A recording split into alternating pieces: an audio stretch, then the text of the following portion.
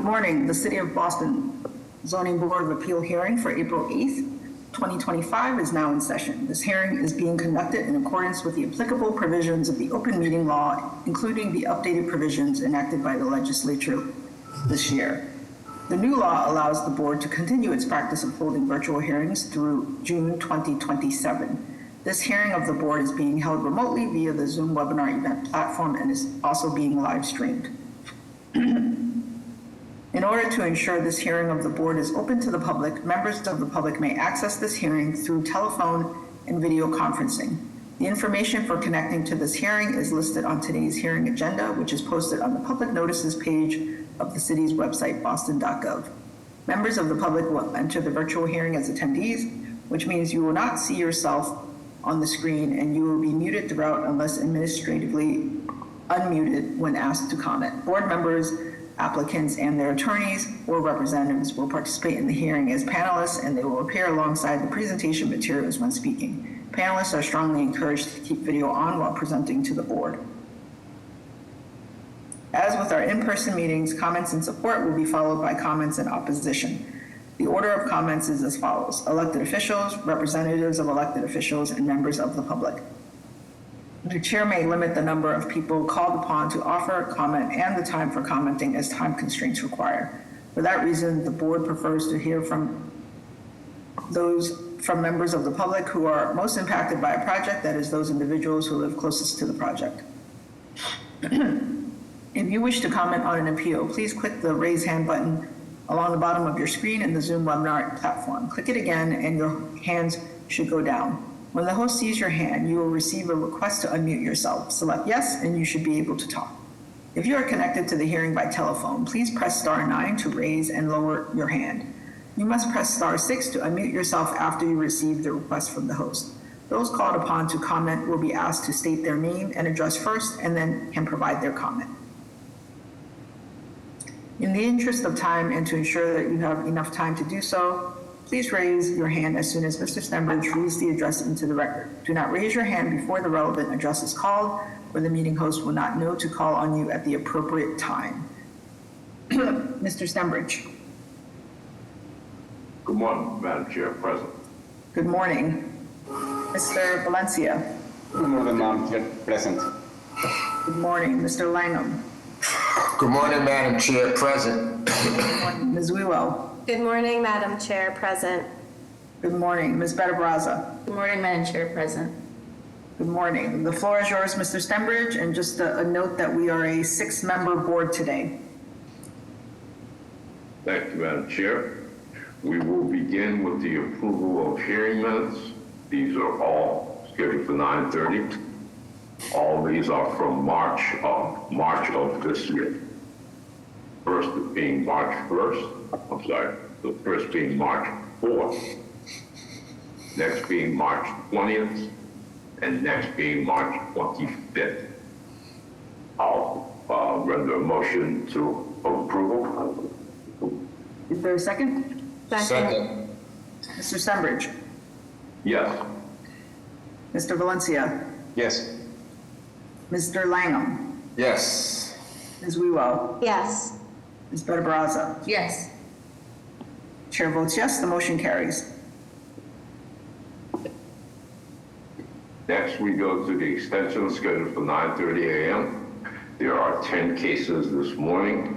The recommendation that these are all reasonable and should be approved. We'll begin with case BOA 1359819 with the address of 21 Capon Street. Next, we have case BOA 1255410 with the address of 19 Bennington Street. Then we have case BOA 1426452 with the address of 68 Terrace Street. Next, we have case BOA 1419403 with the address of 5 Nancy Street. Then we have case BOA 1419403 with the address of 127 St. Andrew Road. Next, we have case BOA 768-729 with the address of 79 to 89 West Broadway. Then we have case BOA 143-4919 with the address of 122 Saratoga Street. Next, we have case BOA 138-3661 with the address of 329 to 329A Columbus Avenue. Next, we have case BOA 133-2592 with the address of 19 Woodville Street. And finally, we have case BOA 818377 with the address of 111 Terrence Street. And those are the extensions for today. Any questions from the board? Hearing none, may I have a motion to approve the extensions as requested? I make a motion to approve the extensions as requested. Is there a second? Second. Mr. Stenbridge? Yes. Mr. Valencia? Yes. Mr. Langham? Yes. Ms. Wewell? Yes. Ms. Better Brazza? Yes. Chair votes yes, the motion carries. Next, we move on to board final operative cases scheduled for 9:30 a.m. First, we have is case BOA 667-111 with the address of 151 Liverpool Street. If the applicant and/or the representative are present, would they please explain to the board? Yes. Good morning, Madam Chair, members of the board. My name is Tony Lachese. I'm an attorney at Croquetas and Bluestein in Boston, appearing for the applicant, City Point, Liverpool. We are seeking a modification of two of the previously granted variances for this project, one for height and one for off-street parking. For height, we are seeking an overall height increase of 2 feet, from 66 feet 4 inches to 68 feet 4 inches. And this increase is a result of increasing the ceiling height of each floor by 4 inches to achieve a ceiling height of 8 feet per floor. For off-street parking, we are seeking a reduction from 33 parking spaces that were originally planned for a basement and first floor parking areas to 14 parking spaces due to the elimination of the basement and the basement parking area. The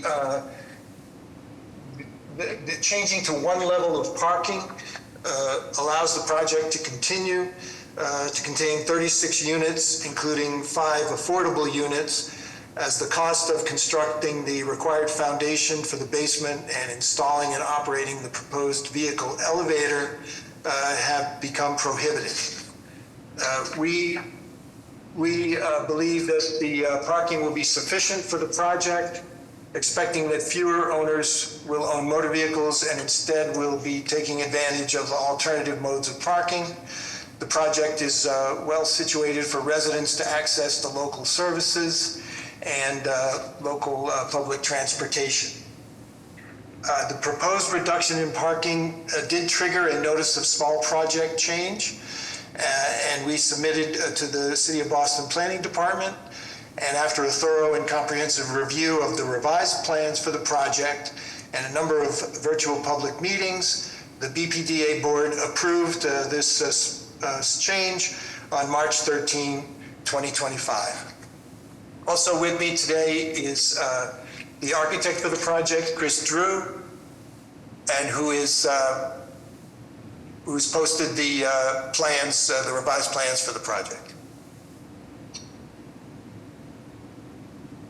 Given the reduction of parking, how will you determine who gets parking? You noted this was home ownership, or is it rentals? It's home ownership, and we think it'll be sufficient for the units, and we're just sensitive to the overall cost of the project, keeping our monthly fees under control. So we will The affordable units are by contract not eligible for parking, so there will be 14 spaces for 31 units, and there'll be some marketing plan that will allocate those to the probably to the larger units, although that's not yet been determined. If we find that in marketing these units that the buyers have more cars than we anticipate, we have approached the owner of the empty parking lot adjacent to the project, and he's amenable to discussing with us a long-term lease. So if we find that marketing the units becomes problematic without the parking, we'll consider that alternative. Thank you. Other questions from the board? Yes, this is for the architect. In regards to the ceiling height, what did you have originally for this residential building? Did you have it at We had it about 7'8"? 7'6". 7 We're foot. just trying to limit the overall height of it. The assemblies and stuff like that, when we got through the CDs and all that stuff, got a little bit thicker than we were originally hoping and planning. So that's where getting the additional 4 inches will help. This project itself has gone through many iterations.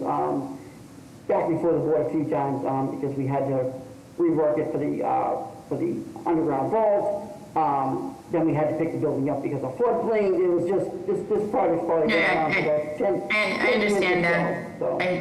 On future projects, would you still be doing 7'6", or would you No. now aim for 8 feet? Okay, Oh that's no, right. we always aim for much higher.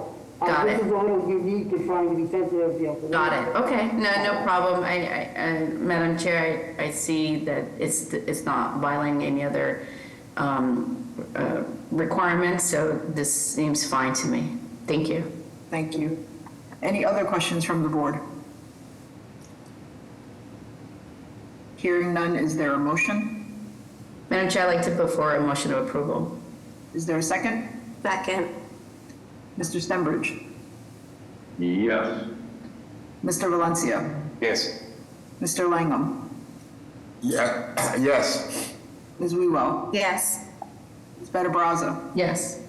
Chair votes yes, the motion carries. Good luck. Thank you very much. Next, we have case BOA 1279801, with the address of 120 Braintree Street. If the applicant and/or their representative are present, will they please explain the case to the board? Yes, good morning, Madam Chair, members of the board, Attorney Nick Zazula, McDermott, Quilty, Miller, and Hanley, here on behalf of Zanzibar Capital, who is the applicant here today. With me is Eric Dorosky and Nitzin Mokadi from Zanzibar Capital. This is fairly similar to the one you just heard, Madam Chair, members of the board, asking for approval for revised plans from a previously approved project that was approved by this board in February of 2022 to a different developer in Zanzibar. Since then is purchasing the project, and they're looking to make a change to the parking program specifically, along with some other ground floor changes to the existing, that it is consistent with the existing grant of zoning relief and approvals from a few years ago. In essence, in order to make construction feasible, they're proposing to revise the approved building and its previously approved on-site parking allotment. What was originally approved was 31 parking spaces. It included 2 handicap spots, and a bunch of these spaces were in kind of a puzzle type parking system, not necessarily stacker, but a little bit more involved, puzzle type system in order to fit all those spaces. The project is 32 condo homeownership units, and what was approved was 31 parking spaces. What they're looking to do is to reduce that parking down to 18. So still a pretty healthy amount for the 32 units. These are similar to the previous project. These are proposed as condo units. So it would be 32 condo units and 18 spaces. There would still be some stackers, but it'd be more of a normal stacker situation versus the puzzle system. They're also proposing some basement and ground floor reconfiguration and relocations the trash room and things to better have a better building flow as well. There's no change in the approved home ownership programming. Again, 32 condo units. There's no change to the unit or bedroom counts. There's no change to the affordable component, the building footprint, any of that. All this takes place within the existing building that was previously approved. Back in 2022, the project did get zoning relief for off-street parking insufficient and the design and maneuverability. So this is a modification of that. There's no new zoning relief needed. And the reason for this is, this is right next to Boston Landing. It's not even a 5-minute walk, probably less than that. It's a very transit-oriented location. There are high costs associated with this mechanical puzzle system. And obviously, in the past 3 years, construction interest rates, et cetera, have gone through the roof since the original permitting of the approved project. So this revision would allow them to build the building. And then, last thing I'll note is similar to the previous project, this was an Article 80 small project review project. This change was approved by the BPDA or the Planning Department last month as well at their March board hearing. So happy to pause there, Madam Chair, and answer any questions, but it's a fairly straightforward ask of the board. Thank you. Thank you. I'll just ask the same question about the parking. Just how will you allocate given the reduction? Yep. So that's a great question, Madam Chair. These are similarly condo units. So these spaces would be deeded to specific unit owners. I don't think they've gotten to a specific programming as to who it would be allotted to, but typically the way it works is the first purchasers of the units, if they would like to have a space, they have access to purchase this, to get a deeded space as well. So, I don't want to say it's first come, first served, but that probably would be typically how the situation is. There are 5 affordable units as well. 2 of them are 3-bedroom, 2 1-bedroom, and a 2-bedroom. There is a healthy unit mix here. I think we've worked with the BPDA and planning as well to come up with a plan that makes sense from a planning perspective for the parking. Thank you. Questions from the board? Yeah, I mean, if the not plan examiner, but the Boston Planning project manager, if he or she was online, it would be great to hear feedback on the relocation of the bike storage on the main kind of street in Braintree. It's hard to give up kind of potential commercial space to bike storage. I don't know what the logic was versus reducing even more parking and putting the bike storage in the garage. But I find the urban kind of design aspects of replacing a potential rentable commercial storefront to bike storage is a loss for the commercial vitality of an area.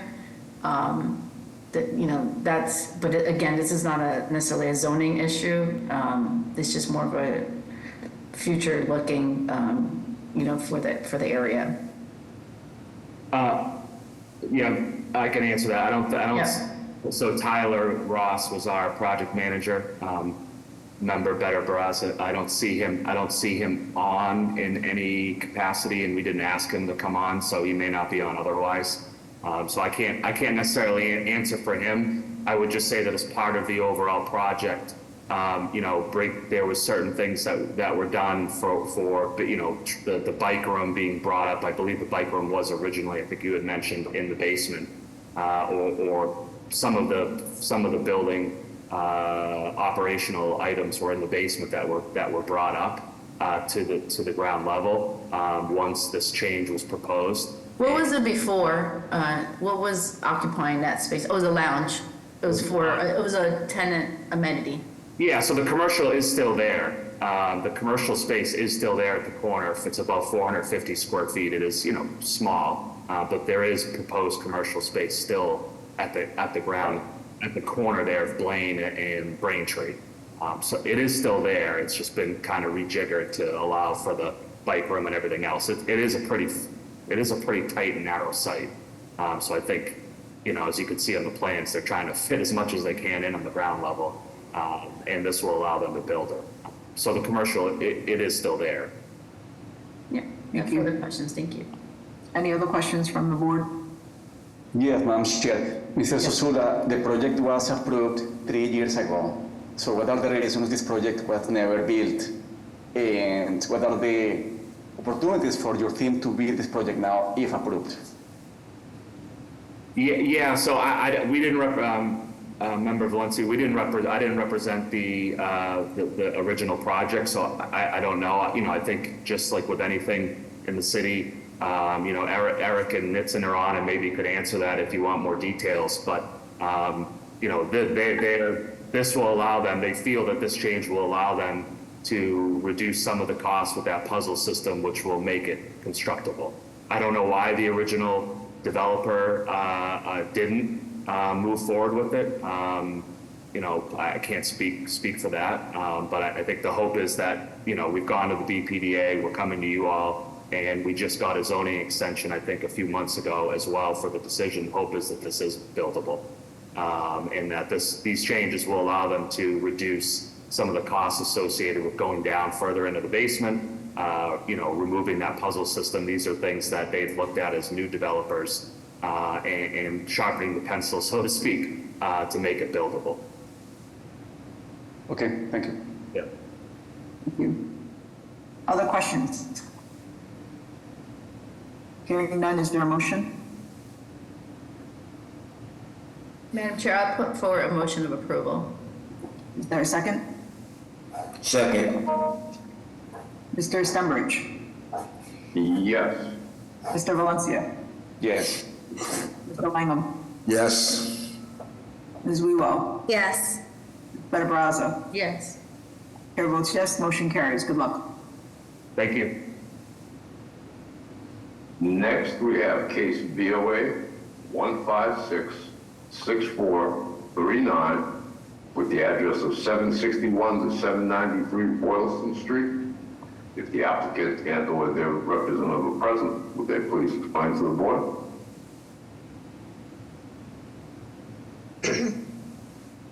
Good afternoon, members of the board. Good morning, rather. My name is Rebecca Lee. I'm with the law firm of Mintz, and I am here to represent the owner of this property. Sorry that my screen is not working here. But we're here for a final arbiter decision on a question that ISD has raised.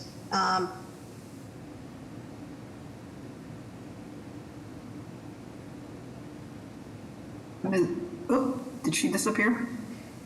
Made her a panelist, but it might have muted her for a second. Can you unmute yourself? Yep. Okay, there you go.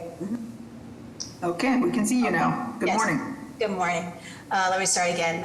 Rebecca Lee from Mintz. I represent the owner of a building known as 761 793 Boylston Street, the middle portion of which is 777 Boylston Street. That's the building where Crate and Barrel used to be. It's been vacant for over 3 years. We received a conditional use permit from the Board of Appeal in 2024 to have the upper floors converted to a miniature golf facility. At the time, we presented a presentation to the board that clearly showed a DJ booth on the second and third floors of the structure of the facility. There's a mini golf course on the second floor, mini golf course on the third floor. But our client's building permit was for the core and shell work. When the tenant came in to get a building permit for the tenant fit-out work, the ISD plans examiner said, well, that's entertainment. That's not part of use item 38, except that use item 38 clearly calls for entertainment uses. So this is not live entertainment, ladies and gentlemen. This is a DJ playing recordings and a usual and ordinary course of operations for a miniature golf course facility that's also going to have seated areas for food and beverage service. So we're here for a final arbiter interpretation that, in fact, the Board of Appeal decision did contemplate this ancillary DJ entertainment. Thank you. And you noted this is intended for DJ, not live entertainment. However, can you confirm if you received the license that would be the case and you would have to return if they wanted a live entertainment license, or is that actually included? Well, possibility? I mean, Yeah, the license, if you scroll, I'm not sure who's controlling if you scroll down and continue on, you'll see in the plans, hang on a second, onto the second floor, you just keep moving on. Nope.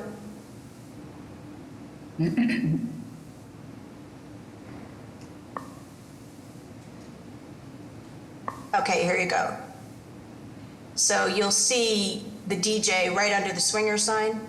So the licensing board wanted clarification that the conditional use permit included what's in use item 38, which is what the board gave us a decision on. And then the licensing board obviously will dictate hours of operation and things of that nature. They haven't gone before the licensing board because we wanted to get this zoning clarification made first. Other questions from the board? Hearing none, is there a motion? Madam Chair, I make a motion of approval. Is there a second? Second. Mr. Stenbridge? Yes. Yep. Mr. Valencia? Yes, sorry. Thank you. Mr. Langham? Yes. Ms. Wewell? Yes. Ms. Better-Brazza? Yes. Chair votes yes, the motion carries. Good luck. Thank you very much. Next, we have case BOA 1310507 with the address of 29 Hamilton Street. If the applicant and or their representative are present, will they please explain to the board? Just seen a raised hand for Sarah. Was that you or you? Yes, that's me. Good morning, Madam Chair and members of the board. My name's Sarah Wegman. I'm an attorney with Hackett Feinberg PC in Boston, and I'm here on behalf of the applicant today. I believe we also have present Paul Workenton. I'm probably going to mispronounce that, Paul. I'm sorry. In case we have any questions for him, but he's the architect of Davis Square Architects, who's also present. So I'm here today to seek a final arbiter decision for clarification from the board regarding 3 flagged additional nonconformities. The situation here is that Viet Aid, which is a nonprofit organization that some of you might be familiar with, is working on a project to provide 36 units of senior affordable housing in Dorchester. And due to some requirements of the lenders financing the property, we just are here to get a final clarification and decision regarding some additional nonconformities that were flagged. The original permit application was filed in 2022, and as you'll see in your packet, there was the refusal letter issued by Jordy from ISD in 2022. The decision for the permit was issued in 2022. We also got an extension to that through June of 2026 due to various delays in getting federal funding, which we are hoping are resolved now, and we're looking to move forward with the financing. That's why we are here getting clarification on these. There was a duplicate permit application filed for the same project in November of 2024, and a new refusal letter issued by a different ISD individual. And upon noting that the duplicate application was for a project that was already approved, ISD instructed our client to withdraw that second application, which they did. The construction, Delbrook is going through the process right now and getting the building permit and everything sorted out, which is a separate lane. But we are here to address the 3 additional items that were raised in the 2025 letter which was then withdrawn and were not raised in the 2022 letter. We are on this agenda today with Jordy's support to just acknowledge that these 3 things that were raised, the project has not changed since 2022. There are 0 changes. Since this is affordable senior housing, Article 65, Section 41 for off-street parking doesn't apply, as there isn't a requirement of parking, even though there is some in an underground garage. There are no proposed off-street loading requirements. This hasn't changed since the beginning of the project. The project, again, remains the same. And the insufficient side yard setback that was noted on the 2025 withdrawn letter relates to a slight encroachment of some windows that are higher up on the face of the building that encroach slightly into that side yard setback. And although for purposes of the project approval and the building permit, which is proceeding, the withdrawal of that second duplicative application rendered the 2025 refusal null and void. We are here today because we need a little bit more for purposes of the financing, especially, the federal and state financing, that we don't need anything else. The project remains fully approved by the board as reflected in the decision that was already issued, recorded, and extended. So there's no proposed off-street loading area. There's no parking required because of the affordable senior housing use of this property. And we also, the project remains unchanged as approved in 2022 related to how the side setbacks are. So we're looking for today just acknowledgement and affirmation that the project remains approved as set forth in the prior decision and that the additional nonconformities will continue to be a non-issue. Any questions from the board? Hearing none, is there a motion? Motion of approval. Is there a second? Second. Thank you. Second. Mr. Stenbridge? Yes. Mr. Valencia? Yes. Mr. Langham? Yes. Ms. Wewell? Yes. Ms. Better Baraza? Yes. Chair votes yes, the motion carries. Good luck. Thank you. We'll now move on to the hearing scheduled for 9:30 a.m. Along with that, two things. We are a 6-member board today. Folks want to take that into consideration. And then we will request if there are any, ask if there are any requests for withdrawals or deferrals from any of the 9:30 cases. Yes, Mr. Stenbridge. The first 9:30 matter, 9 Oak Square Avenue. So that would be case BOA 1691234 with the address of 9 Oak Square. Would you go ahead and explain, Attorney Morency? Yes, thank you, Mr. Stenbridge. Good morning, Madam Chair, members of the board. My name is George Morency. I'm an attorney with the business address of 350 West Broadway in South Boston. Madam Chair, members, I'd like to request a deferral so that we are able to make an adjustment in response to the planning recommendation. Okay. Questions from the board? Carolyn, do we have dates? Yes. How long are you looking to defer it until? As quickly as possible. The changes are fairly minor. We need to have the refusal letter updated and corrected and a revision to the site plan. So we could certainly make a short date if available. Okay, we have May 6th or May 20th or June 3rd. I think May 6th should work. We'll make it work. Okay, with that, may I have a motion? Motion to defer till May 6th. Is there a second? Second. Mr. Stenbridge? Yes. Mr. Valencia? Yes. Mr. Langham? Yes. Ms. Wewell? Yes. Ms. Better Baraza? Yes. Chair votes yes, the motion carries. See you then. Thank you. Any further requests for withdrawals or deferrals from 9:30? And with that, we'll move on to case BOA 1690509 with the address of 23 to 25 North Beacon Street. This is also an Article 80 case.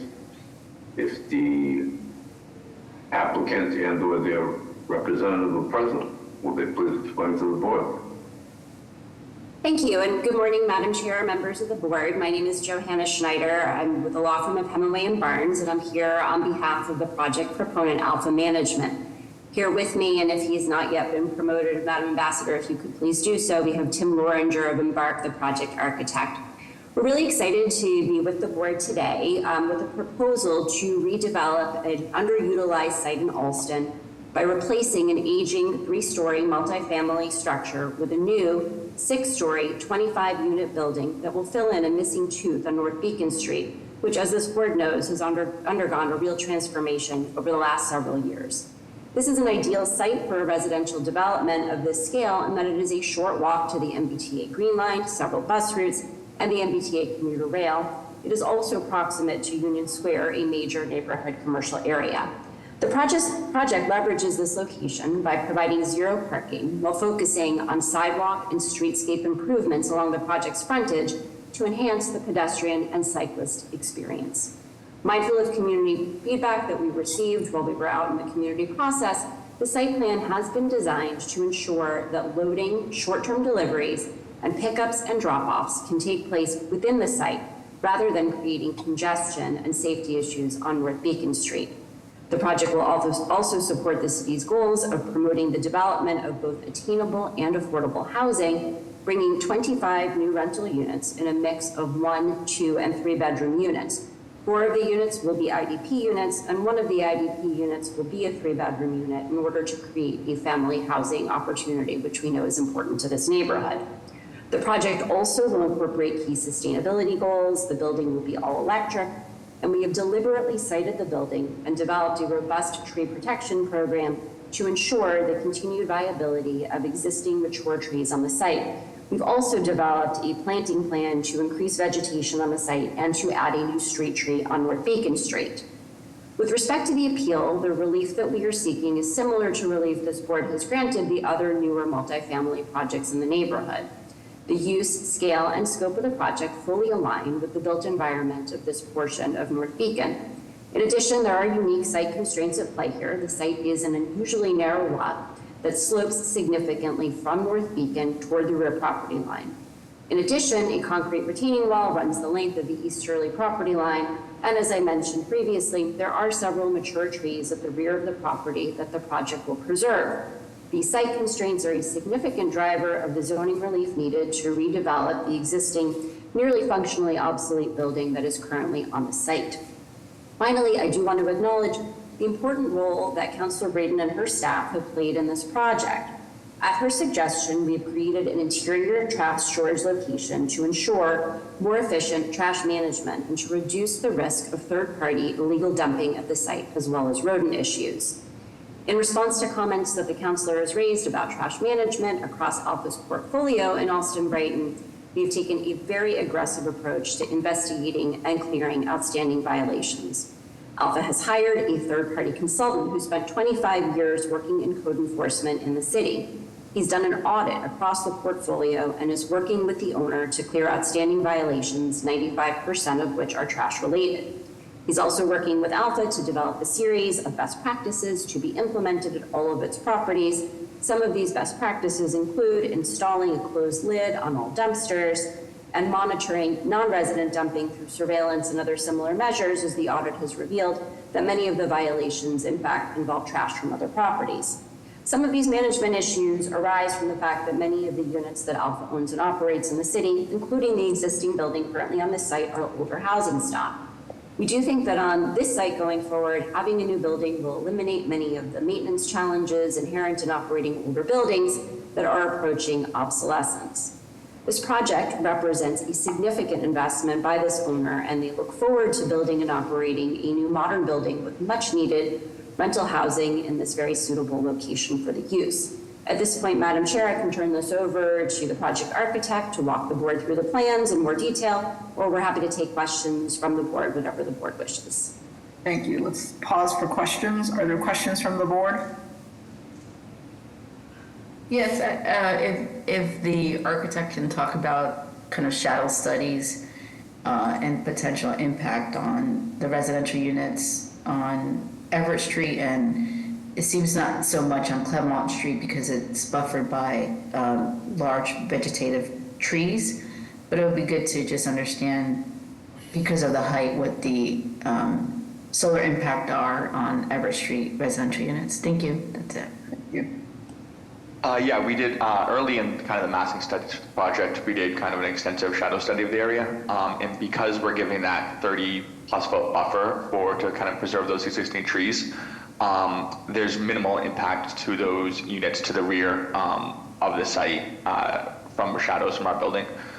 Because of that buffer, the tree impact is significantly greater than anything created by the building itself. That was part of the reason for kind of setting the building forward and closer to North Beacon Street. And are there going to be any mature trees to be removed because of development? Okay, great. No, we're preserving all the existing trees. We also have the setback at the top level goes to 50 feet as well. So that's part of the reason for kind of shrinking. I see that you set it back. Okay, thank you. No further questions, Madam Chair. Thank you. Any other questions from the board? Hearing none, may I have public testimony? Yes, Madam Chair, members of the board, Connor Newman with the Mayor's Office of Neighborhood Services. This time the Mayor's Office like to defer to the judgment of this board. Some background information in the community process. The applicant went through a BPDA small project review, receiving board approval January 16th. Prior to that, they had done a public meeting in September of 2024. In addition to that public meeting, they also met with the Alston Civic Association several times and also connected with the Brighton Alston Improvement Association. We're unaware of any concerns presently. As you heard, they're taking great steps to address concerns regarding trash and making sure it does not impact existing rodent problems in the neighborhood. With that, we'll defer to the board. Thank you. Thank you. No raised hands. Do we have anyone from anyone's elected official's office? Okay. Madam Chair, I have no additional raised hands at the moment. Okay. With that, may I have a motion? Motion to approve. There's a second? Second. Pembridge. Yes. Mr. Valencia. Yes. Mr. Langham. Yes. Ms. Wewell. Yes. Ms. Benavides. Yes. Chair votes yes, motion carries. Thank you very much. Thank you. Next, we have case BOA 1691967 with the address of 434 Washington Street. This is also an Article 80 case. If the applicant and/or their representative are present, would they please explain to the board? Thank you, Ms. Stenbridge. Thank you, Madam Chair, members of the board. Attorney Jeff Drago with Drago and Toscano with the business address of 11 Beacon Street. Here on behalf of the applicant, Wesley Long, and his company, Peninsula Capital Group. And I also have Tim Laranger again from Embark to answer any questions and go through the plans once we get into them. What you're looking at is an Article 80 approved project at 434 Washington Street in Brighton. You can see that this is located right on a corner lot in an area right near some of the squares and commercial area. Next slide, please. I don't know where that slide is. Looks like it's loading, but as that's going through the loading process, this particular location falls right in a corner of Foster and Washington Street. It falls within a neighborhood shopping district, and there's a mix of housing stock, both commercial as well as residential within this immediate area.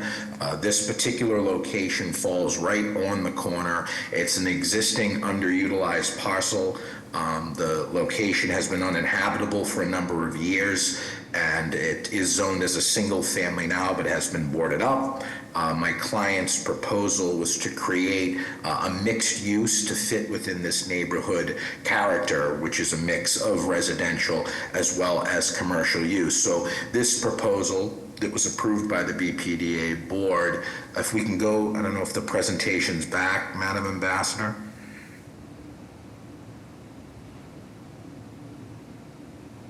Can someone click on the link to the proposal?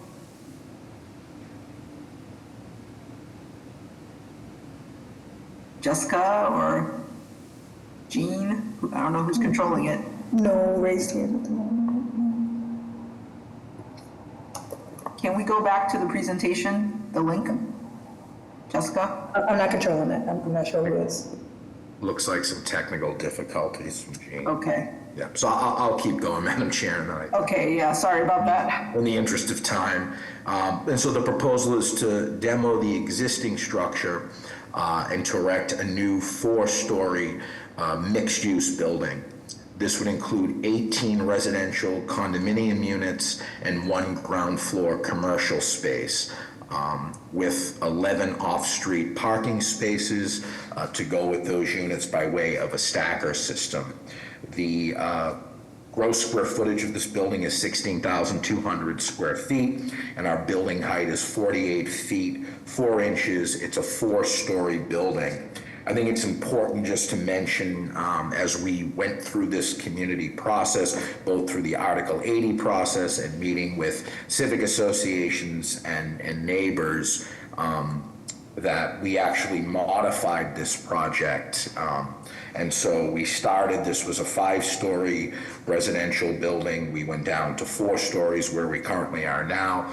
We originally had a height of 60 feet, bringing that down to 48 feet, 4 inches, and reducing our FAR from 3.29 to 2.54, and also bringing our unit count down from 24 units to 18 units where it's at now.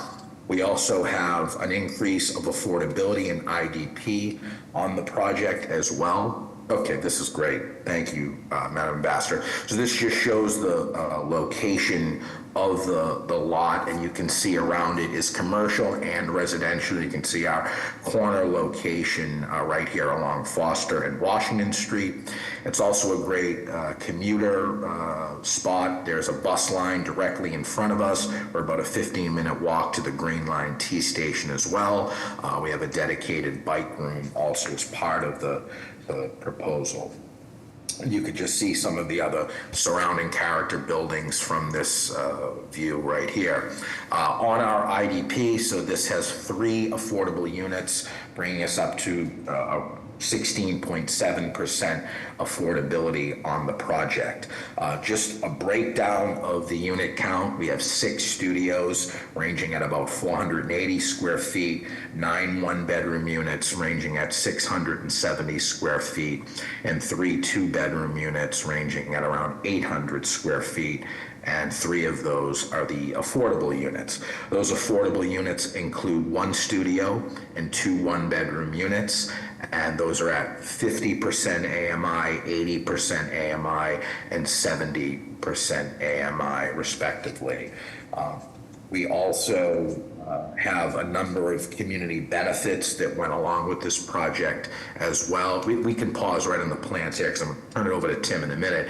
And those are going to include sidewalk and streetscape improvements along Washington and Foster Street. And that includes ADA compliant ramps and also 2 new street trees along Foster Street. We're installing fencing for screening and buffering for our neighbors. That'll also include landscaping along the southern edge of the property line. A one-time bike share contribution, and to continue working with BTD and the planning department on the Route 57 bus stop changes that are going to be taking place in the near future. And obviously the affordability of this project and keeping a commercial component on the ground level. With that, I'm going to turn it over to Tim Laranger to go over the plans. Thank you, and good morning again, Madam Chair, members of the board. Looking at the site plan here, just to walk you through a little bit of the programming. Washington Street is at the bottom of your page, is where we've located a small retail space of approximately 1,100 square feet and given a 2.5-foot setback to the property line to kind of give a little bit more buffer and breathing room to that sidewalk where we have the existing bus stop. And then we've pushed the residential lobby kind of off of Foster Street, the quieter, more residential street, kind of at the midpoint of the building here, which gives direct access to the bike room, which is kind of at your center of your plan. And then to the rear of the site, we have our garage parking, where the entrance is set back about 15 feet here from the property line. We kind of notch out the building in order to provide some more visual separation there for cars entering and leaving the garage. And then at the very rear of the site, we have a 10-foot setback from the line, where we're using that space to kind of program for a small gathering area for residents, with some visual and physical buffering to the neighbor on Foster Street. Then at the upper floors here, we have 6 units per floor, a combination of Studio 1 and 2, as was noted, and each of the upper floors here are consistent across as you climb the building. We do have a kind of 0 lot line, no setback condition adjacent to the laundromat on plan, so page left here, so that'd be to the east at the ground level where we have the garage. But above that, we do step back from kind of 10 to 3 feet, depending on, you can see there, it kind of staggers with the diagonal shape of the property line there. And then within that buffer space at the rear, we're also adding some new vegetation and trees as well. At the roof, no occupancy in the roof, just mechanical equipment at the center, the elevator overrun, and then access for that as needed. And then here are just some views looking up and down Washington Street, and then an aerial rendering. With that, I can hand it back to Attorney Dragan. I think that concludes our presentation, Madam Chair, and we can answer any questions the board may have. Thank you. Are there questions from the board? Sorry, did you mention the percent IDP units? I missed that. I did mention, but I'll mention it again. So it's 16.7% of the project. It's 3 units, 1 studio, and 2 one-bedrooms. The studio's at 50% AMI, and then 80 and 70% for the 1-bed. Thank you. Questions from the board? Madam Chair? Yes. The applicant's aware of, comments from the Boston Transportation? I mean, we've met extensively with the Article 80 with BPDA's transportation department. So, and in particular on the traffic flow. So we hired traffic engineer Howard Stein Hudson to perform traffic studies based on increase from BPDA and BTD. We also know that there's going to be a lot of work to the bus line that's going on there. So we took all of that into consideration, Mr. Stemberg. Thank you. Yeah. I only have a comment because I know that in Article 80 review, it's still kind of in design development potential phase. And I'm not sure if you have your project manager on board from BPD, but this is just a comment. Oh, you do? I see a hand up. I think Zoe is on. Yes, I'm here. Okay, so Zoe, this is just a comment. The renderings are great, and I really appreciate that the architect showed the building in all sides. So the perspective on Washington Street looking east, materially it works really well, and volumetrically it works well with the urban environment, because there's a building that recedes at the end, which I think is cladded in gray metal. But if you look at the other view looking west, if you can just take a look at the material and the volume, and the building is also rendered gray, it just doesn't kind of fit completely in its context the way the other view does. So I know this is more of aesthetics, but I just wanted to make a comment on that for you. Yeah, definitely, and I can take that back to our urban design reviewer on the project as well, and we'll work with this project team. And it looks like it was trying to accommodate a bedroom on that corner end, so I understand that type of massing. But if you could just look at it urbanistically, because I would hope that the plan is not just an extrusion in an urban environment. So just take a look at that. Thank you. No further questions. Other questions from the board? Hearing none, may I have public testimony? Yes, Madam Chair, members of the board, Connor Newman with the Mayor's Office of Neighborhood Services. This time the Mayor's Office will defer to the judgment of this board. As you heard, this went through a Boston Planning Department review, community process for small project review, involving a public meeting in August 20th of 2024, and then eventually BPA board approval on November 14th, 2024. There were some concerns from the community regarding the proposed density, which you heard there were some reductions made in the unit count, as well as parking concerns, and also concerns regarding its location next to a busy intersection, Washington Street running into Foster Street at the edge of Brighton Center. The Brighton Alston Improvement Association, the active civic group for this area, was opposed to this proposal. With that, we'll defer to the board. Thank you. Thank you. Zoe, are you commenting?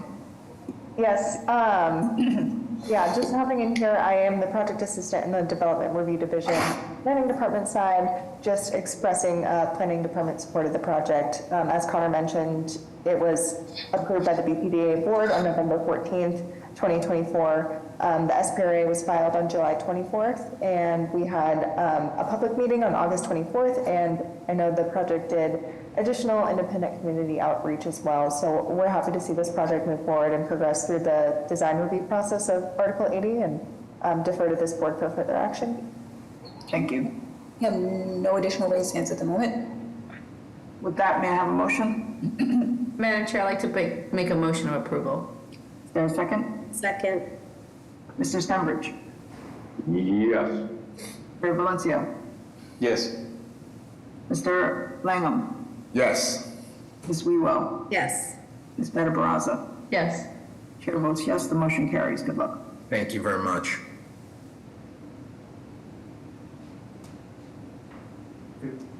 Next, we have case BOA 1677709 with the address of 50 Braden Street. If the applicant and/or their representative present, would they please explain to the board? John Walsh. Oh, see a raised hand here. 1 second. Okay, Jay, I'm sending a request to make you a panelist. Once you become a panelist, you can unmute yourself.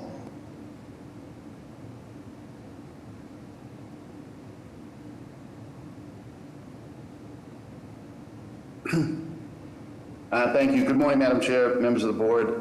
Jay Walsh on behalf of the property owner, Brian Clinton, for 50 Burdine Street. We're here today to propose a three-family dwelling at 50 Burdine Street in place of an unoccupied single family.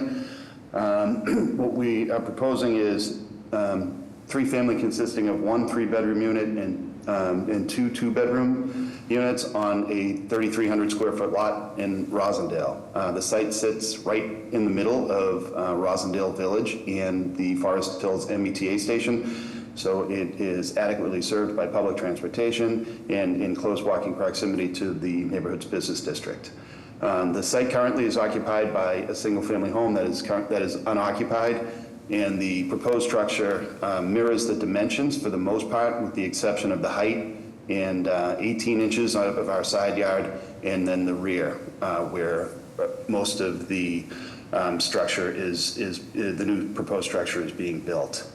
Our violations are for insufficient parking. We're providing 3 parking spaces in the rear of the property, which will be deeded to each of the units. Each unit is intended to be a for-sale condominium. And we have a violation for usable open space. Most of the open space on the site is inhabited by the structure, but we do have a roof deck, which will be available for the top floor unit. As I mentioned, our side yard violation is existing. We do have an existing 6'6" side yard, where the proposed structure is 5'10". So we are, like I said, 18 inches away from what the existing is, and we are maintaining the existing 10-foot side yard that currently serves as a driveway. As I mentioned, the site is in close proximity to Forest Hills. The height is consistent with the existing structures, and we did have multiple meetings with our butters, both facilitated by the mayor's office and as recently as last night as a follow-up, just to run through the project with the neighborhood. So with that, we'll take any questions. Thank you. Any questions from the board? Hearing none, may I have public testimony? Madam Chair and members of the board, for the record, my name is Jeremy Bembury. I am the Roslindale Community Engagement Specialist for the Office of Neighborhood Services. The applicant has completed the community process, which consisted of an abutters meeting held on February 10th that was lightly attended with approximately 7 abutters in attendance. Abutters did voice concerns regarding the current zoning in regard to the 3-family residence in a 1 and 2 family zoned area. Abutters also voiced that there will be no affordable units. Other concerns voiced more than once were parking and congestion.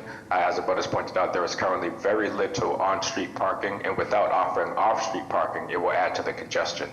The proposal was not required to present to a civic group falling outside of the catchment area. Thank you for your time, and the Mayor's Office of Neighborhood Services would like to defer to the board for their judgment. Thank you. Thank you. Okay, and we have no raised hands at the moment. Okay, with that, is there a motion? I make a motion of approval with post planning review. There a second? Second. Mr. Stenbridge? Yes. Mr. Valencia? Yes. Mr. Langham? Yes. Ms. Wewell? Yes. Ms. Barraza? Yes. Chair votes yes, motion carries. Good luck. Thank you. Next, we have case BOA 1654474 with the address of 36 to 38 Wyvern Street. If the applicant and/or their representative are present, would they please explain the case to the board? Yep, this is Ben Boardman. I'm the owner. My wife is at work, so I am representing her, and our builders from DHI are here as well. Really appreciate the time, Madam Chair and members of the board. What we are requesting is a variance for the additional construction to our existing home. These homes were built in 2017. What you're looking at right now is a lot of 4 units. We are the lower right unit. The unit that is unit 38. The unit to the left of that is unit 36, and we have pictures of that if you want to see what they look like from a street view perspective. But yep, and so this is what the units currently look like. What you'll see is that the top roof line, that is what we are looking to get access to. That is an unfinished attic space that we will be turning into a bedroom, a closet, a bathroom, and a storage space. This is not adding additional occupancy to the house. This is simply moving our main bedroom from the 2nd floor to the 3rd floor and turning in a bedroom into an office and turning our current bedroom into a guest bedroom. So taking out a bedroom, moving it upstairs. We are not changing the height of the house. We are not changing the footprint of the house. But those are the variances that we are asking to get approved to do this project. Again, just adding a bedroom, bathroom, closet, and storage space in an unfinished attic space. And you can kind of see the bump outs right there with the additional dormers on either side of the house. Thank you. Questions from the board? Hearing none, may I have public testimony? Madam Chair and members of the board, for the record, my name is Jeremy Bembury. I am the Jamaica Plain Community Engagement Specialist for the Office of Neighborhood Services. The applicant has completed the community process, which consisted of an abutters meeting facilitated on January 9th that was very lightly attended, with only 2 abutters in attendance. Both abutters were supportive of the proposal. Next, the proposal was presented to the Jamaica Plain Neighborhood Council Zoning Committee on February 5th, where they voted to approve the proposal. Thank you for your time, and the Mayor's Office of Neighborhood Services would like to defer to the board for their judgment. Thank you. Thank you. Councilor Royal's office? Yes, hi, I'm Anastasia from District 4 Councilor Worrell's office, and I'm speaking on behalf of Councilor Worrell. Councilor Worrell would like to express his support for the proposed project to finish an attic and add a master bedroom, full bathroom and utility closet, and to frame 2 new dormers, and support for their efforts in ensuring they have support from the direct abutters for the project. Thank you for your time. And we have no additional raised hands at the moment. Okay. With that, may I have a motion? I'll make a motion to approve. There a second? Second, Barraza. Better Barraza. Mr. Stenbridge? Yes. Mr. Valencia? Yes. Mr. Langham. Yes. Ms. Wewell. Yes. Ms. Benabraza. Yes. Chair votes yes, motion carries. Good luck. Thank you, Madam Chair, members of the board.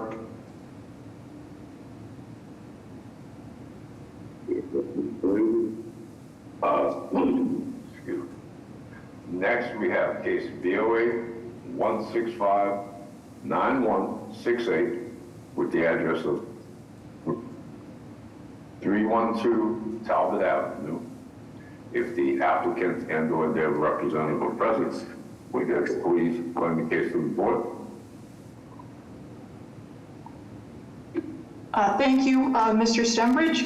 Good morning, Madam Chair and members of the board.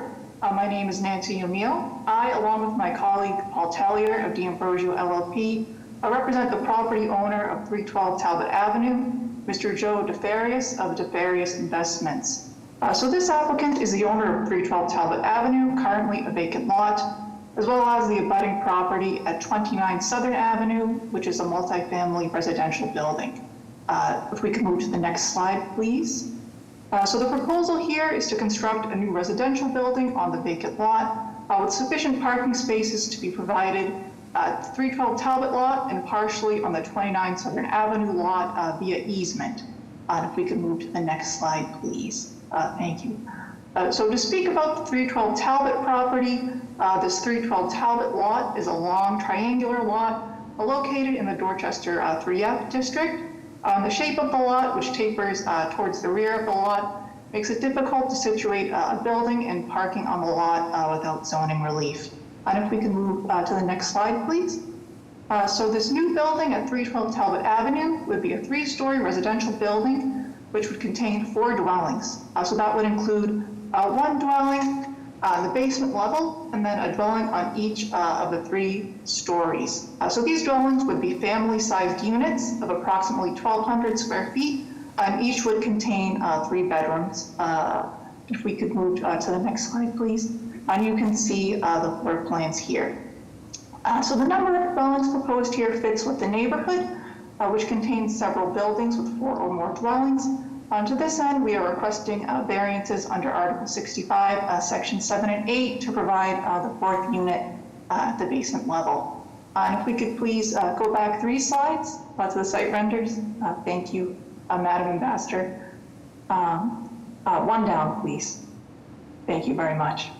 So in terms of size and scale, when this building was designed, we took a look at the other buildings in the neighborhood and tried to design something that would fit in terms of size, scale, and aesthetics. So the dimensions and placement of the building are in line with or smaller than several neighboring structures. So we are requesting dimensional variances under Article 65, Section 9 for lot area, lot width, floor area ratio, building stories, front yard setback, and side yard setback. So the proposed building would contain 3 stories and be within the maximum height of 35 feet. This building would be smaller in height and stories than the buildings on either side and many of the large multifamily and apartment buildings in the neighborhood. So overall, the proposed building is mid-sized for the neighborhood. And in terms of setbacks, we have placed the building to maximize the distance from neighbors. The building is situated towards the street line and the abutting property owned by the applicant at 29 Southern. The requested variances are for front yard setback and the side yard setback with 29 Southern. The side setback with our neighbor at 310 Talbot and the rear setback with our neighbor at 7 Hopestill are compliant. Again, this is a mid-sized building that has been situated to account for the triangular nature of the lot and to accommodate neighbors.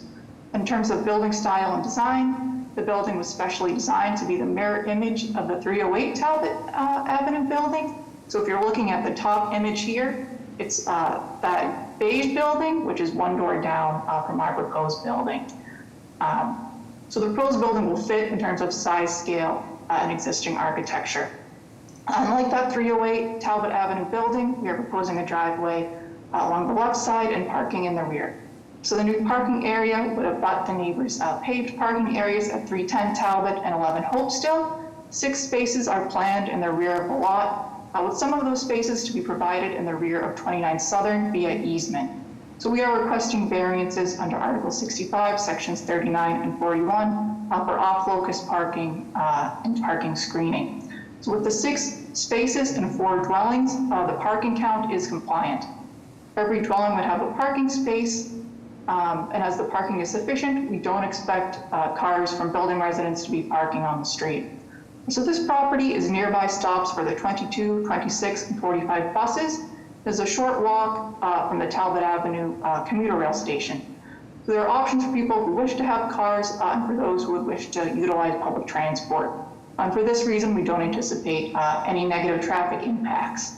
So now in terms of landscaping, the front right side and rear yard will have grass laid down. There will be paved walkways to the front door and side of the building. So this would be an attractive building with greenery around it.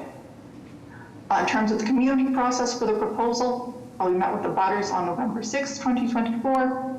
The project was well received. Beginning in October, we got in touch with West of Washington, Talbot Norfolk Triangle, Neighbors United, and Codman Square Neighborhood Council.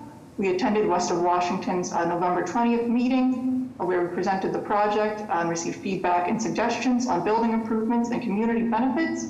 Next, we attended Talbot Norfolk Triangle Neighbors United's December 3rd and January 28th meetings.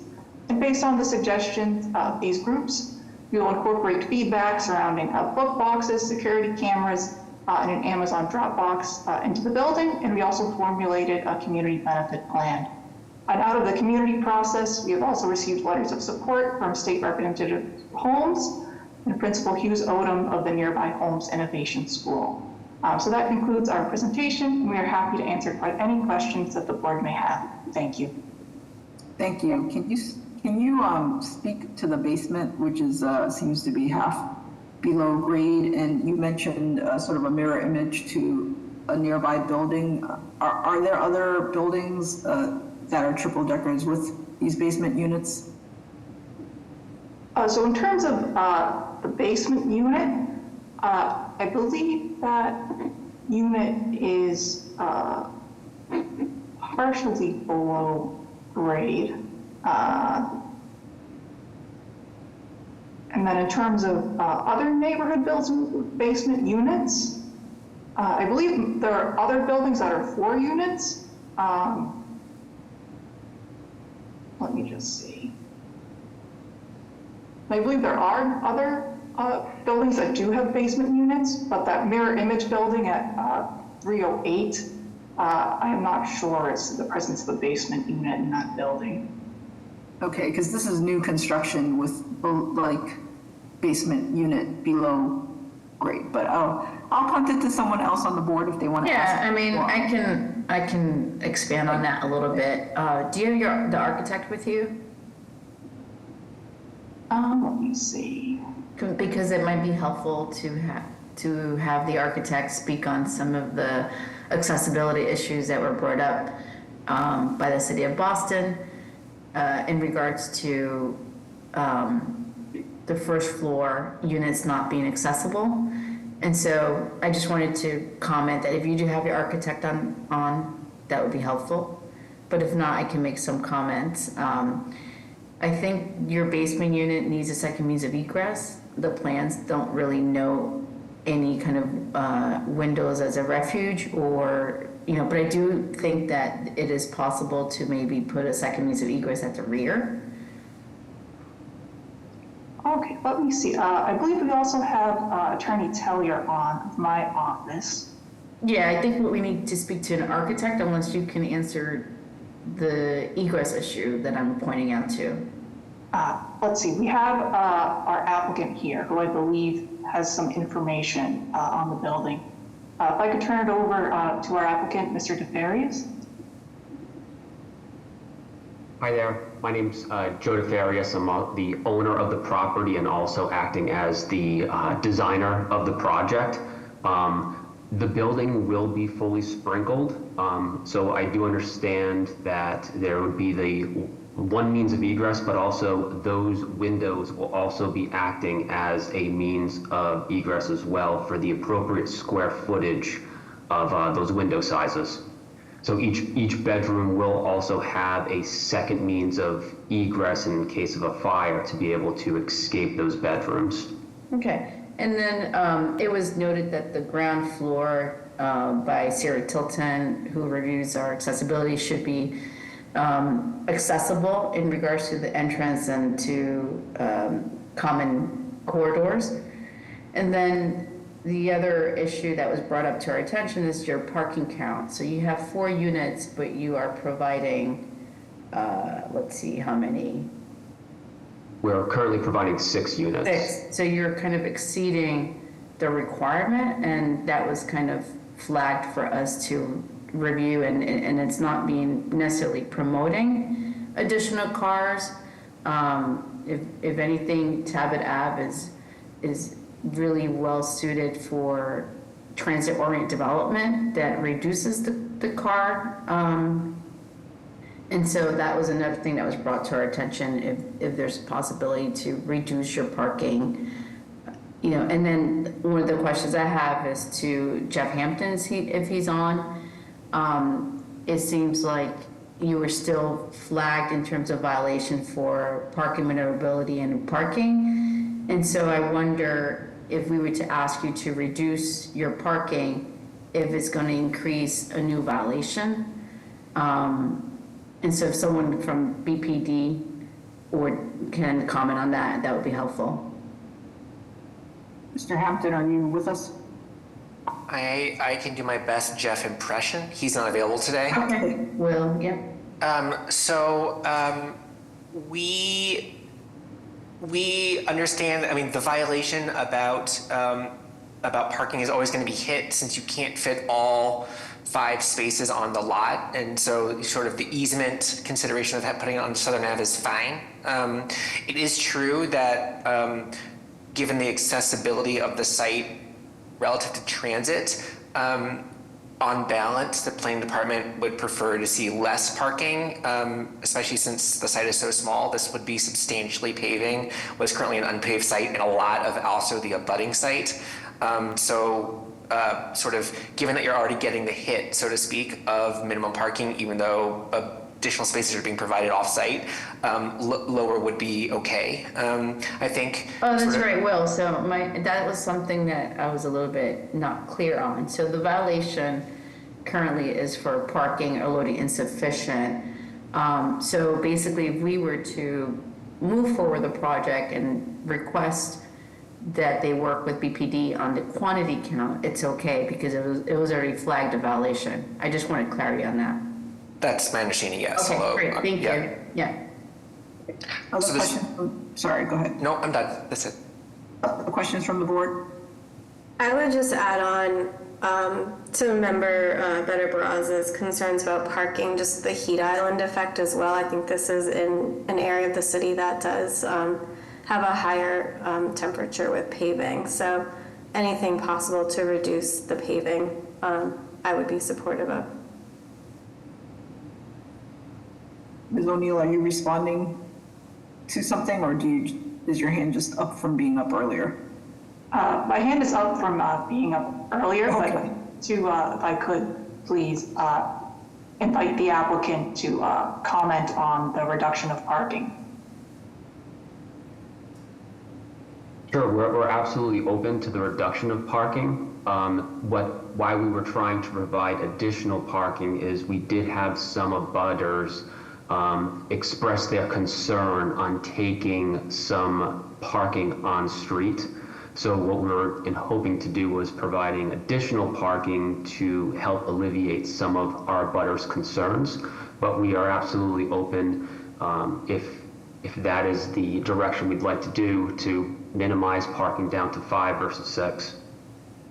Thank you. With that, may I have public testimony?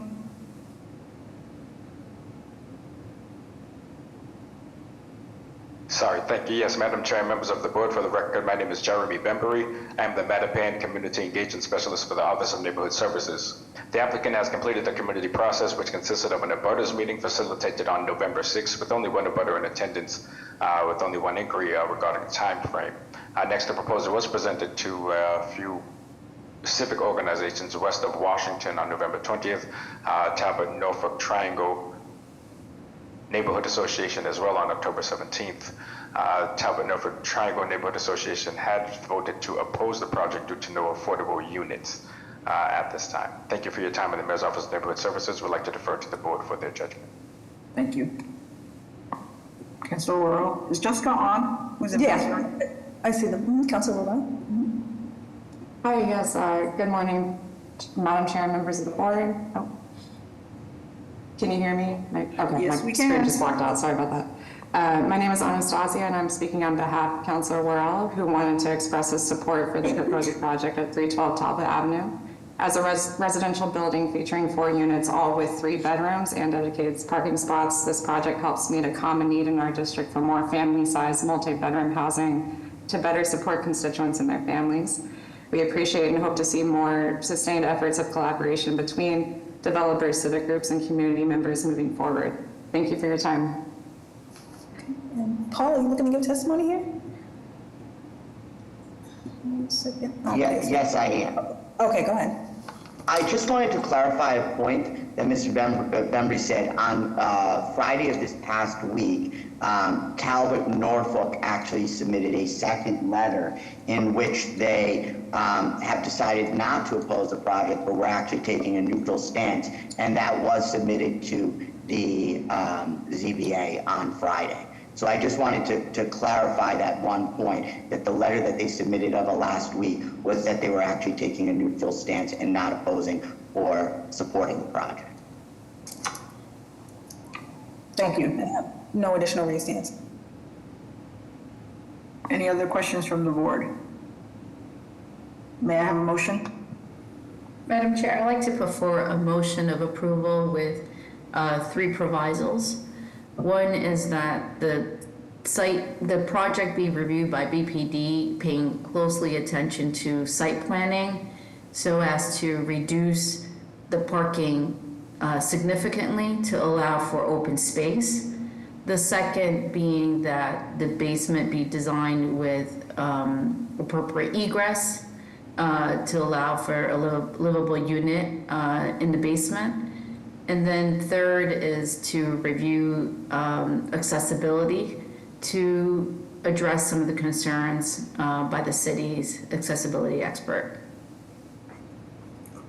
Okay, is there a second? Second. Mr. Stenbridge? Yes. Mr. Valencia? Yes. Mr. Langham? Yes. Ms. Wewell? Yes. Ms. Better Barraza? Yes. Chair votes yes, the motion carries.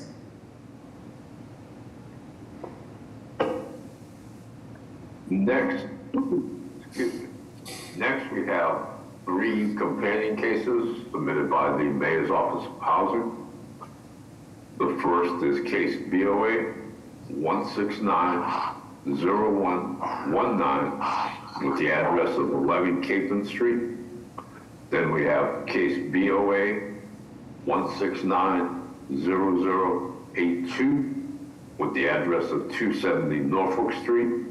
And along with those 2, we have case BOA 1690111 with the address of 262 Norfolk Street.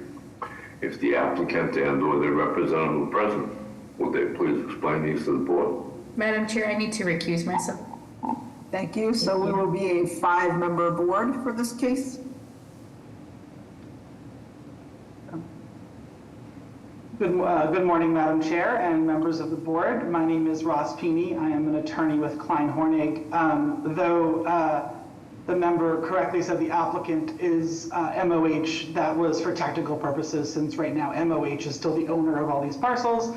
I am representing Norfolk Capon LLC, which is an affiliate of Codman Square Neighborhood Development Corporation, well-known CDC, in the Codman Square district of Dorchester. These 3 parcels, 11 Capon Street, 262 Norfolk Street, and 270 Norfolk Street, are being developed together at the recommendation and advice of the city, as landowner. We submitted 3 separate applications to get 3 separate refusal letters. But across these 3 parcels, they will be developed into 15 affordable homeownership units in 3 buildings. So 1 3-story building with 6 units, 1 3-story building with 3 units, and a 3rd 3-story building with 6 units. There'll be a combination of 2 and 3 bedroom units. The 2 bedrooms are average about 870 square feet, and the 3 bedrooms average about 1,030 square feet. And all of the units will be restricted either at 80% AMI or 100% AMI. And this project is being developed and financed as part of the 2nd phase of the city's Welcome Home initiative. So otherwise would be subject to Article 80 small project review, but because it's a Welcome Home project, has not gone through small project review. Right now, there are 3 vacant, rather narrow city-owned lots, and the plan, of course, is to develop these 3 buildings and also include some on-site improvements, put some new vegetation, some other patio and other green space related improvements, and also have 7 parking spaces, one of which is accessible. Once construction is underway and there's sufficient structure to declare a condo, these 3 parcels will be submitted to the condo statute. And of course, there'll be a condo association with our ultimate 15 affordable homeowners. The parking spaces will be allotted by lottery pursuant to the condo documents to our affordable homeowners on an annual basis. We separately, of course, have applied for a number of variances. Buildings A and C, a use variance because they're multifamily residential. Building B is 3 units, though of course is part of a larger multifamily 15-unit project. And of course, variances related to minimum lot area, floor area ratio, not maximum building height in terms of feet, but maximum building height in terms of number of stories, front yard, side yard, and rear yard setback. And though, of course, as an all-affordable project, the provisions of the zoning code amendment related to off-street parking apply, we have also, out of an abundance of caution, included off-street parking since we have 7 total spaces for 15 units. Overall, this site, these 3 parcels are adjacent to each other. They sort of form an L around a neighboring parcel at 7 Capon Street that Cobden Square has owned and operated as affordable housing for a number of years, very successfully. The scale and design of the project, and I'm joined by Anna Locke and Jonathan Garland of JGE Architects, the project architect, is designed to blend well with the neighboring buildings, most of which are 3 families or small apartment buildings. The site is a close walk to the Morton Street Fairmount station for the commuter rail, and is right off Norfolk Street, several bus lines.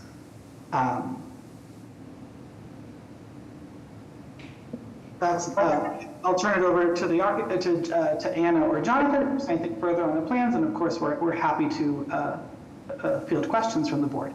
Yes, we can pause here and ask if there are questions from the board. Hearing none, may I have public testimony? Yes, Madam Chair, members of the board, Connor Newman with the Mayor's Office of Neighborhood Services. This time the Mayor's Office is deferred to the judgment of this board. Some background information in the community process. It was overseen by MOH regarding outreach to abutters prior to the start of the project, taking interest in what residents would like to see located on these properties. There was some concerns expressed by residents regarding just off-street parking and the density. The applicant met several times with Reclaiming Our Community, ROC, throughout 2024, and also connected with them again recently. We're unaware of any further concerns, and with that, we'll defer to the board. Thank you. Thank you. All right, and Madam Chair, we have no raised hands at the moment. With that, may I have a motion? We just had a raised hand. I'm not sure if Councilor Royal's office. Yeah, go ahead, Councilor Royal's office. Sorry about that for the late hand. Yes, this is Anastasia from Councilor Worrell's office, speaking on behalf of Councilor Worrell, who would like to express his support for the proposed projects at 11 Capen Street, 262 Norfolk, and 270 Norfolk as part of Phase 2 of Welcome Home Boston's initiative. As a city councilor for District 4, Councilor Worrell especially supports projects that center affordable home ownership as a priority. And we appreciate this project adding 15 new units of 100% affordable housing to our community. We look forward to seeing how the proponents will continue to work with the Transportation Department to address outstanding parking and traffic safety concerns. Thank you for your time. Thanks. We have no additional raised hands. Thank you. So with that, may I have a motion? Motion to approve. May I have a second? Second.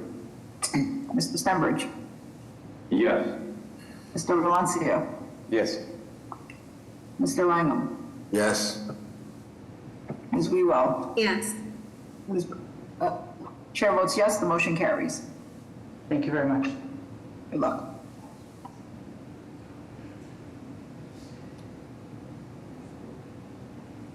Yes. Madam Chair, since we come to the 11 o'clock hour, we'll ask if there are any requests for withdrawals or deferrals from the 11 o'clock hour. Okay, we have a raised hand. Okay, lowered your hand. See, no additional raised hands at the moment. Thank you, Madam Ambassador. With that, we'll return to the 9:30 cases, and we will go to two companion cases. Case BOA 163-1598 with the address of 32 Dewey Street. Along with that, we have case BOA 163-1601 with the address of 34 Dewey Street. If the applicant and/or their representative are present, would they please explain the cases to the board? Madam Chair, I need to recuse myself. Thank you. So we are again a 5-member board. Thank you, Madam Chair and members of the board. My name is Vernon Woodward, and my firm is Urban Determination, LLC. My client, Mr. Barbosa, owns two adjacent non-conforming lots. He and his large family intend to inhabit the 3-family proposed for 32 Dewey Street, as well as the 2-family at the adjacent 34 Dewey Street. The properties are long and narrow, resulting in narrow buildings with... Any way we can rotate that? Sorry. You can keep going, but I think Jean's working on rotating, I hope. Okay. Yes, so I'll start with 32 Dewey. That's the 3-family with 2 parking spaces at the rear. Each of the 3 dwelling units has 3 bedrooms and 2 means of egress with decks at the front. The front yard is aligned with the other properties on the street. Immediately behind the property is Winthrop Park, and there's also a corner lot owned by the City of Boston, which is currently vacant. So although this does not meet the minimum parking requirements, there's general agreement that on-street parking has not been a historic issue at this property. Okay, so we can see 32 Dewey on the left, the larger of the 2 lots, and the 3-family with parking spaces in the rear. If I could continue with talking about 34, which is just a two-family and therefore 1 story lower in height. And 34 has no off-street parking, so that's a deficit of 3 parking spaces, which, as I mentioned earlier, the traditional historic parking on the street would not mean a hardship for the neighborhood. But because of the non-conforming nature of the lot, there's numerous violations, including, in addition to off-street parking, lot area, width, frontage, FAR, usable open space, and yard setbacks. And those are consistent between both properties. So Mr. Barbosa is a lifelong resident of the city of Boston. He's on the call, but his English is limited, and we're happy to take any questions from the board. Understood. Questions from the board?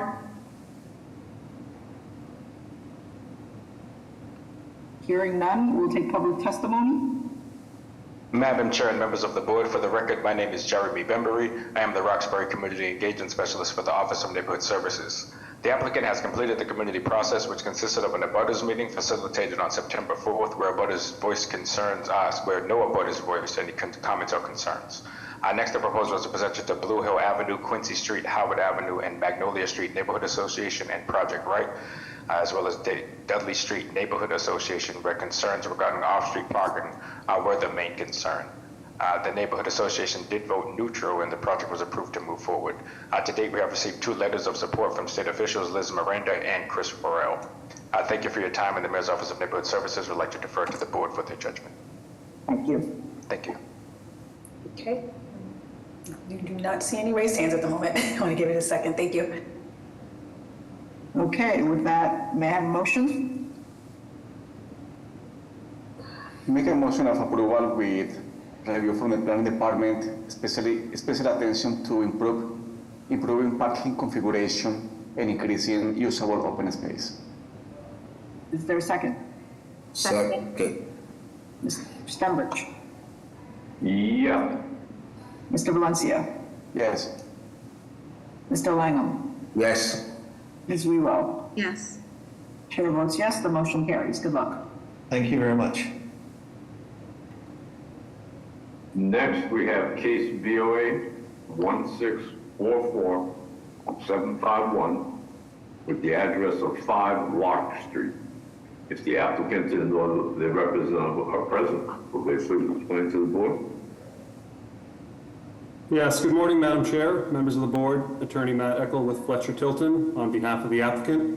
Also joining me this morning is Mr. Tim Burke from Timothy Burke Architecture, Inc.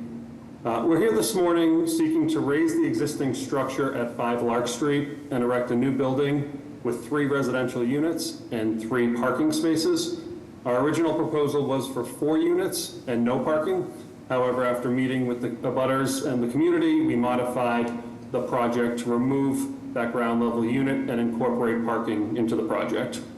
The lot itself is located in a multi-family residential zoning subdistrict and is surrounded by residential buildings, which include 2-family, 3-family, and multi-family structures. You can see right here, this is the proposed survey overlaid with the existing structure. So kind of the dashed line there to the front left of the plan is the existing single-family structure. You can see it's right on the lot line to the left and does have an existing curb cut off Lark Street on the right side. And then you can see the proposed building there within the site.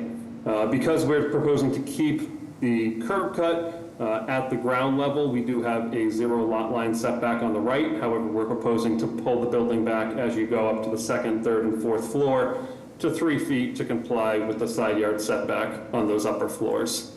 Lark Street itself connects West 8th Street and West 9th Street. And as mentioned, the lot currently has a curb cut, which will continue to allow vehicular access to the site.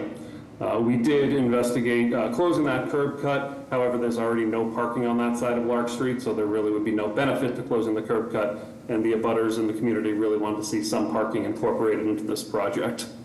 The site's less than half a mile from the Red Line station at Andrew Station, and a tenth of a mile to several bus stops along Dorchester Street. Going through the floor plans here briefly, as we scroll down to the next page, the basement, which you can see on the far right of the plans, contains a very small common mechanical area towards the front left of the site. Moving up to the first floor, we have the main entrance and lobby, as well as that vehicular entrance and 3 parking spaces. And then there's 1 unit per floor on the 2nd, 3rd, and 4th floor. All 3 units are proposed to be 2 bedrooms, ranging between 982 square feet and 1,058 square feet, all with 1 bath. Each unit also has a small rear balcony, which you can see kind of to the top left of the screen there, which will provide a little bit of private open space as well as common open space in the rear of the site with both permeable paver and proposed grass.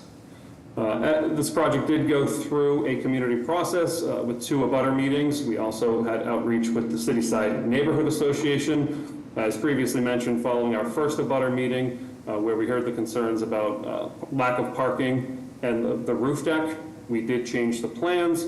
We went back to the abutters and showed this 3-unit scheme with the 3 parking spaces. We also, at the request of the neighborhood, did remove that roof deck, and that is no longer proposed. So with that, I'll pause and happily answer any questions from the board. Thank you. Are there questions from the board?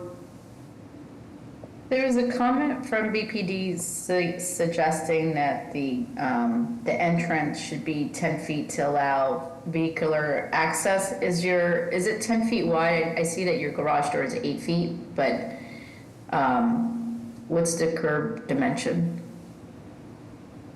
I would defer to Mr. Burke if he can jump in. I know the entrance did shrink a little bit. I believe the existing curb cut is closer to 10 than 8 feet, and then the entryway shrunk a little bit, which we did see that comment and took that into consideration. But Tim, if you're available. And then there's also a comment to reduce the number of spaces from 3 to 2, and that parking should be at 45-degree angle for safe maneuvering.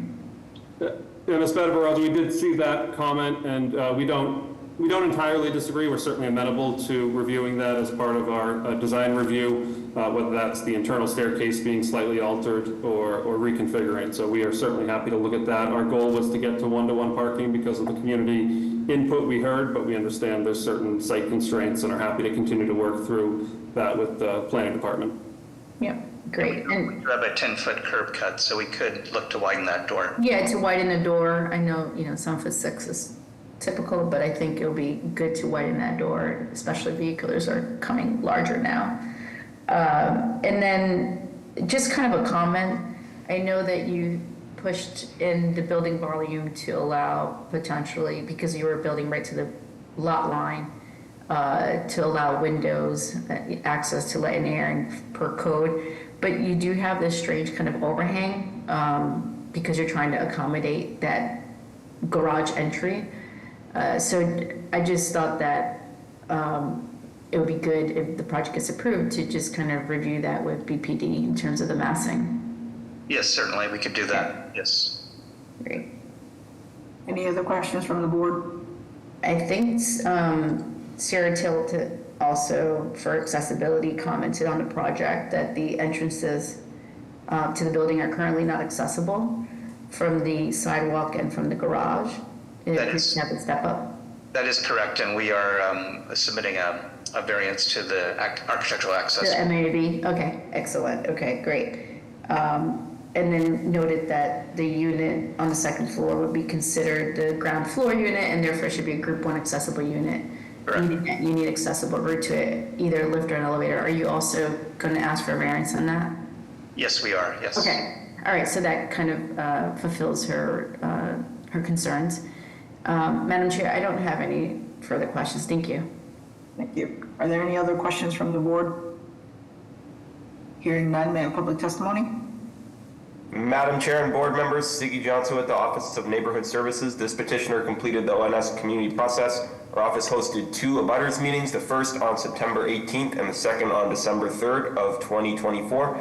In response to feedback from the first abutters meeting, changes were made to the design and to the amount of parking on the proposal. The second meeting, one abutter was still concerned about the proposed setback. Proponents connected with the Cityside Neighborhood Association, which is the active civic group in this area, and they are in non-opposition to the proposal. With that background, we defer to the judgment of the board. Thank you. Sydney? Yes. Thank you, Madam Chair and members of the board. My name is Sydney. I'm from Councillor Flynn's office.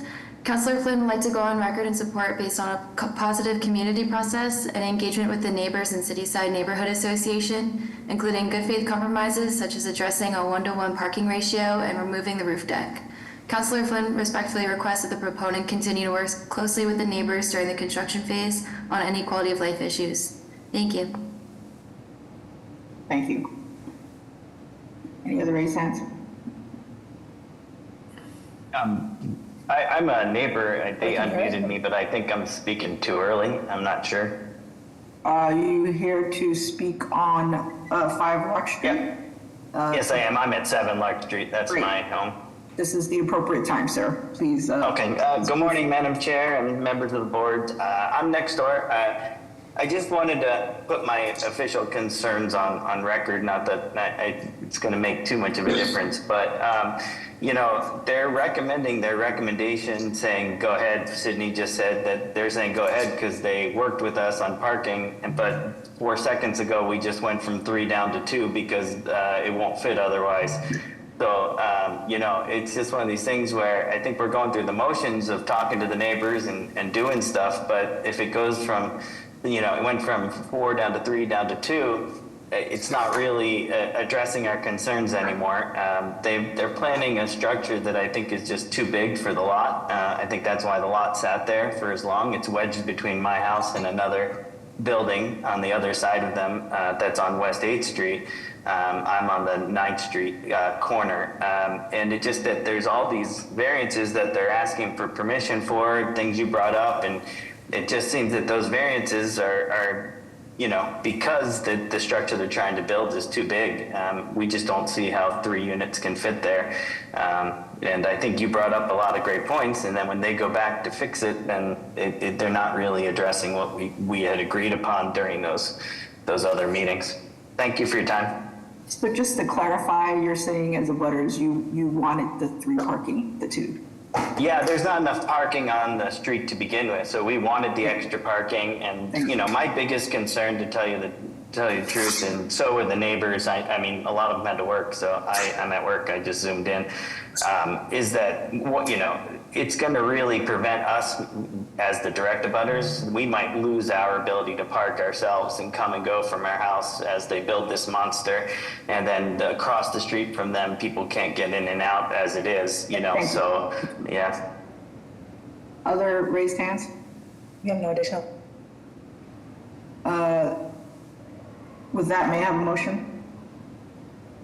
Madam Chair, I'd like to put forward a motion of approval with a proviso that the project undergoes BPD review to review the parking amount and take into consideration the direct abutter, that they would prefer more parking. But I think if the BPD can just take a look at that with the architect and also address the massing issue above the parking structure to see if that can work better within its context, that would be great. Thank you. Is there a second? Second. Mr. Stembridge? Yes. Mr. Valencia? Yes. Mr. Langham? Yes. Ms. Wewell? Yes. Ms. Better-Brazza? Yes. Chair votes yes, the motion carries. Good luck. Thank you. Thank you very much. Next, we have it's BOA 1688563 with the address of 15 Caulfield Street. If the applicant and or the representative are present, would they please explain? Thank you, Ms. Stembridge. Thank you, Madam Chair, members of the board. Attorney Jeff Drago with Drago and Toscano with the business address of 11 Beacon Street. Pretty straightforward proposal. It's to erect a 3-story addition in the rear of an existing 3-unit building, and you're looking at the front of that building. It's 15 Caulfield Street. I'm here on behalf of the applicant, Josh Bloomberg, and the architect. If we could stay right in this slide, please. The architect is Beth McDougall, who's also here to answer any questions.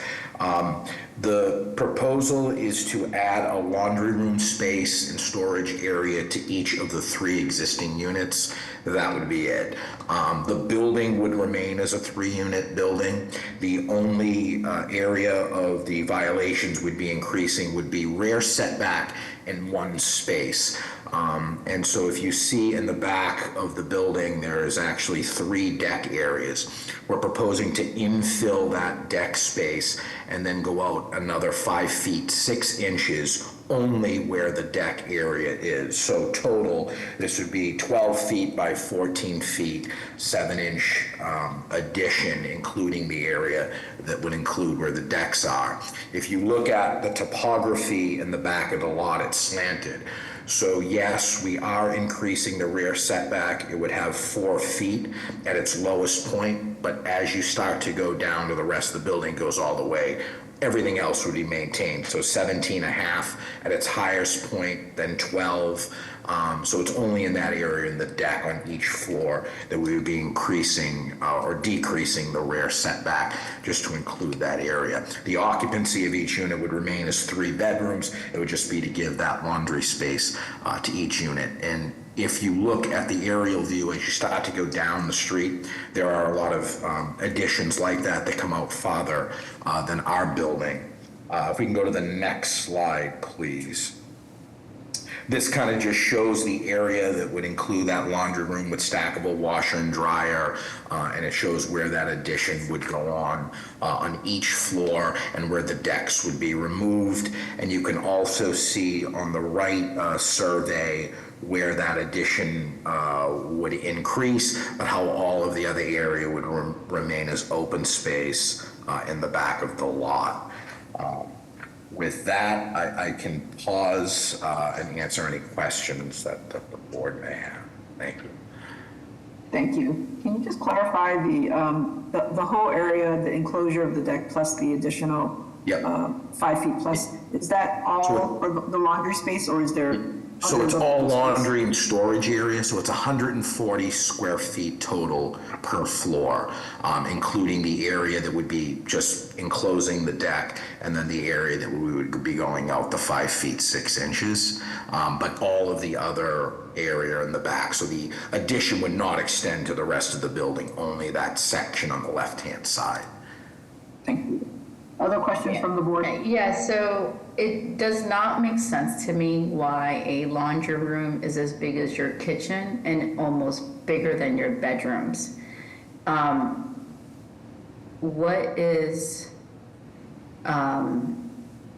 wouldn't you be able to do a reasonable sized laundry room working within the kind of non-conforming setbacks of the existing structure?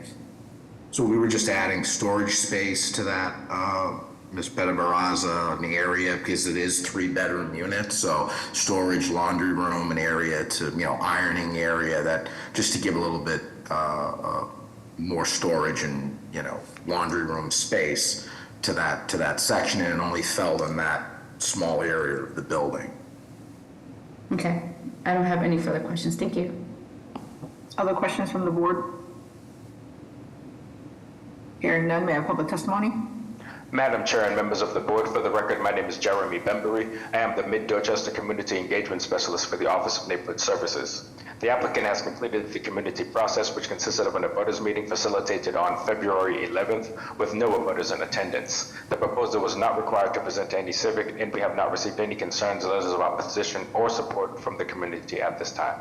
Thank you for your time, and the Mayor's Office of Neighborhood Services would like to defer to the board for their judgment. Millie? Thank you. I just wanted to go on record and say I'm on a butter at 15 Elder Street, and I'm in support of this project. Okay, your name? Millie Rosen. Oh, thank you. We have no additional raised hands at the moment. Thank you. With that, may I have a motion? Madam Chair, I'm going to put forward a motion I'm blinking out. Deny without prejudice. The reason why is because I'm not hearing the applicant's hardship in regards to the use of the laundry room. I think that the applicant can make good use of it and staying within the existing kind of non-conforming setbacks that's presented within the existing building. Is there a second? Second. Could I, I'm sorry, Ms. Benabraza, would it be possible if we deferred and try to rework the plan? Because the laundry room, and I apologize for jumping in, but the laundry room facility, just as we updated the units, is a need, because right now it was in the basement. There was like a coin operator. You understand, and you typically do review the Boston planning decisions prior to the hearing. So you were aware that BPD also brought some concerns in regards to going beyond the non-conforming setbacks. I did, but, and again, we got... But it could have been withdrawn prior to the hearing. Well, we got it on Friday, so that was when this last Friday, but we did look at it. I was a bit confused because I was under the impression they thought the addition was bigger than what it was, meaning that because it was, the setback of every other area of the lot is maintained except that one section.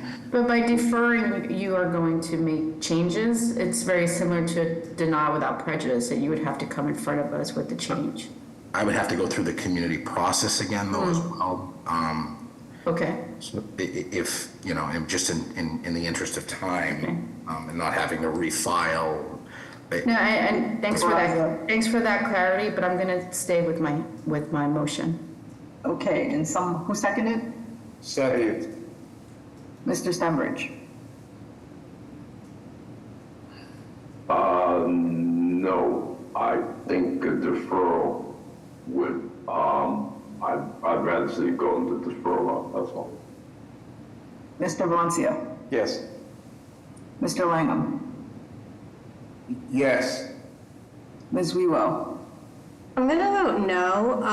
I would be okay with a deferral, but I also am looking at the lot line in the rear, and it kind of cuts back all those properties to the rear. It does create this very close setbacks for all the properties on Caulfield. So I do think it's sort of an existing sort of condition of that slanted rear lot line that I don't think this would necessarily exacerbate that. Looking at 17, it looks like they have a very similar condition.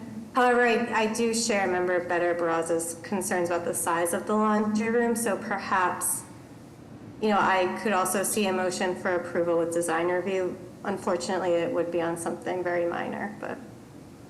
Understood, thank you. Ms. Better Barraza. Yes. The chair votes no, the motion does not carry. Is there a second, is there another motion?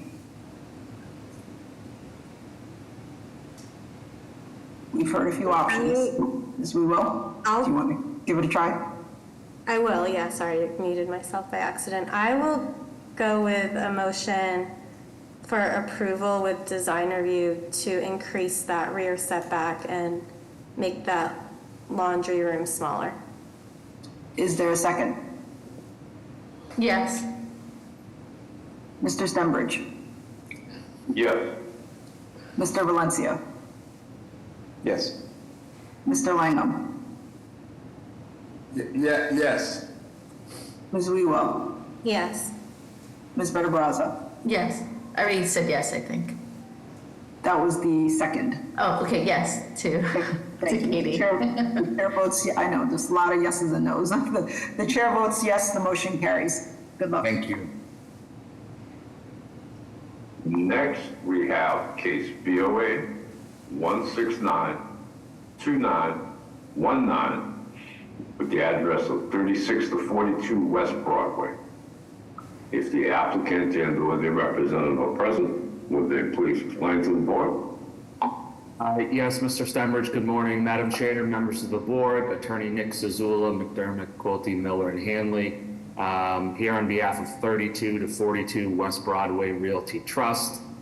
Jennifer Engelhardt, the property manager, is with us, and then our architect, Derek Rubinoff, is on the meeting as well. This is a fairly straightforward occupancy change, Madam Chair. It's an existing mixed-use commercial building. It's right across from Broadway T Station in South Boston. We were actually here in April of last year for a different occupancy issue at this building and property. We've been working with the ISD to confirm occupancy for a few years now with the different uses and changes to get everything consistent and accurate.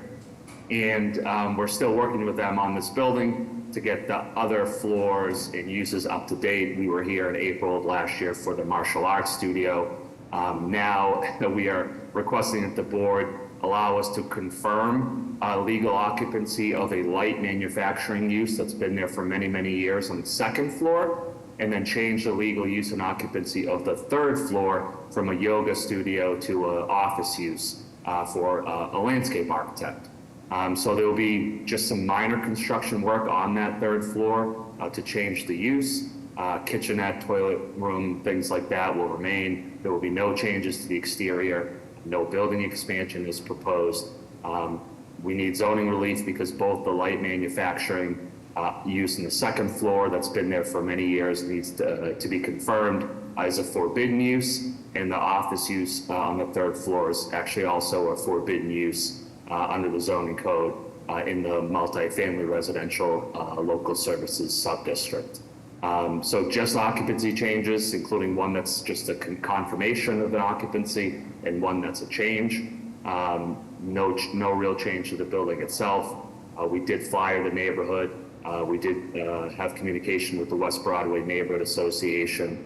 There was no objection during that process. And we also did receive a planning recommendation of approval for these occupancy changes. So happy to pause. I know it's been a long morning.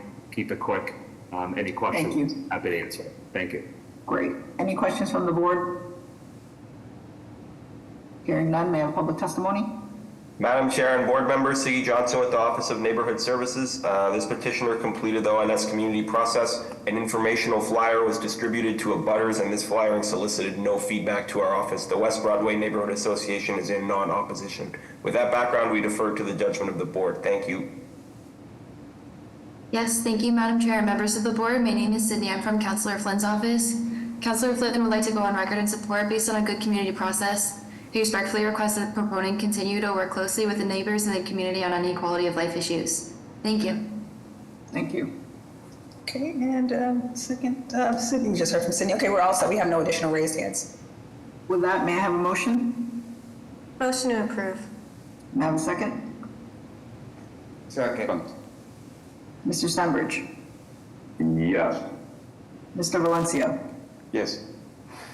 Mr. Langham? Yes. Ms. Wheelo? Yes. Ms. Better-Brazza? Yes. Chair votes yes, the motion carries. Good luck. Thank you. Before we proceed with 930 cases, we'll ask if there are any requests for withdrawals or deferrals from the 1130 timeframe. Yes, good morning. I am requesting a deferral for 7779 Bailey Street. Bear with me.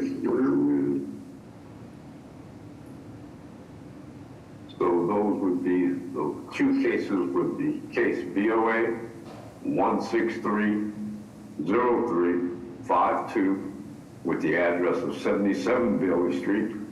And also along with that would be for case BOA 1632750 with the address of 79 Bailey Street. Would you go ahead and explain, please? Yes, good morning, Madam Chair and the board. My name is Stephanie Soriano. I'm actually here today as an attorney on behalf of Shadnan Masarmi of Zahir Law Group with an address of 40 Salem Street in Linfield, Mass. They do represent 77 and 79 Bailey Street. At this time, we are requesting a deferral. As a matter of background, we had a ZBA hearing scheduled for February 25th of this year. That date had to be deferred as we were waiting for a revised refusal letter based on design changes in response to feedback from the abutters meeting and neighborhood association meeting. We submitted the revised plans on March 7th, and as of today, we have not received the stamped revised plans from the plan examiner. Therefore, we are requesting a new date. How far out are you expecting? I believe 1 month would be sufficient. Caroline? Okay, we could do May 6th or May 20th. May 20th? Okay, with that, may I have a motion? Motion to defer till May 20th. Is there a second? Second. Mr. Stambridge? Yes. Mr. Valencia? Yes. Mr. Langham? Yes. Ms. Wewell? Yes. Ms. Better Brazza? Yes. Chair votes yes, the motion carries. See you then. Thank you. Any other requests for withdrawals or deferrals from the 11:30 time frame? I see. Yes, Attorney Mr. Wilson. Stembridge. Yes, please. Yes. Yes, thank you. Richard Lintz for 296 Summit.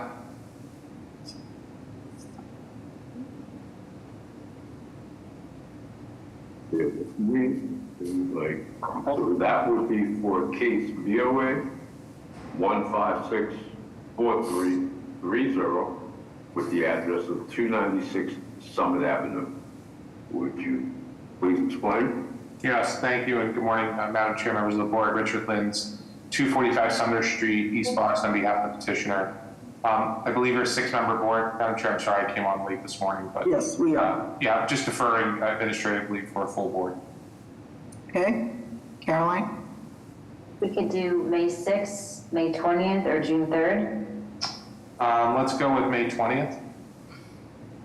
With that, may I have a motion? Motion to defer until May 20th. May I have a second? Second. Mr. Stambridge? Yes. Mr. Valencia? Yes. Mr. Langham? Yes. Ms. Wewell? Yes. Ms. Better Brazza? Yes. Chair votes yes, the motion carries. See you then. Thank you very much. There are no further requests for withdrawal. Mr. Secretary, 81 Lexington Street. Bear with me, please. Second to last case.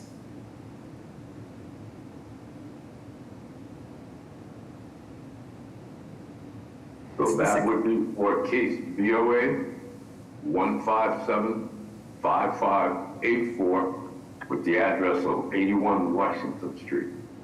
Would you go ahead and explain to the board, please? Thank you, Mr. Secretary. Good morning, Madam Chair, members of the board. My name is James Christopher, 686 Architects with the business address of 10 Forbes Road in Braintree, Mass. Seeking a deferral at the request of the ZBA, it's Stephanie Haynes. Since the plans have been reviewed and refiled for several months now, we had a meeting with ISD senior leadership a few weeks back and finally received the updated refusal letter this morning at like 8:45 and the direction to request this deferral. The date is May 20th. Okay, so with that, may I have a motion? Motion to defer till May 20th. Is there a second? Second. Mr. Stambridge? Yes. Mr. Valencia? Yes. Mr. Langham? Yes. Ms. Wewell? Yes. Ms. Better Brazza? Yes. Chair votes yes, the motion carries. See you then. Thank you.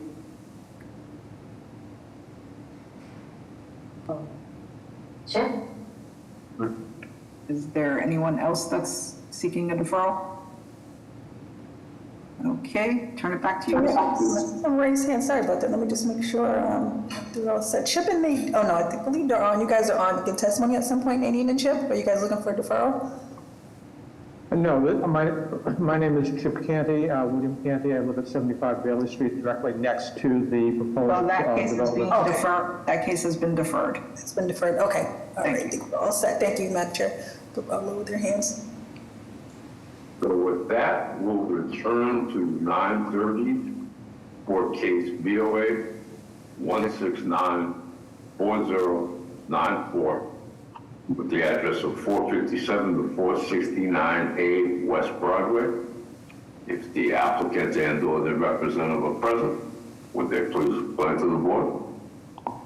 Good morning, Madam Chair, members of the board. My name is Charlie Tebnan. I'm an attorney at 15 Broad Street, Boston. I'm appearing on behalf of the applicant, Sean George and Gina Venezia from Anna's Taqueria, who are both appearing on this hearing and are available to answer any questions. Anna's Taqueria is an authentic Mexican restaurant which for over 25 years has been serving high-quality, freshly made food at its numerous locations throughout Boston and the surrounding neighborhoods. The proposed restaurant at 461 West Broadway will be Anna's 10th location, adding to its locations at Northeastern Prudential Center, Longwood Medical Area, Beacon Hill, Mass General Hospital, Cambridge, Newton, and Woburn. The building at 457, 469 West Broadway is a 5-story building which was newly constructed in 2022.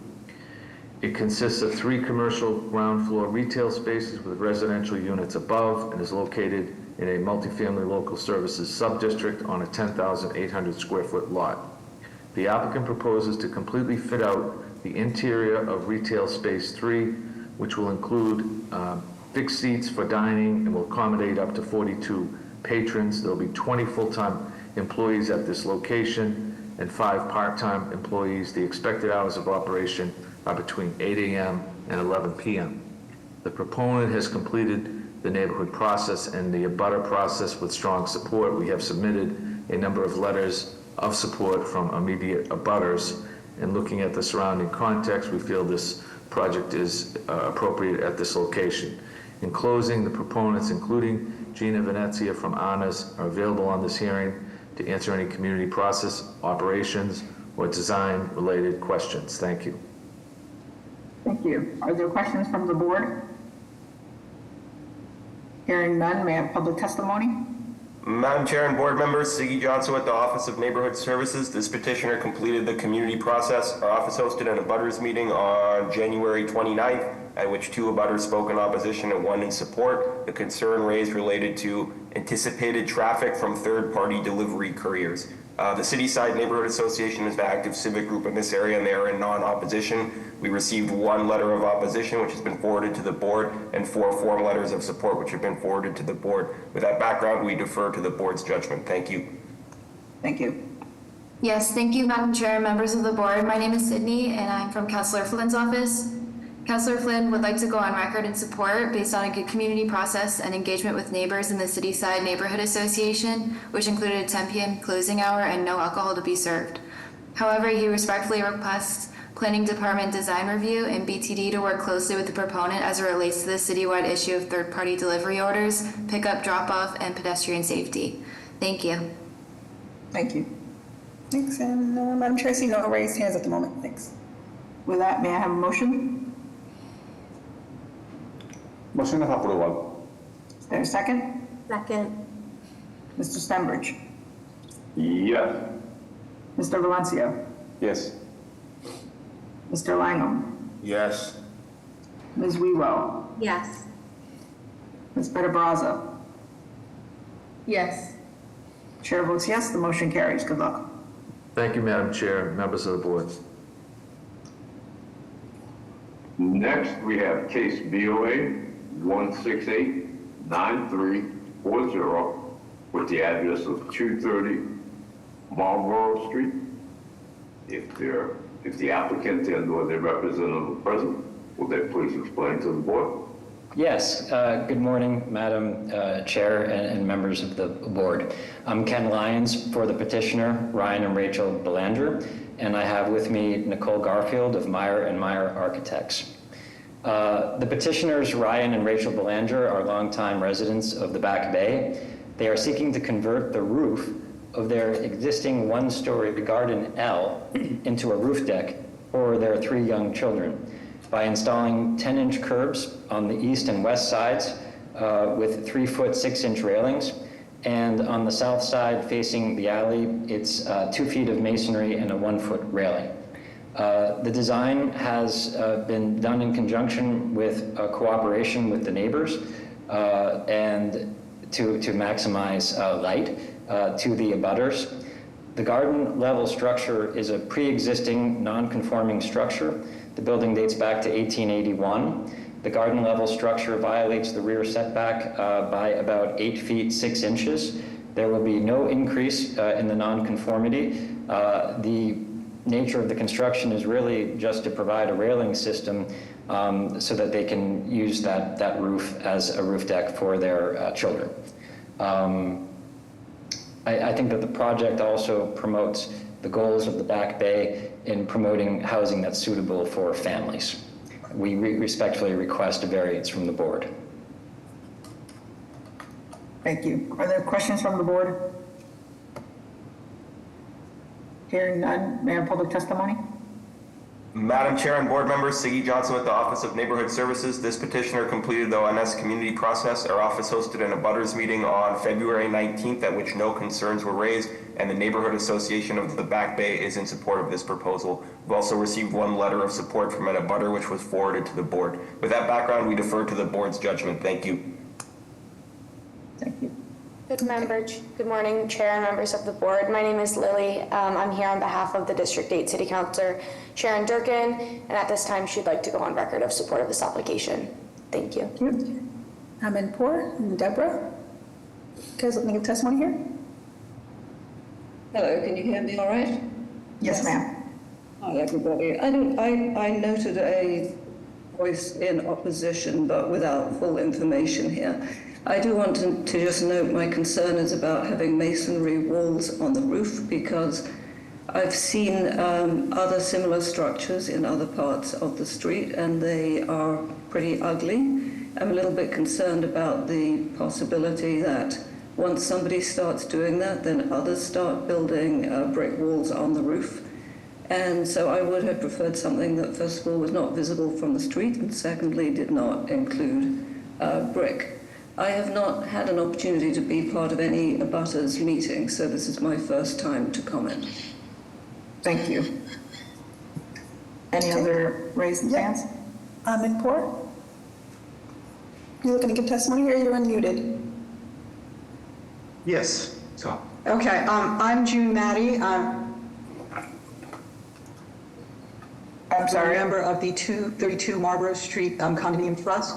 Can you hear me? Now we can. Hear Yes, us? thank you. Okay, yes, I'm June Maddie, a member of a trustee at the 232 Marlborough Street Condominium Trust. We're abutters to the 230 property. We certainly participated in the work with the Back Bay Architectural Commission in coming to a design that was acceptable to the neighbors. We did have a question, though. We were mostly concerned that at the time, the design was to relocate 2 exhaust pipes that are currently on the roof.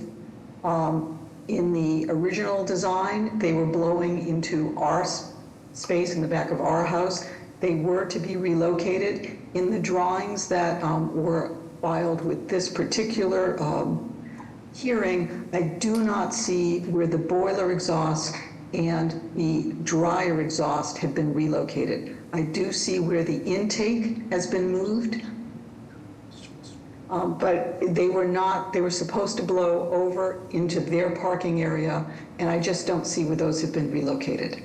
Thank you. I can address that if the board would like. Let's see if there are any other raised hands, and then we can take all the comments. We have no additional raised hands, Madam Chair. Okay, so if you can address the concerns around the masonry walls as well as the exhaust pipe, that would be great. Okay, so taking the masonry walls first, I'll note that they hired Meyer & Meyer, which is an architectural firm that has won many awards for their historic preservation work, and it has been done in an aesthetically pleasing manner as possible and has been approved by the Back Bay Architectural Commission. I would note that in deference and in cooperation with the neighbors, the side walls, the masonry is really, it's just a curb, it's 10 inches and railings. So it's very, very open. And on the south side, it is also, very, very small, minimalistic, with railings on top. So that is how I would address the first question. And if Nicole Garfield wants to chime in as well, regarding the second question, it is my understanding that all intakes and exhaust have been, which were prior vented out to in the neighbor's direction, have been now moved and are venting out to the owner's own parking area on the southerly side facing the alley. But I'll ask Nicole Garfield to speak and just further address those two items, please. Hi, yes, this is Nicole from Meyer & Meyer Architects. So we did submit revised plans to ISD showing the laundry and boiler exhaust located on the south wall. So those are venting out towards our property. And then just to echo what Ken said about the materials, we worked closely with the BBAC and the Neighborhood Architectural Association to make sure that the materials were in line with what they require for the area. Thank you. Any questions from the board? No, and I just want to say that upon review of the drawings, it is true that the exhaust has been relocated. So it's all shown in the plan. Thank you. With that, may I have a motion? Madam Chair, I'd like to put forward a motion of approval. I don't need to add the proviso that it be reviewed through historic because it seems like it's already been reviewed by the Back Bay Historic Landmark Commission. Thank you. Thank you. Is there a second? Second. Mr. Stepperidge? Yes. Mr. Valencia? Yes. Mr. Langham? Yes. Ms. Wewell? Yes. Ms. Better Brazza? Yes. Chair votes yes, motion carries. Good luck. Thank you very much. Thank you. Next, we have case BOA 1556711 with the address of 138 Arlington Street. If the applicant and/or their representative are present, will they please explain the case to the board? Yes, Madam Chair, members of the board, for the record, Lawrence Estacara, 175 Federal Street. I'm here with Steve and Josh Cohen, father and son, the owners of this parcel, and Anthony Pisani and his team, who are the architects who've been retained to design this jewel box of a home. Mr. Richard Dennis of happy memory chaired this board for many years and would often say that a single-family home is the most complicated cases that appear in front of him. We hope this one is a simple one, notwithstanding the extensive zoning relief necessary.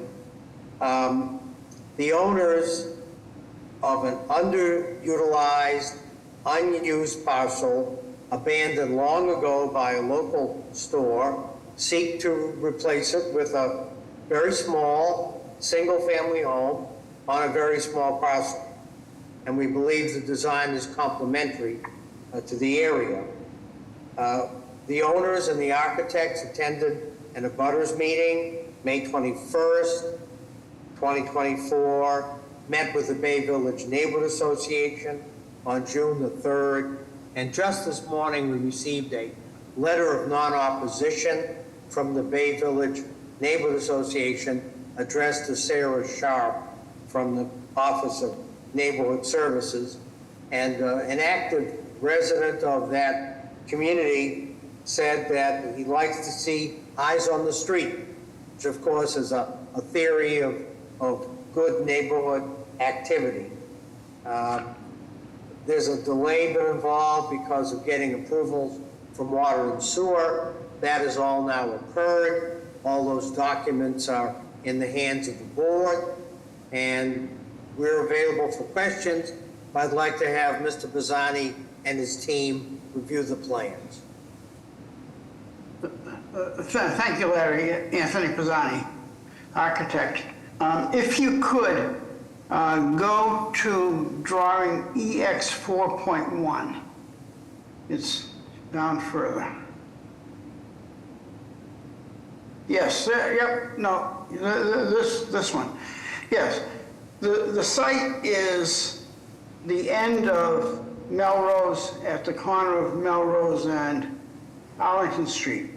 The site was formed in 1931 through 1956, when Arlington Street was widened. And basically, and in order to widen Arlington Street, they did two things. They lopped off two townhouses on Melrose, and they lopped off the front of the building on the left, which was formerly a church under many different denominations. The last denomination was a Ukrainian church. The building on the left was utilized, last utilization was a rock climbing school and gym and a recording studio. We actually renovated that building in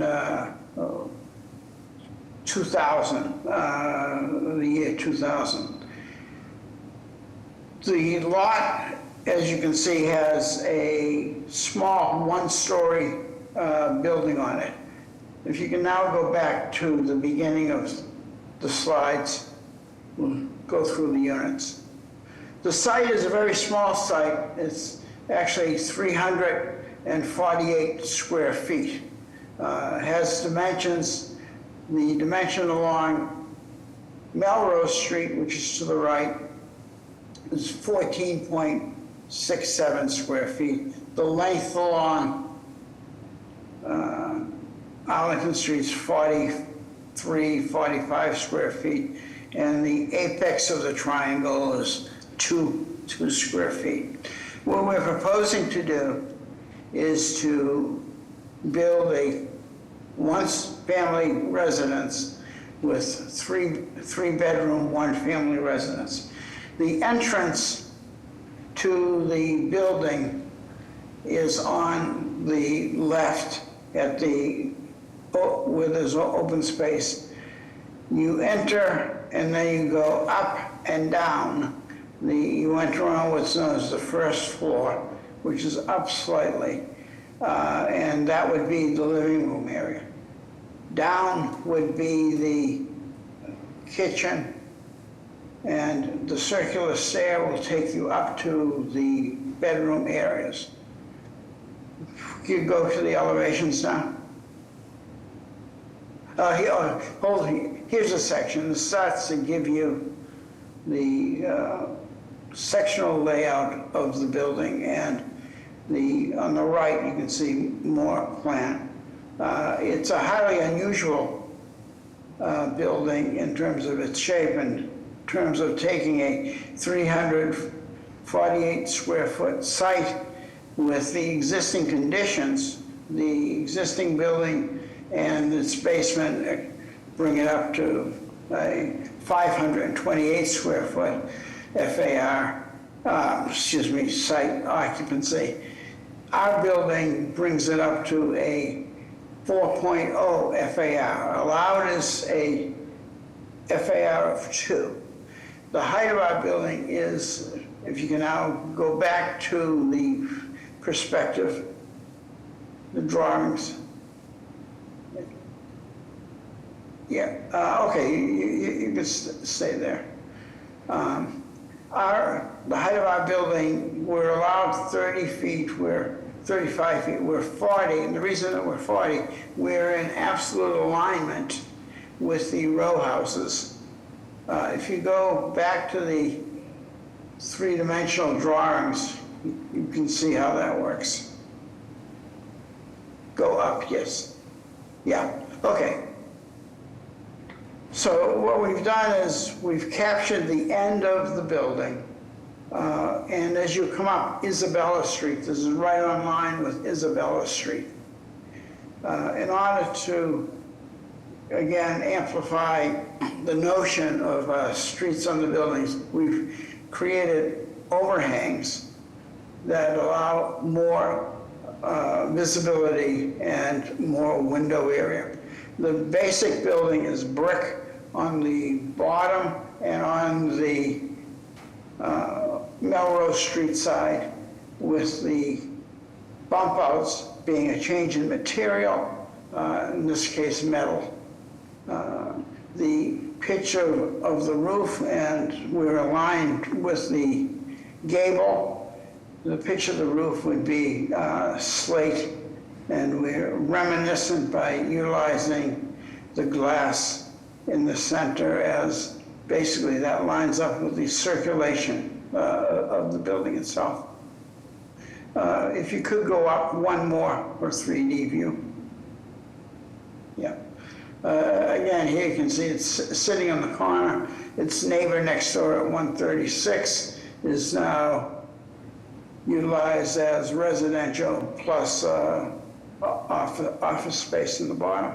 You can see as we're wrapping around on Melrose Street, again, trying to keep the full continuity of the brick and the townhouse row houses. So if we could pause here and just see if folks have questions. Sure. Are there questions from the board? Okay, hearing none, I'm going to move into public testimony. Christian Simonelli. Good morning, Madam Chair, members of the board. Christian Simonelli, Boston Groundwater Trust, and we have both G-card letters from the applicant. Thank you. Thank you. Sydney? Yes, thank you, Madam Chair, members of the board. My name is Sydney. I'm from Councillor Flynn's office. Councillor Flynn would like to go on record in support, and he respectfully requests that the proponent continue to work closely with neighbors on any quality of life issues during the construction phase. Thank you. Good morning, Madam Chair and members of the board. My name is Eva Jones, representing the Mayor's Office of Neighborhood Services regarding 138 Arlington Street. Our office will defer to the board's judgment on this matter. A community process was conducted, including an abutters meeting on 5/21/24, which was attended by 3 constituents. The primary feedback from this meeting was that there were some concerns about construction and where materials were going to be stored. The applicant assuaged these concerns by explaining that vehicles and supplies are to be stored at an off-site location, and workers and materials will be brought to site as needed. Despite those concerns, constituents thought it was a good use of space. Additionally, the proposal was reviewed with the Bay Village Neighborhood Association, which expressed non-opposition regarding the proposal and has also provided a letter of non-opposition to the board. At this time, the Mayor's Office of Neighborhood Services defers to the board's judgment on this matter. Thank you for your time and consideration. Thank you. Mike? Good morning, Madam Chair, members of the board. Members of the board, this is Mina Perez representing the Carpenter City. We'd like to go on record in support of this project. Thank you. Any other raised hands, Jessica? We have no additional raised hands. Any other questions from the board? Do you have any concerns for flooding in the basement level? No, we've dealt with the civil engineers who have done the groundwater, and no, we do not have any concerns about flooding. Okay. And my understanding is that you are already undergoing landmarks review with Bay Village, correct? We've had conversation with Bay Village, yes. But you haven't received their approval letter yet. It's still ongoing. I believe that, Larry, is that what you received? No, I received a letter from the Bay Village Neighbor Association.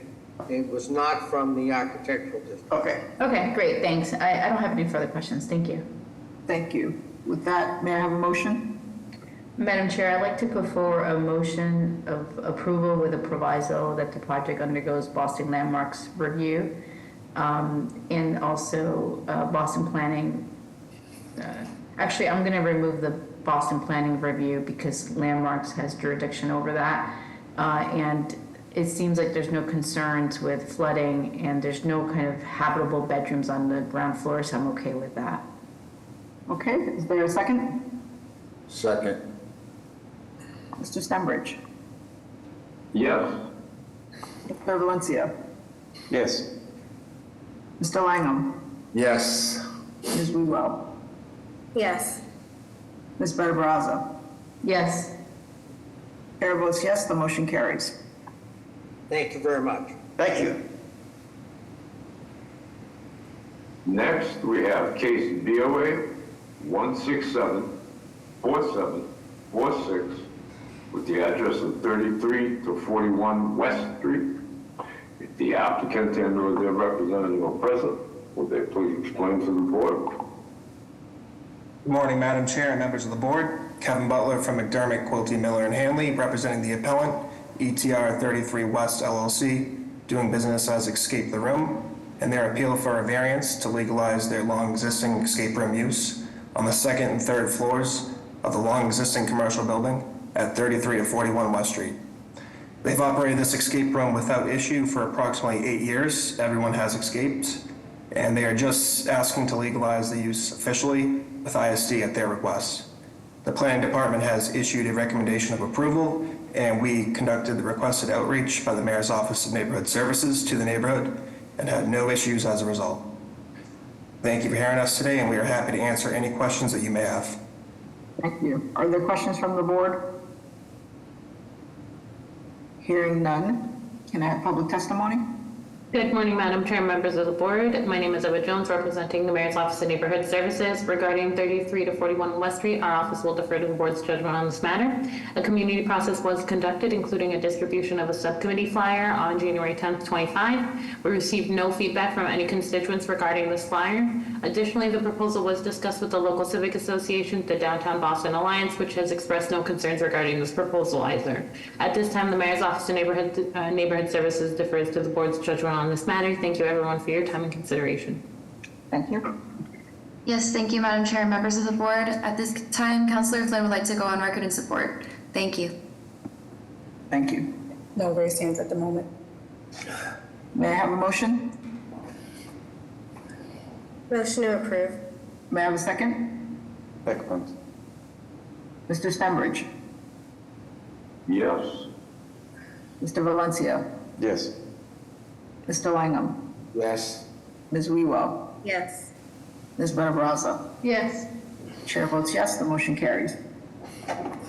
Thank you. Next, we have case BOA 1656048 with the address of 255 Webster Street. If the applicant and or their representative are present, would they please explain the case to the board?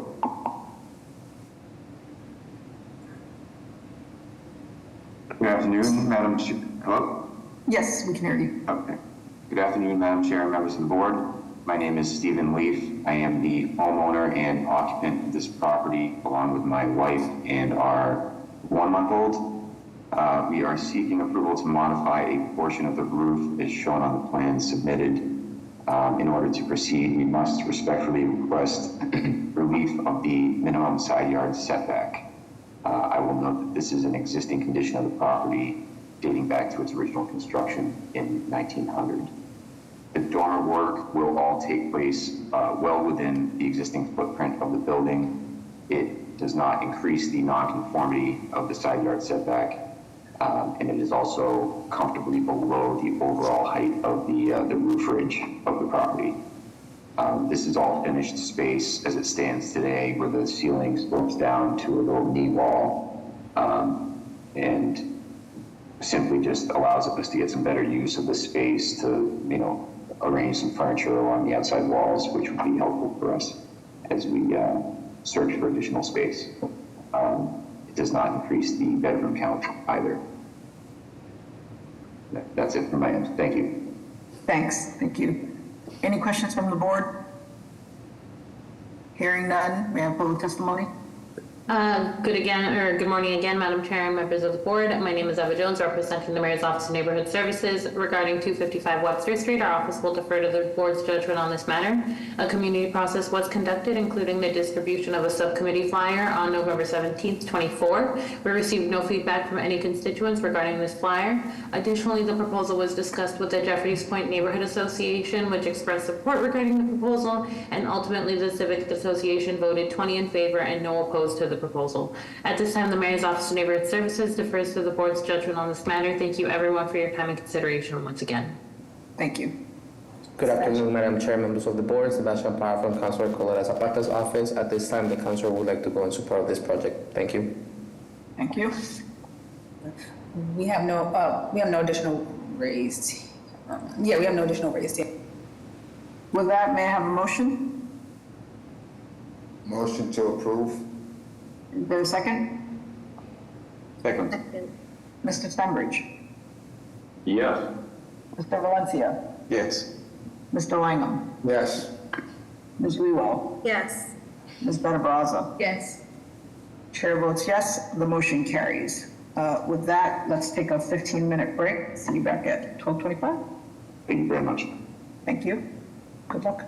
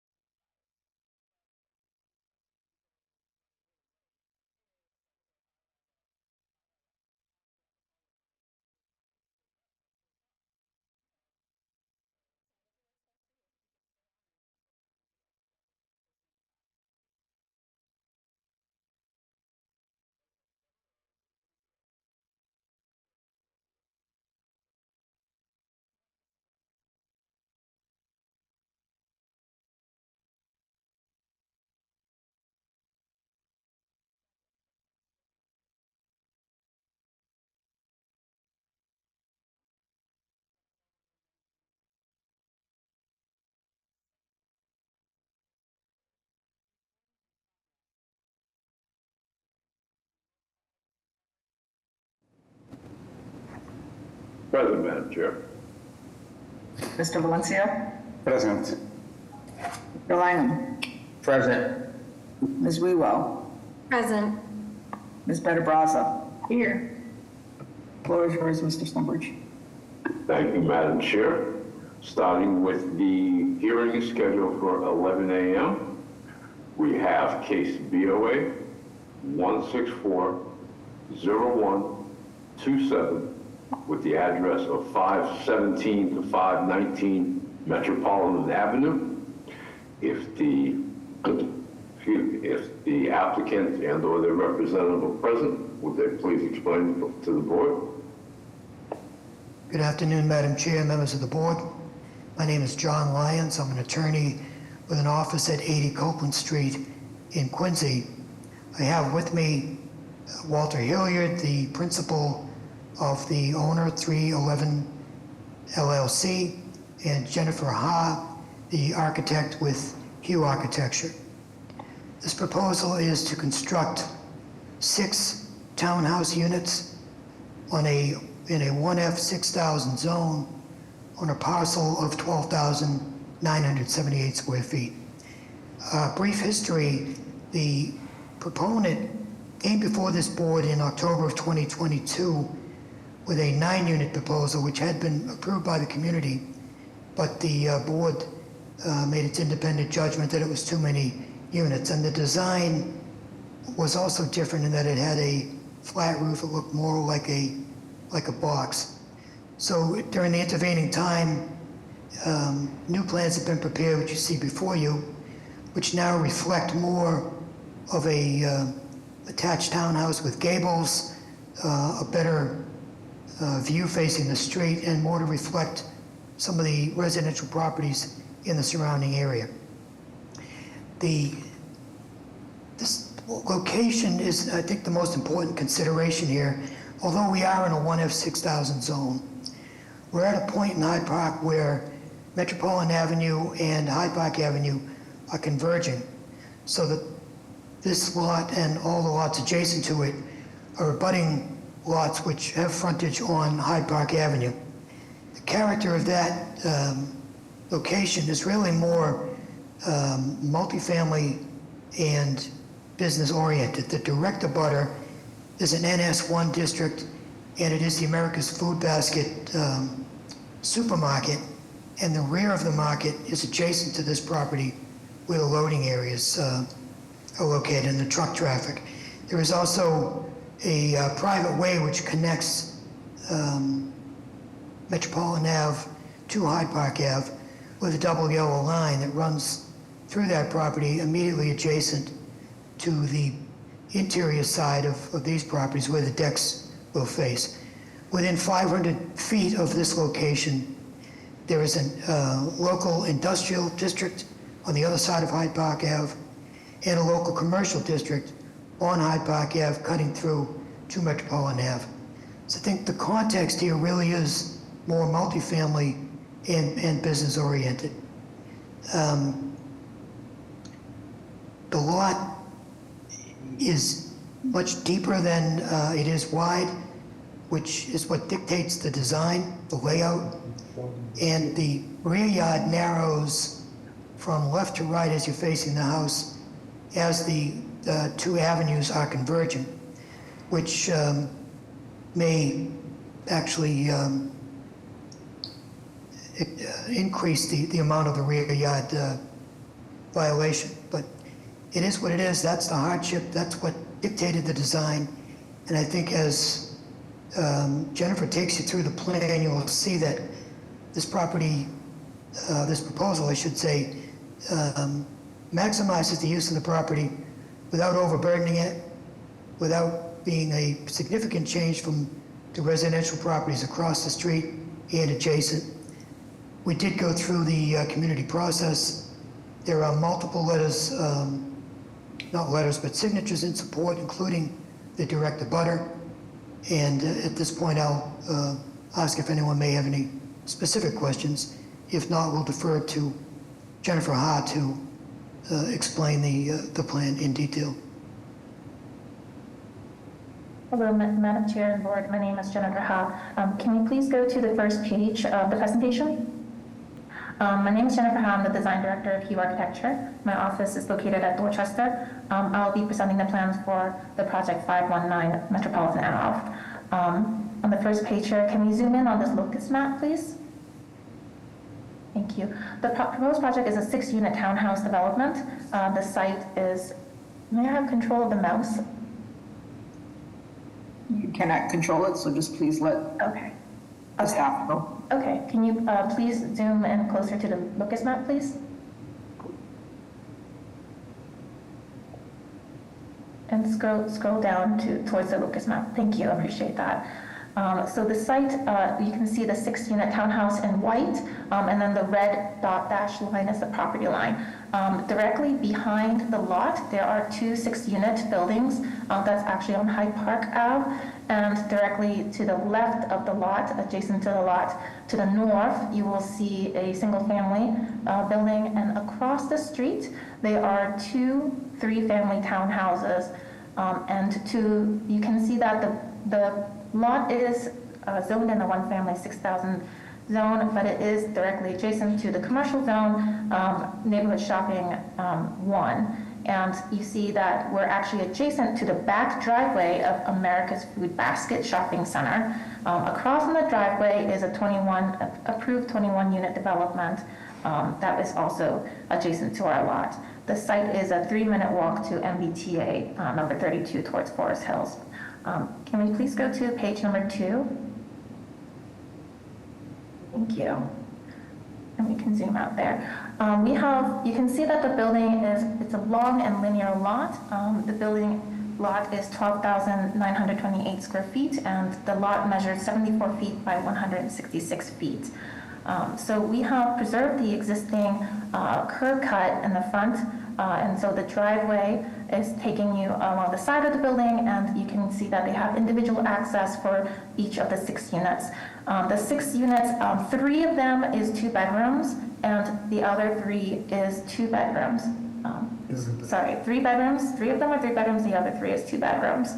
And on the first floor is the garage, and the second floor is living space, and the third floor is bedroom space. So to the back here will be the side where the decks are. That is adjacent to the driveway towards the America's Food Basket side, and that would be where the trees and landscaping would be for privacy buffer. And on the back as well, that there will be also privacy buffer with landscaping. On the side where there is parking on grade, there's proposed 5 on-grade parking spaces along the side of the property abutting the neighbor. The neighbor has approved and given support for the parking on this side.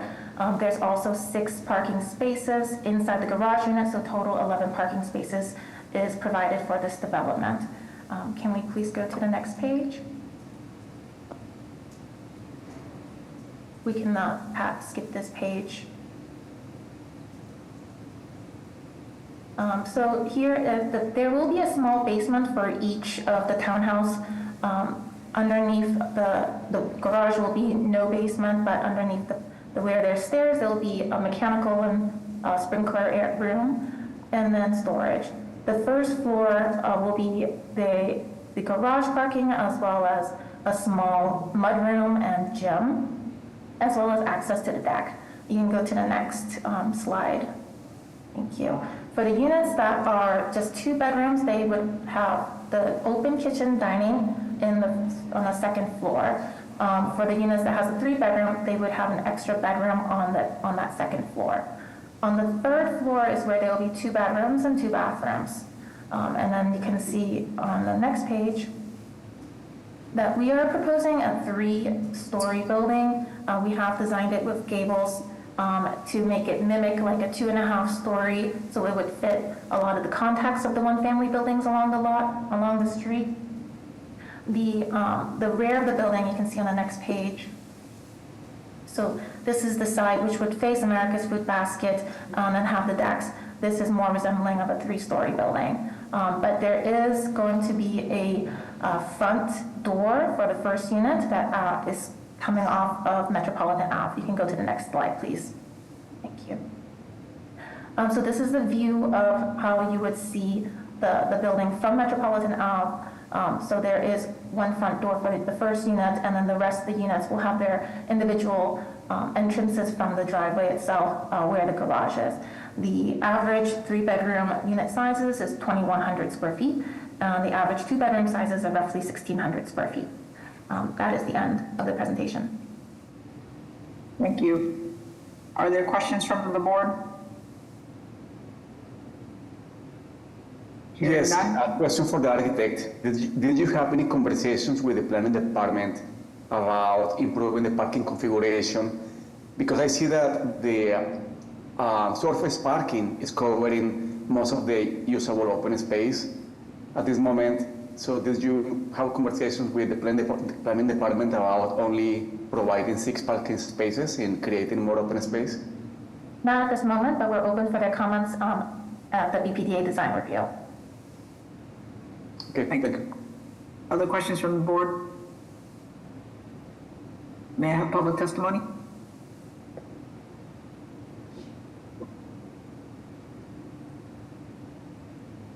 Jessica, is anyone on?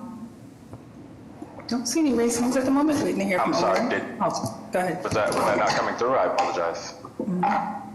Just hearing you now. I apologize. It may have been muted. My apologies. Madam Chair and members of the board, for the record, my name is Jeremy Bembry. I'm the Hyde Park Community Engagement Specialist for the Office of Neighborhood Services. The applicant has completed the community process, which consisted of an abutters meeting facilitated on January 16th, no guests in attendance. The proposal was presented to Hyde Park Neighborhood Association on February 6th, where they voted where the vote was neutral and the proposal was approved to move forward.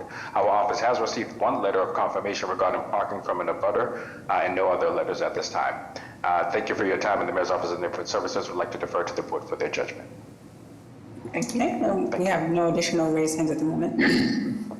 Okay, any other questions from the board? May I have a motion? I make a motion of approval with planning department review, special attention to improving parking configuration, reducing the number of parking, the surface parking spaces, and increasing open space. Is there a second? Second. Mr. Stenbridge? Yes. Mr. Valencia? Yes. Mr. Langham? Yes. Yes. Ms. Benabraza? Yes. Chair votes yes, the motion carries. Good luck. Thank you very much. Next we have case BOA 1685237 with the address of 25 Denton Terrace. If the applicant and or their representative are present, would they please explain to the board? Good morning, good afternoon, I should say, to Madam Chair and to the board. My name is Derek Rubinoff.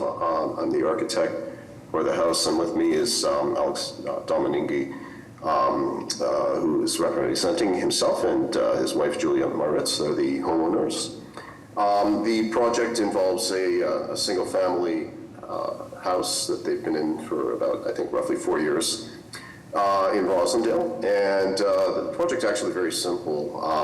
Their family is expanding. They're pregnant with their second child right now, and they need a little more space in the house. And so what they wanted to do is take the existing finished attic, which had a very steep stair up to it, and 2 small rooms with not great head height, and make that into a master suite with a proper stair, code-compliant stair, and to do that, to get to the space they need up there, we're proposing to add a dormer to the right side of the house, as you see there in the top illustration, top left illustration.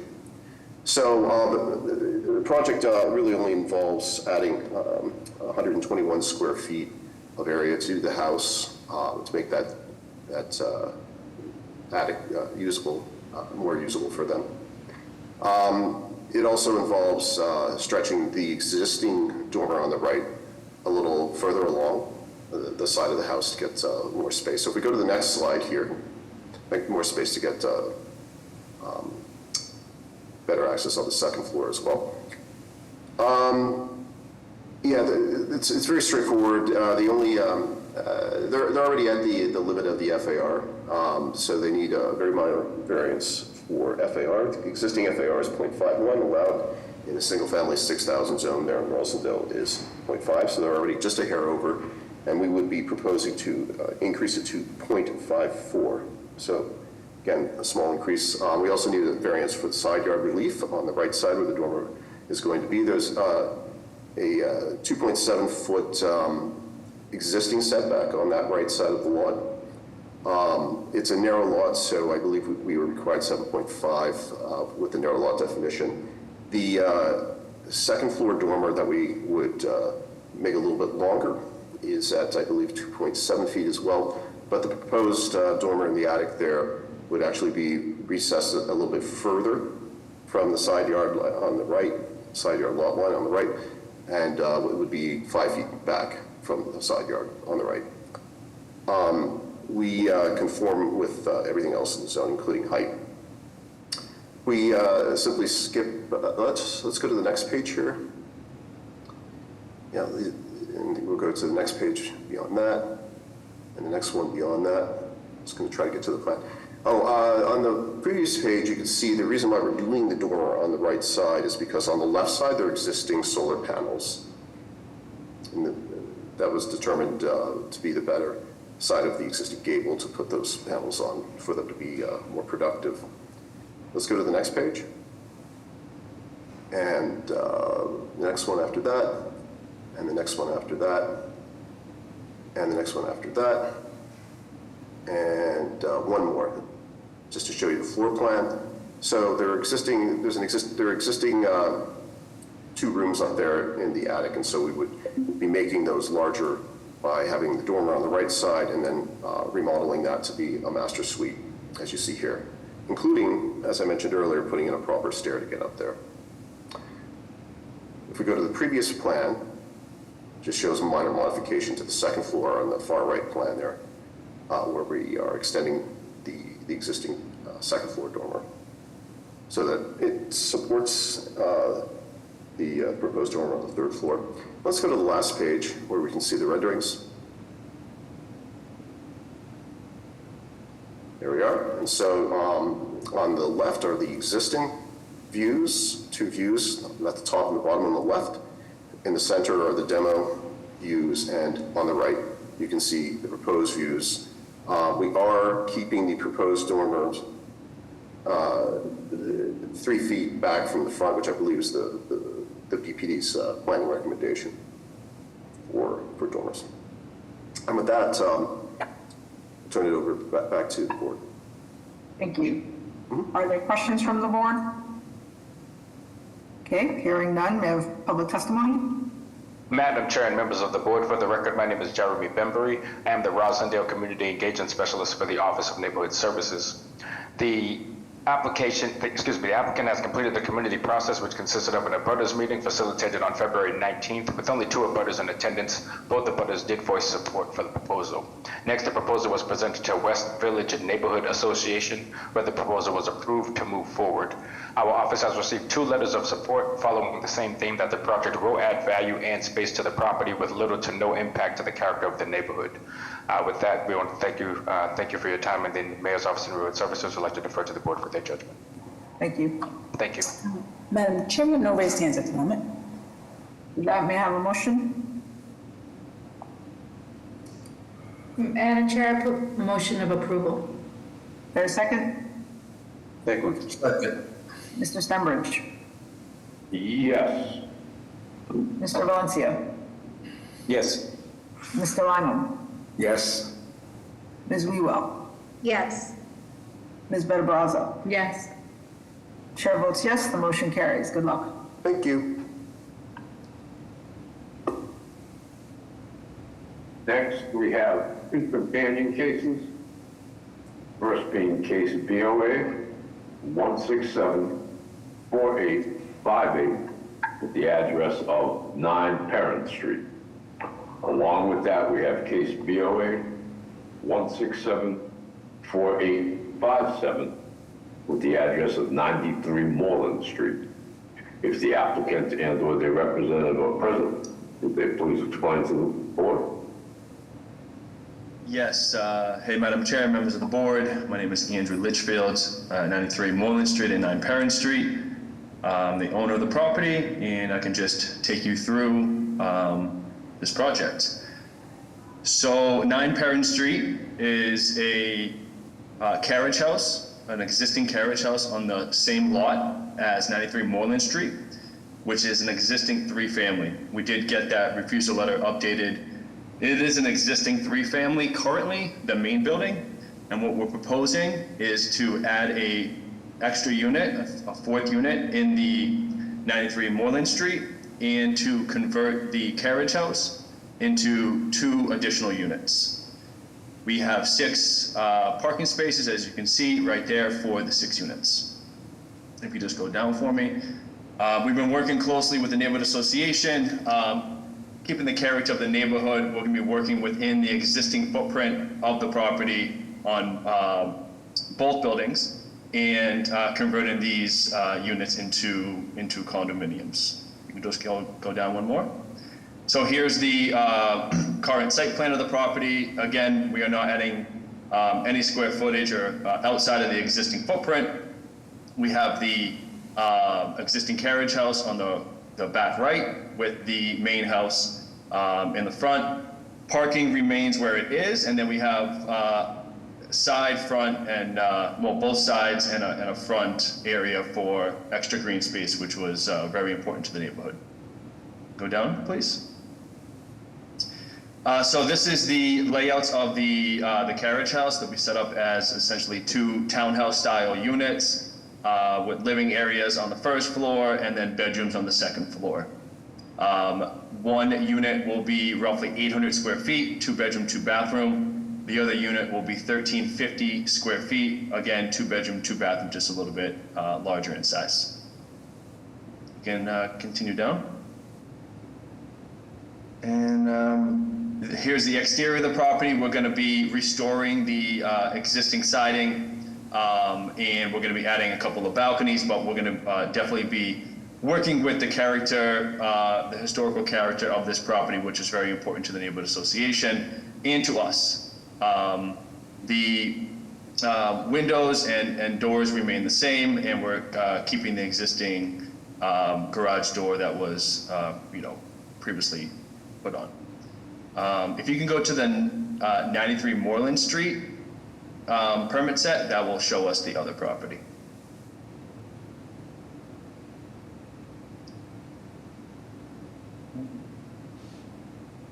This looks like it's the same one. So this looks like it's 9 Perrin as well.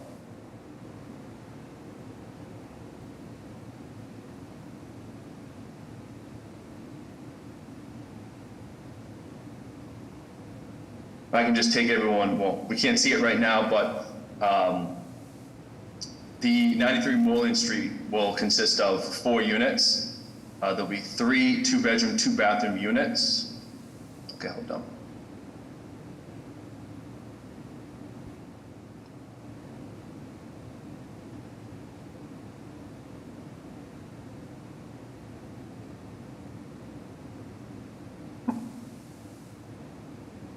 Jean, are we experiencing a technical problem? I think she's looking for the other permit set for 93. Okay. Yep.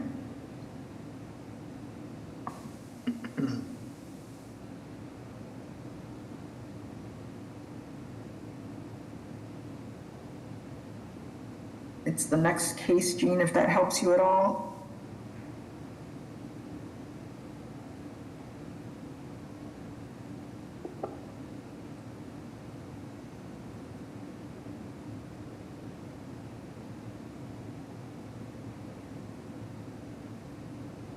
I don't know if you want to keep talking. I can definitely keep talking. I kind of have it in my head already.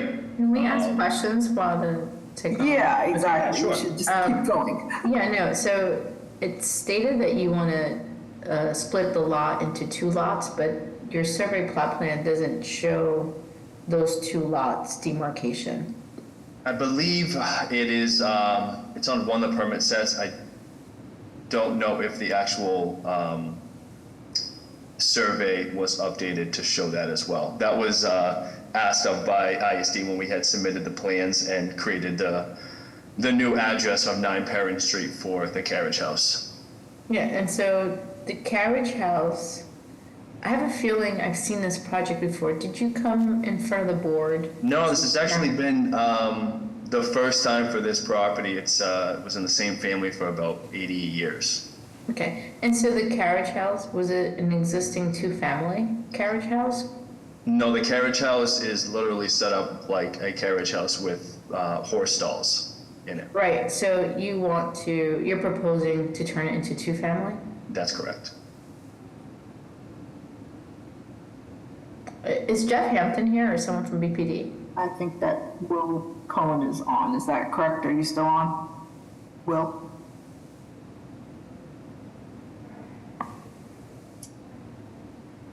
Or not. Doesn't look like anyone from the BPD? Don't see anyone, but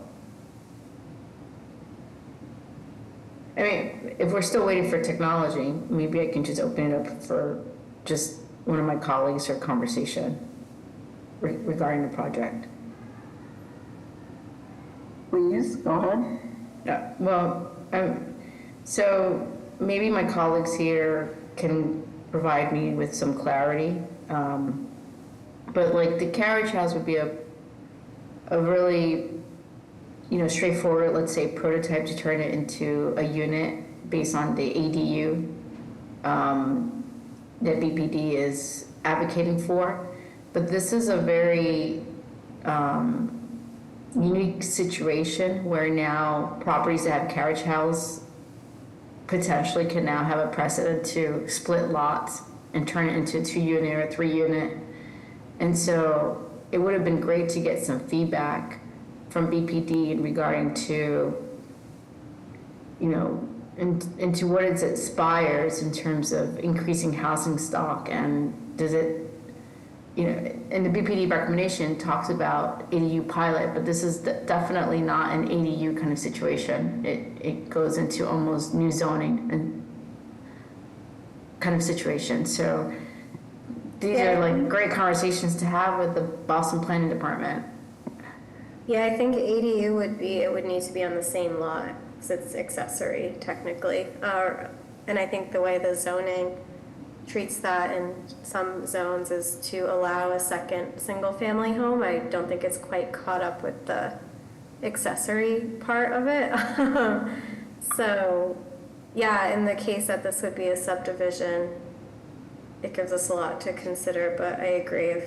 I'm almost thinking that we should defer this project to have Boston Planning to be able to answer certain questions or to.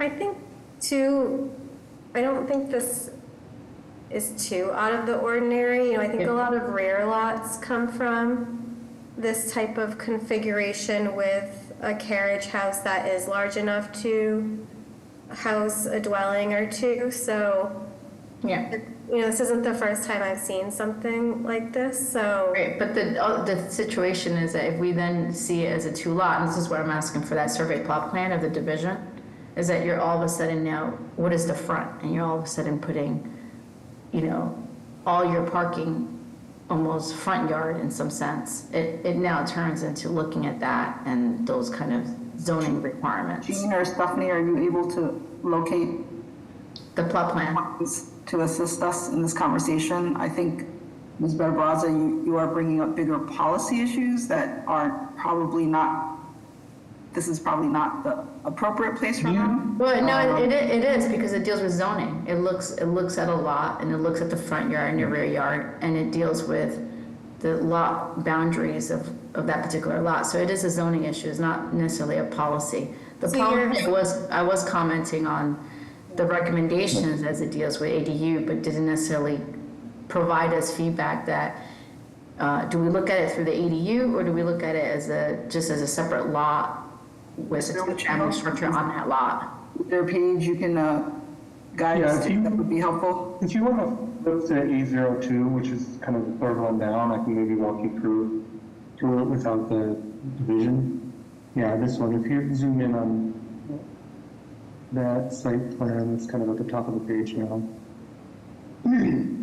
So the advantage of this site is that it's on Moreland, and the cars and garage access off of Perrin Street, which is kind of why we chose to go with this, as opposed to a residence behind a residence.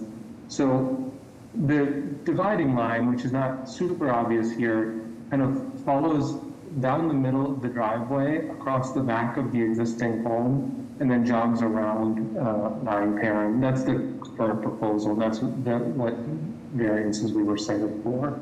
You're right. The line goes, or it goes parallel to the rear of the building, but then it jogs down to cover 9 Perrin Street. Right. Okay. Yeah. So it's not a straight cross. Okay. Yeah. Correct. Which is confusing, but we did want to preserve both the existing carriage house and the existing home. And the existing carriage house is, in our design, is two 2-bedroom units, one of which is 1,300 square feet. So this is a very large carriage house on 2 levels. And that's part of the reason that we're proposing those 2 as opposed to thinking of it as an ADU. And then on top of that, the 93 Moreland is proposed as a 3-family. This is unlike a conventional ADU project. It's more of converting this property into 5 residential units. The subdivision is because the city, we believe the ISD generally wants to give a separate address to the separate building. So that was the rationale. Anything else Mr. Litchfield or Mr. Zackerson wants to walk us through? Well, I'm happy to walk through the floor plans in the 93 Moreland Street if you'd like. Great. So if you just scroll down for me, please. This is the site plan for both, but if you can just scroll down, I can go through the... so this is the basement plan, which will be bi-level with the first floor, roughly around 2,190 square feet. The basement will be a big living area with 1 bedroom. And then go to the next slide for the first floor. So the first floor, the front portion of the property is kind of like a U shape, where you come into the entrance and you have the common area. Unit 1, which I mentioned, does have the bi-level with the basement. And then the back area, which was an addition at some point in the past, that will be a separate unit because the ceilings are lower. It's a much different feel than the front part of the house, which we're trying to restore as much as the character of the house that we can. The second unit in the back will be about 1,100 square feet and consists of 2 bedrooms, 2 bathrooms, and that will be bi-level with the second floor. You can go down to the next slide for me. So this is the second level. You'll walk up the stairs and there'll be an entrance to Unit 3, which is the front portion. That's another U-shaped unit. That'll be 2 bedroom, 2 bathroom as well. And then that back area, which was an addition at one point, will have the additional, primary suite with the unit below. Next slide, please. And then the top floor will be a separate unit. That'll be unit number 4, roughly 1,325 square feet with some outdoor space. Again, that is a 2 bedroom, 2 bathroom unit. And that pretty much sums up my side of things. Again, we worked really closely with the association. Very happy about keeping the integrity of the neighborhood and restoring this property that's been in a family for a very long time. Thank you. Let's open it up to public testimony. Madam Chair and members of the board, for the record, my name is Jeremy Bembury. I am the Roxbury Community Engagement Specialist for the Office of Neighborhood Services. The applicant has completed the community process, which consisted of an abutters meeting facilitated on January 22nd, with 11 abutters in attendance. Although abutters voiced concerns, the proposal was fairly well received. Abutters' concerns were regarding occupancy, if the owner would live on site, if there would be any affordable units. And the main concern voiced multiple times were of trees on the property. As one abutter pointed out, the maple tree was planted as a sapling, and they would like the trees to remain. A concern to keep the property of a three-family was also voiced, to keep the property a three-family property. The proposal was then presented to the civic groups Blue Hill Avenue, Quincy Street, Howard Avenue, and Magnolia Street Neighborhood Association and Project Right, and Roxbury Path Forward on February 11th, where they voted to support the project. To date, our office has received one letter of support from the Roxbury Path Forward Neighborhood Association. Thank you for your time, and the Mayor's Office of Neighborhood Services would like to defer to the board for their judgment. Thank you. Thank you. I see a number of chats, comments in the chat. Do any of those folks wish to speak? Hi, my name is Lorraine Payne Wheeler, and I live at 85 Moreland Street. So I'm in a butter to this project, as well as I organize Roxbury Path Forward Neighborhood Association. And I would say that we are very much in support of this project, that this building, built in 1890, has not changed. It has the carriage house and the original house still remain. And being able to preserve the property, the front yard and the side yards, it's just so important to this neighborhood, because we've had people who took things like a carriage house and bulldozed them without ever talking to the city. And so as Jeremy mentioned, some of the issues that people brought up were removal of trees, and they said that they would keep the trees in the front yard. The preservation of the pudding stone wall, because all of the houses, my house and all of the houses on this section of Moreland Street still have a pudding stone wall. And the other issue was parking, because there is no parking available on Perrin Street, and there's no parking available on Moreland Street.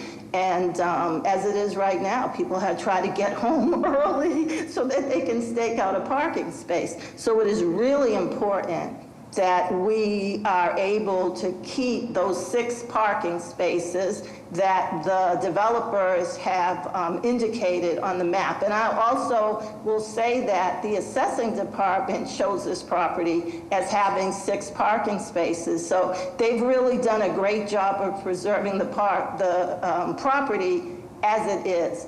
And this property is in the Moreland Street Historic District. And this is my last comment, to say that the developers talked to us about, they said they found the shutters in the carriage house, and they would like to perhaps reuse them. They said the building itself is covered in a siding that is no longer used anymore. And oftentimes when you remove siding like that, the shingles underneath are well preserved.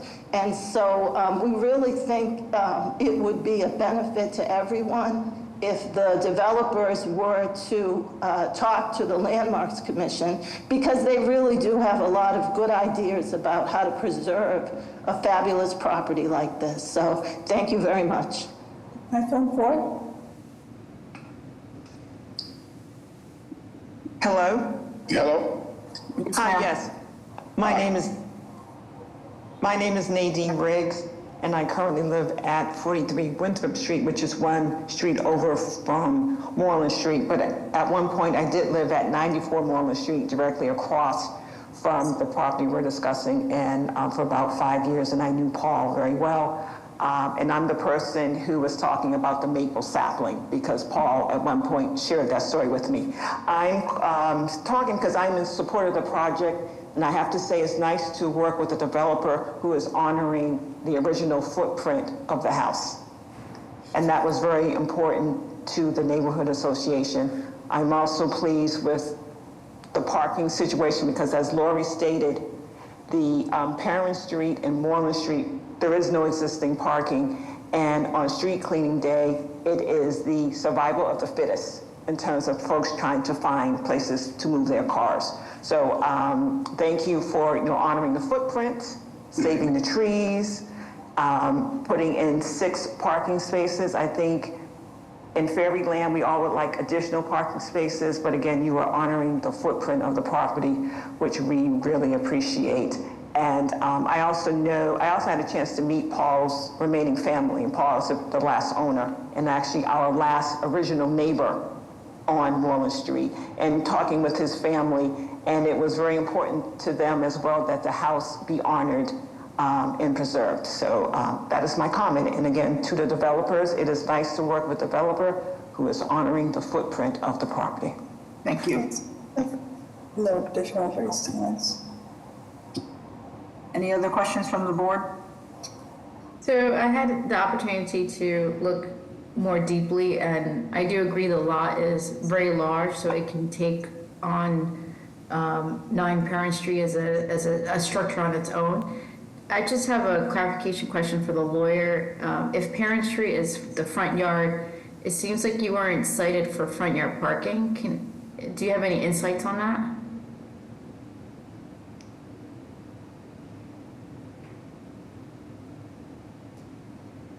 I'm sorry, are you asking myself? We don't have a zoning attorney on this, so. Okay, all right, I just wanted to, that's the only thing that that I would need clarification on, but I don't have any further questions, and I think, Madam Chair, what threw me off was BPD's comment on the ADU, when I'm really just seeing this, that a lot is just very large and it's just being subdivided into 2, and the zoning can take on the 2-family on Parent Street.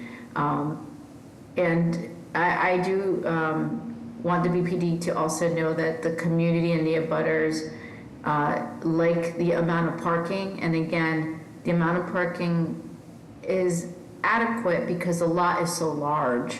And, you know, in the comments, it talked about reviewing of that parking amount and layout, and hopefully the BPD listens to this recording to kind of go with what the community is supporting for the project. I don't have any further questions. Thank you.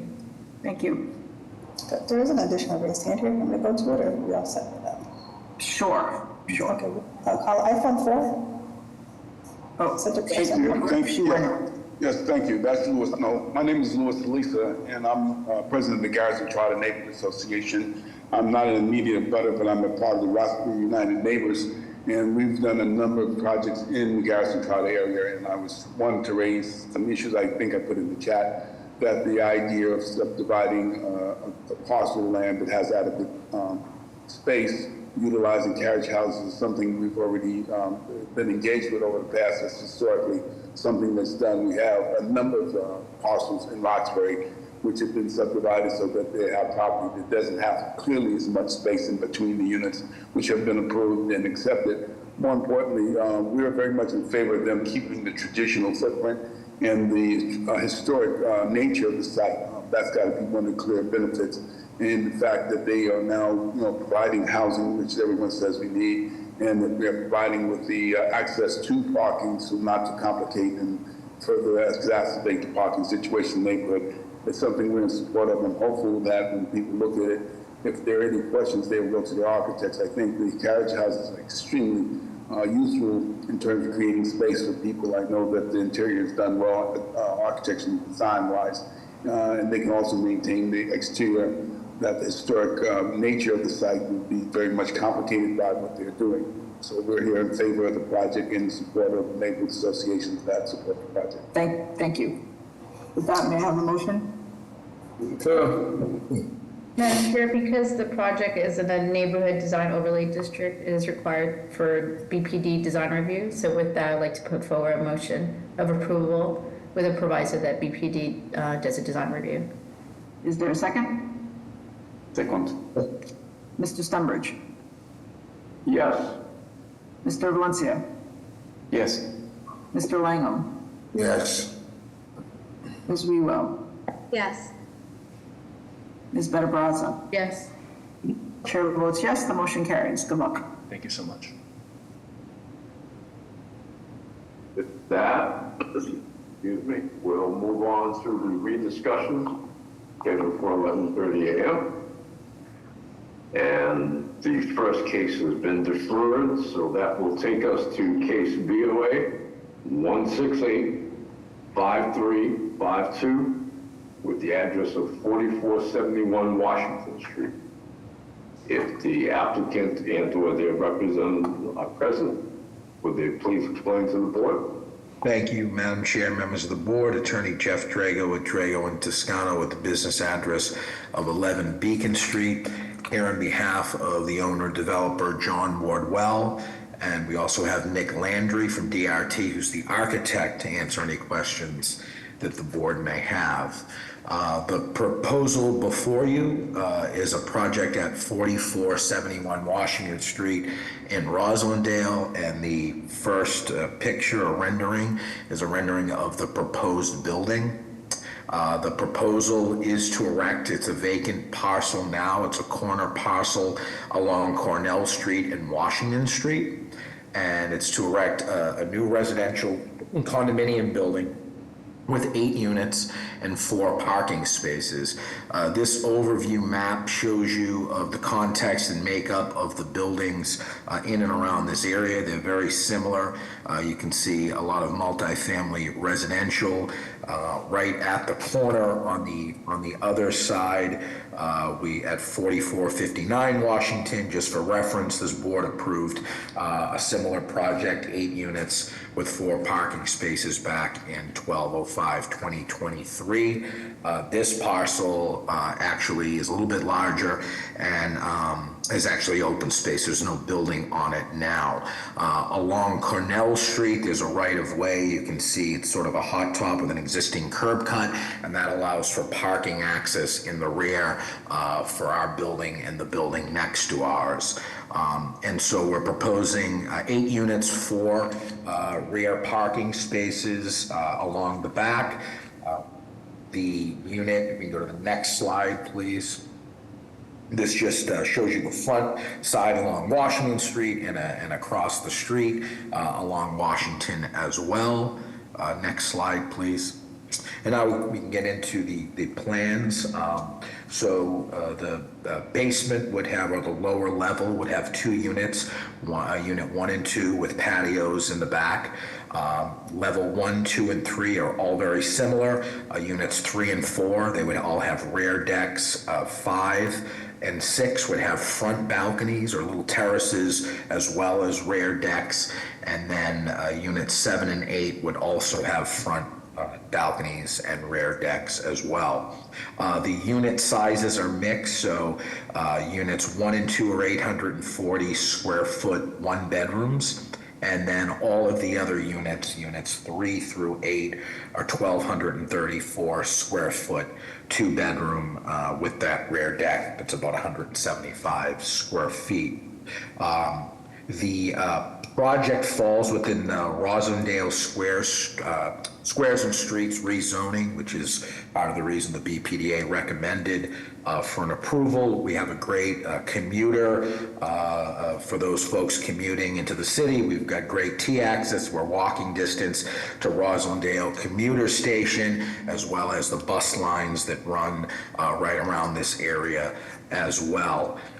We did work with the neighbors and the West Village Civic Association. They did have some asks of us that we did agree to. I just want to put those on the record. It was to have a green roof on the building by way of solar panel. It was to have permeable pavers throughout the back and the parking area, and then to have certain native plantings along the green space trim around the front and sides of the building. The variances that are requested is for the use, although as you can see up and down this area, they're multifamily residential, but it is a 2F zone, so we would need a use variance. Lot area, 8,000 would be required. We're at 6,404. Building height in stories, although we purposely matched the buildings around us, we are at 35 feet in height, which is allowable, but it is a 2.5-story district, so the 3 stories we're proposing would need a variance as well. Usable open space, we're at 274 square feet per dwelling unit, and The rear setback will be required as 40, but we line up with all of the other buildings with a 20-foot setback, and that includes where our deck space is on the back as well. We are providing 4 parking spaces, 2 per dwelling unit are required, but because this does have great access to the T and bus routes as well. I did mention this is a condo project, and with that, I can pause for any questions. Thank you. Thank you, Mr. Drago. Any questions from the board? How many affordable units do you have? So, Ms. Benaraz, this was filed prior to the change, so this did not have an unaffordable component. This was filed in August of 2024. 2025. Okay, thanks for clarifying that, because you're probably read in the BPD recommendation, it quoted after January 2025, so thanks for clarifying that. And just so you know, and I wish Jeff was here, I did speak to him on the topic and he agreed. Okay, great, thank you. Thank you. Other questions from the board?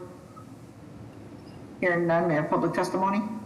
Madam Chair and members of the board, for the record, my name is Jeremy Bembury. I am the Roslindale Community Engagement Specialist for the Office of Neighborhood Services. The applicant has completed the community process, which consisted of an abutters meeting held on December 17th. That was lightly attended, where abutters inquiries were addressed during the meeting regarding parking and construction timeframe.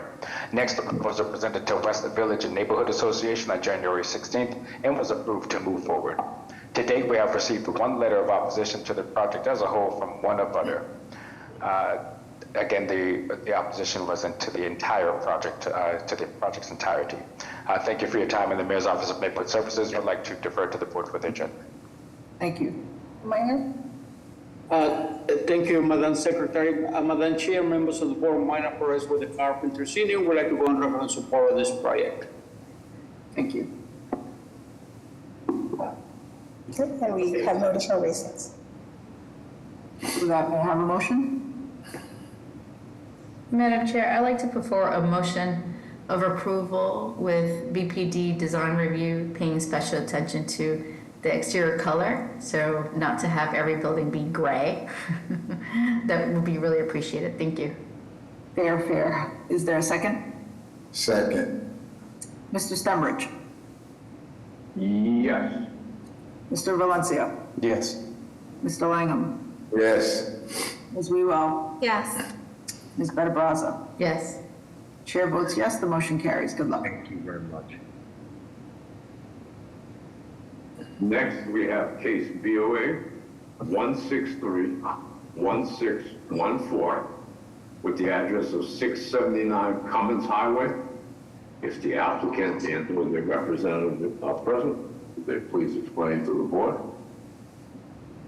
Good afternoon, Madam Chair, members of the board. My name is Mike Chavez, architect and representative for the owner, Mr. Jose Valdez, who's also on the call.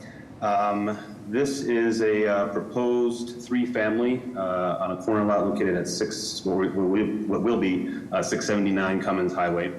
Go to the next slide. The project goals here, there's going to be 3 family-oriented units put on this corner lot. It's going to have on-site storage for each unit in the basement and also have general site improvements. Next slide. It's currently a single parcel that is going to be subdivided. There's an existing 2.5-story wood frame home on the lot, and the owner wants to subdivide it and then put the new 3-family on that vacant portion of the lot that you see there on the corner. Next slide. The zoning variances, once you put something like this, family-oriented sized building on a lot like this, you're going to have all, the side yard setbacks, front yard setbacks, rear yard setbacks will be triggered. We have, a lot of building on the space, so we're exceeding our lot coverage and permeable areas. We are also, for this particular proposal here, putting 2 parking spaces, which is 1 short, but also on Cummins Highway, which is where the address is on this particular building. As we were, working on the design of this, we were kind of more focused on the building's alignment with adjacent buildings and its frontage, with the kind of the front face along Cummins Highway and maintaining that line across the front. and then with what kind of space we have left over, and then taking into consideration the requirements by Boston Parking and the DPW, where we can actually put a driveway in here to be able to have some off-street parking. This is a legacy project for the owner. He wants to pass this on to his son eventually. His son will be living here as well in one of these 3 units, and so this is a goal for him personally. Next slide. So as we were, just for some context to the majority of the area where this neighborhood is all residential. Along Cummins Highway, there are several commercial buildings, gas stations. We have bus stops right on the corners, and in both directions in front of the building as well. So we are kind of looking at Cummins Highway as our main mode of transportation in this project. Next slide. And we also looked, knowingly that their, front parking is discouraged, but based on what site we're working on here, we looked at other homes along the site, and are seeing that Cummins Highway, due to the both kind of geography of it as well in this particular area, as well as the way that the buildings were set up originally, that there are a lot of examples of garages facing the front with front yard parking, driveways in the front of the buildings, off to the corner to the side, away from the front door, and things like that. So we were trying to also follow, because we are proposing front yard parking, to try and look at precedents that are in the area and trying to see if we can find something that has a solution for both the owner as well as alignment with the neighborhood. Next slide. These are just general elevations. Again, it's 3 units, 1 per floor. It's got a flat roof. We are looking to have it solar ready, and so it's kind of been angled in a way that we can provide some solar at the roof. The building will be sprinklered. We do also have, front and rear means of egress with some outdoor kind of deck space in the rear. Next slide. And, we're ensuring that we're 521 CMR compliant. We want to have that first floor unit, especially be for intergenerational living opportunities, or folks who have any kind of ability to be able to live there, especially on that first floor. So it's got 3 bedrooms, 2 full bathrooms, kitchen, comfortable kitchen and living areas. Again, storage in the basement along with utilities spaces. And then, it's the first floor, and then the other 2 units are very similar to that as well. So next slide. It's very similar to that, just slightly smaller dimensions for accessibility compliance that the first floor needed. Next slide. And then these are just a few renderings of the building on site, showing its existence on that corner lot. And you can I think the next 3 are just images that folks can see. This is off of Cummins Highway here. And then the next slide in terms of, scale. So we are just, because we have a flat roof, we are just lower from a roof line perspective from our adjacent buildings as well. And I think that might be the last slide. So happy to take any questions from folks now as we... Great, thank you. Sure. Thank you. Are there questions from the board? I have a question, Madam Chair. So going back to the site plan, a lot of the site is like paver patio. I guess all around, why, what drove that decision instead of breaking it up between green space and patio space? Yeah, no, it's a good question. I think site-wise, we're still working through some of those design details. We have some vegetation along the sidewalk directly on Rugby Road, some trees in the front. We're thinking about opportunities for people to be outside sitting somewhere, and so whether that's some grass, which is kind of tucked away in a corner, or more permeable paver space, but we're open to ideas. Thank you. Other questions from the board? Yes. Oh, go ahead. Go ahead. No, you go ahead. Thank you. The planning department and transportation department usually don't allow front yard parking. And this is one of the violations that you have here. So did you have any conversations with planning about the front yard parking? That for me is like the biggest issue at this moment.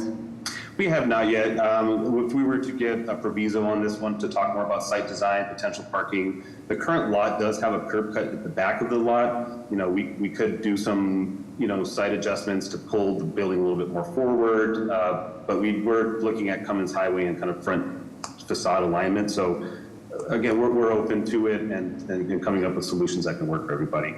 Is that on Rugby Road where you That's have on Rugby Road, correct? existing curb, but you're not showing it on the site plan? Right, the curb cut would stay there, but we would not be using it for cars at the current time unless we can make some adjustments and potentially have a rear driveway. I think we were trying to, again, have, you know, if we were gonna have a single parking area, it would be up at in the one location versus having you know, hard paver everywhere. Yeah, it looks like in the Google image is really right up against the property line, which Right. kind of works for you. I mean, BPD likes for you to reuse existing curb cuts Yeah. versus putting it on a main road on Cummins Highway, and it's more of a safety issue. So, you know, I think more housing is great. I do think that you can avoid the front yard parking and use existing curb to provide the parking. Maybe they need to be tandem. And then, you know, you have to push up the building to the front is probably going to be more desirable. Sure, and we can do that. Great. Thank you. Other questions from the board? May we have public testimony?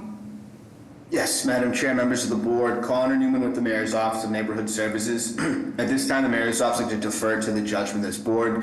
Some background information in the community process. ONS had hosted an abutters meeting on August 14th of 2024.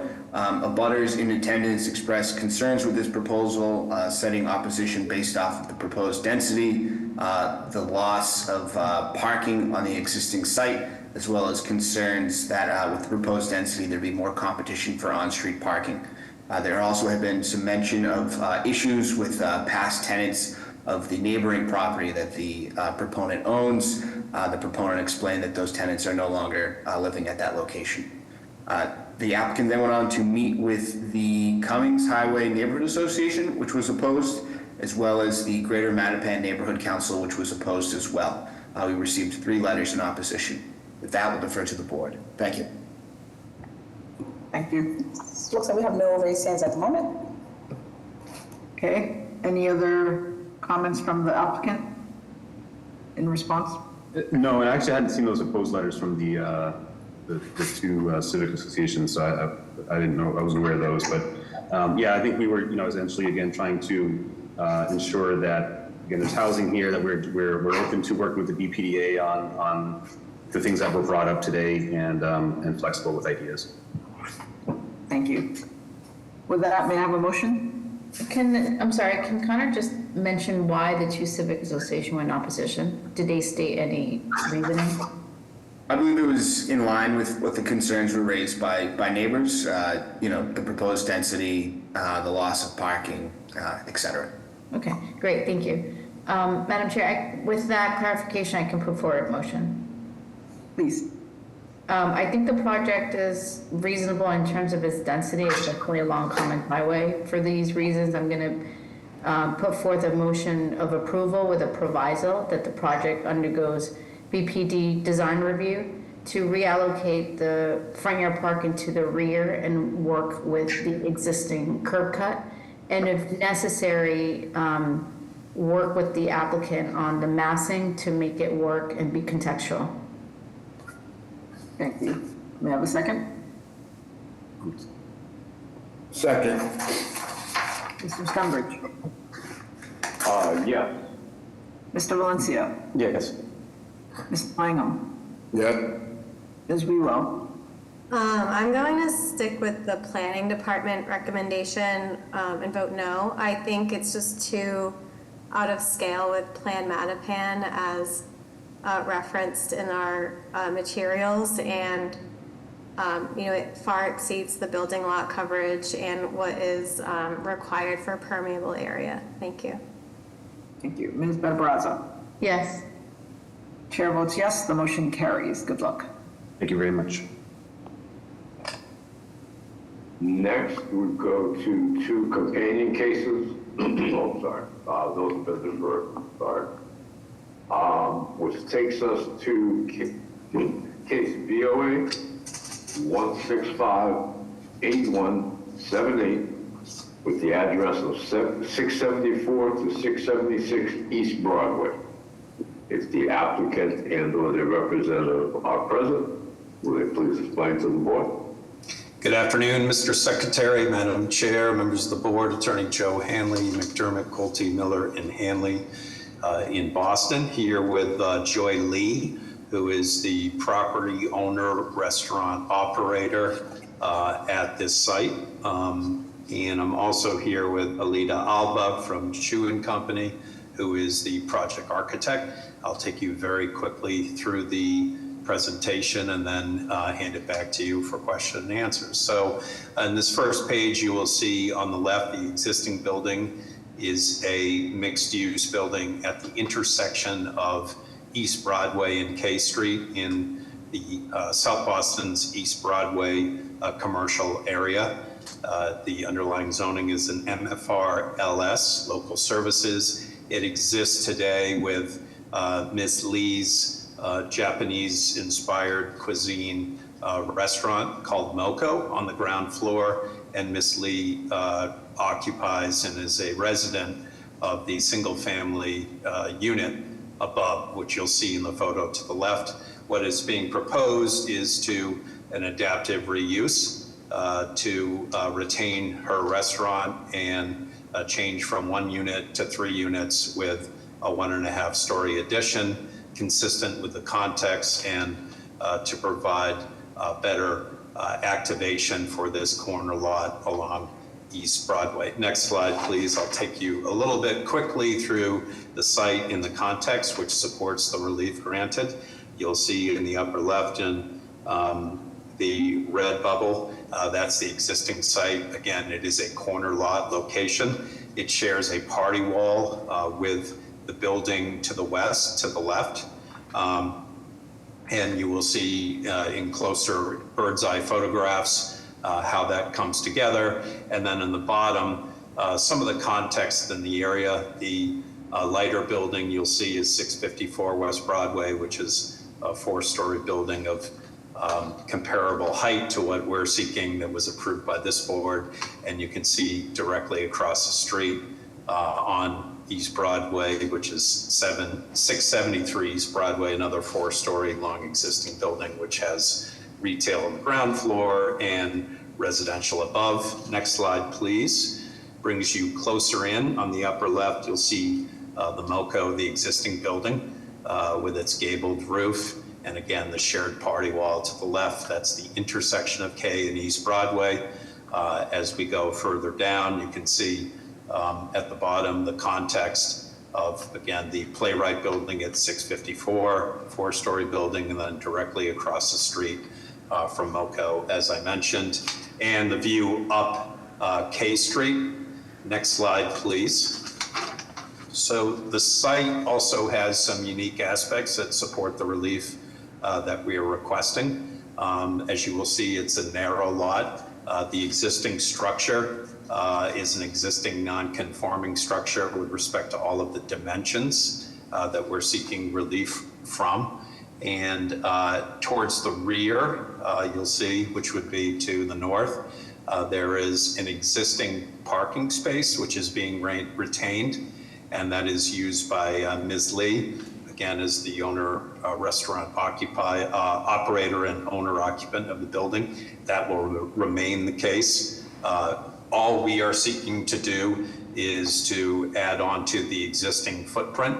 So there's no expansion of building footprint. It's just a addition to match the context and allow for an improved residential circumstance. Next slide, please.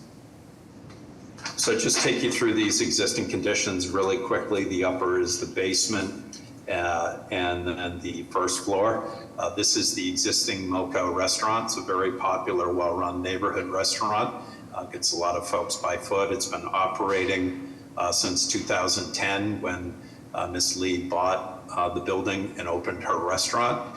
It will continue. The first and the basement level will be unchanged by this development. As we go to the next slide, floors 2 and 3 as they exist today, is there's a 1-bedroom, 1-bath on the first floor. It's a duplex, and then on the top level, there's additional living space and a bedroom area. So next slide shows you just a little bit of the existing conditions with respect to that gabled roof in the building. Also, what's important to note is there's a grade change as you go down K Street away from East Broadway. So we have very deliberately looked at this design in order to enhance and play into the prominence of the corner, and then utilize the grade to mitigate what is a very minor request for a height deviation. Next slide, please. As we go up, these are proposed conditions for the new building.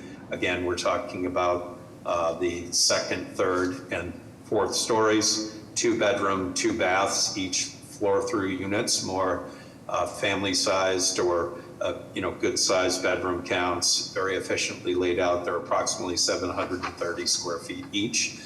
Miss Lee will be living on the top level, and again, will stay and operate her restaurant and have an improved residential circumstance, and also continue to have 1 parking space that remains today. The next slide takes you up to the 4th floor, and most kind of pertinent here is the rooftop plan. When we started the outreach process on this, we had proposed a roof deck with a head house, and we were cited for roof deck restrictions for that in deference to the community and to Councilor Flynn. We agreed to remove not just the roof deck, but the head house as well. So the only access to the roof would be through a hatch. Next slide, please. So just to show you the elevations, ghosted into this rendering is the existing building line, and this is important. You'll see the grade change. To the right, this is the side view at the corner of East Broadway going down K Street. To the right is that existing parking space with the existing curb cut that's unchanged. In the foreground is the new proposed building, and ghosted in there is the existing structure. So that shows you the height in this zone. 40 is allowed. I'm sorry, 35 feet. The existing is 38 feet 9 inches, and what is being proposed is 43 feet 6 inches. What is allowed is 40, so it's only 3.5 feet higher, and again mitigated by that change in grade, and where most of the height is at the prominent corner. Next slide, please. So this is a section view from the shared party wall to the west of us, to the left. And what I would note on this, as well as the rear, is that it's part of the outreach process, and you received over 30 letters of support, all from South Boston residents and property owners. That includes both direct abutters. The direct abutter to our west with a shared property wall, who's the property owner, submitted a letter of support, as did the abutting property owner on K Street to the rear. Next slide. So just to quickly go through the zoning, as I mentioned, it's multifamily neighborhoods shopping sub-district. The conditions that exist today are very typical of this immediate neighborhood: ground floor retail, cafe use, upper level residential. What we are seeking to do is to have to improve those conditions through this adaptive reuse and provide an improved residential opportunity, while allowing this long existing neighborhood resident and restaurant operator to remain in the neighborhood, enhance this building in a way that is consistent with the context of the area. So all of the areas of relief, I would note, relate to the existing nonconformities of the building. The lot area insufficient. It's an undersized lot. Again, we're not changing the footprint. The additional lot area insufficiency is the same thing. The floor area ratio is also today non-conforming. What's allowed is 1.5. What exists is 1.83, and what's proposed is 2.97, which if you read the BPD's recommendation of approval, it reflects the fact that we have a narrow lot, again, that we're working within an existing structure, and that FAR relief is consistent and appropriate for the immediate area. I spoke a little bit about the height, about 39 feet existing, 43.6 proposed. Again, corner lot condition, consistent with the area, mitigated by the changing grade. We also have usable open space. We, again, started this process with a roof deck, which would have given us additional usable open space, but in deference to the leadership and community input, we have removed that. Also, the decks that remain on the existing conditions are being removed. But considering this existing nonconformity in the footprint, there's no opportunity for any additional open space. So we've worked through that in the manner that exists. The rear yard is insufficient. Again, also an existing nonconformity not being changed. And I talked about the roof structure restrictions a little bit. We did remove the head house in its entirety and the roof deck, but we need relief due to the exceeding of the current existing building height on the lot. And finally, parking. We have one parking space that we're able to retain, again, an adaptive reuse for an owner occupant. We're able to keep that one space. These units, while they're a good bedroom size, they're also fairly efficient at 730 square feet. We see that we're going to get a lot of folks who are living and working in the neighborhood in those other two units. And of course, Ms. Lee lives, works, parks at this site. And so with that, we would suggest that this is an entirely appropriate, consistent and beneficial change for this prominent corner in the business district for a local owner and operator. So thank you, Madam Chair. Okay, any questions from the board? Hearing none, I'm going to ask for public testimony. Madam Chair and board members, Siggy Johnson with the Office of Neighborhood Services. This petitioner completed the community process.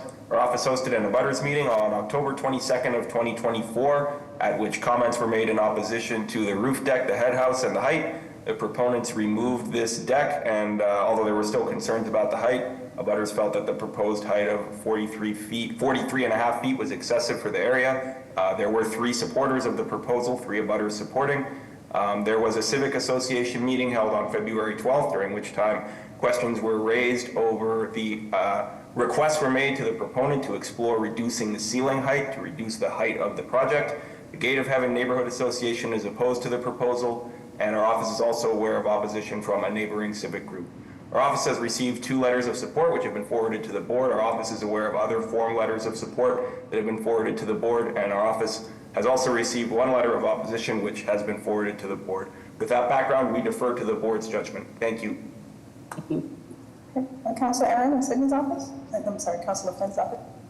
Yes, thank you, Madam Chair and members of the board. My name is Sydney. I'm from Councilor Flynn's office. Councilor Flynn would like to go on record in support based on a good community process and work with neighbors and civic groups on key quality of life issues such as removal of the roof deck and head house. He respectfully requests the Planning Department design review and that the proponent continue to work closely with the neighbors on any quality of life issues during the construction phase. However, he is also calling on the City and Planning Department to conduct a public process and finally address longstanding concerns in the community on what the neighbors in South Boston want to see in terms of height and density and zoning on Broadway. Thank you. Thank you. Hello and good afternoon, Madam Chair, Madam Ambassador, and members of the board. My name is Kevin O'Sullivan. I am from Councilor Aaron Murphy's office. Councilor Murphy has received, I believe, 61 letters of support from people in the community, including 2 letters of support from the direct abutters, as Attorney Hanley mentioned. In addition, Councilor Murphy is aware of the modifications that have been made to the plan in light of community feedback and the community process. So for all these reasons and for its work with the community, Councilor Murphy is in support. Thank you very much for your time and for your consideration. I hope everyone has a great day. Thank you. Thank you. Luann and then Amanda? Hi, Luann O'Connor, President of the City Point Neighborhood Association. I'd like to go on record that the Gate of Heaven Neighborhood Association, along with CPNA, held a joint meeting at the Tynan School regarding the project. We did in fact ask for the roof deck to be removed, as we don't have roof decks on our business district, and the proponent agreed to that. The question regarding the head house was also removed, and I believe it was replaced with a roof hatch specifically for maintenance, is what their attorney stated. So with that, we did ask for the reduction of ceiling height. 44, almost 44 feet is a bit high, and to reiterate what Council Flynn's office has said, we do need to have BPDA review insofar as height and density within our business district. So we still would request BPDA's design review. We would request that the ceiling height come down to 10 feet per unit, other than the restaurant, because it's clearly understood they need higher ceilings there, but to bring them down to 8 feet, which would then reduce the height of the building. So with that being said, we will stand in non-opposition, both Gate of Heaven and City Point. And we'd like to thank Councilor Murphy for picking and choosing which projects in South Boston to weigh in on. Thank you. Any other raised hands? Amanda, you all set? Hi, I'm Amanda. I live on Story Street, been in the neighborhood for a bit, and I'm a regular patron of East Broadway, and including MoCo, and I just want to say I'm in full support of the petition. Joy is an awesome restaurant owner and neighbor to all of us, and it's going to be a great project, and I'm in full support, and that's all I have to say. Thank you. Thank you.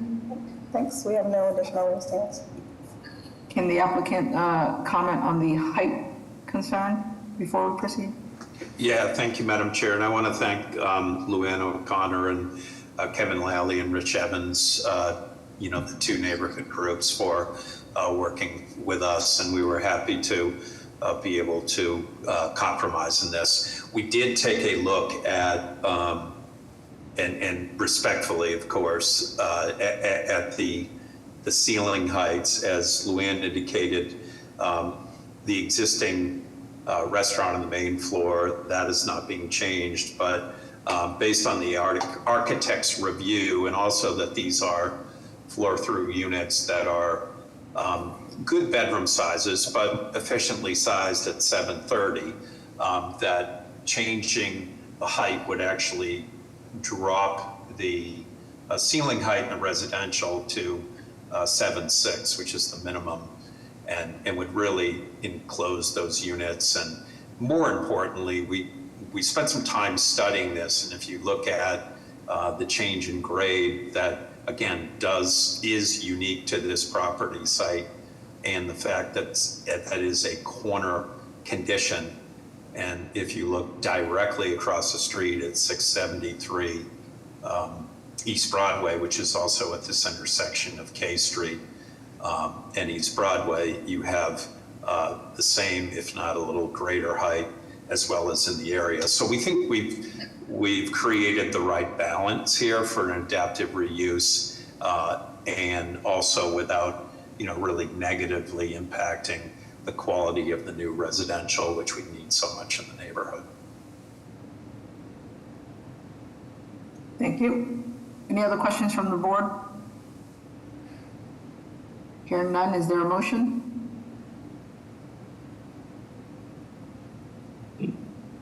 Motion of approval with planning department review. Is there a second? Second. Mr. Stenbridge? Yes. Mr. Valencia? Yes. Mr. Langham? Yes. Ms. Wewell? Yes. Ms. Barbraza? Yes. Chair votes yes, the motion carries. Thank you very much. That, the next case is deferred. That will take us to case BOA 1578094 with the address of 218 Bremen Street. If the applicant and/or their representative are present, would they please explain the case to the board?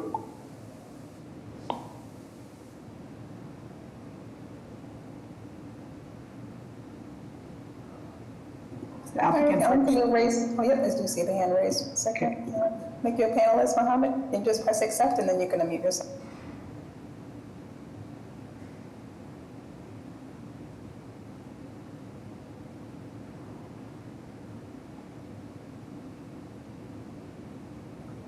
Is the applicant available to speak?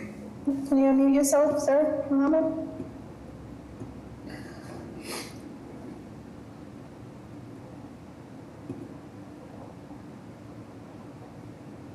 It doesn't give me the option to unmute him. Can you hear us? It looks like he's reconnecting.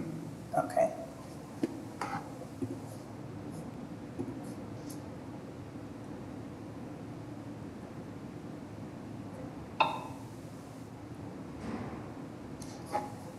Well, he's not connected, so I'm not, you know.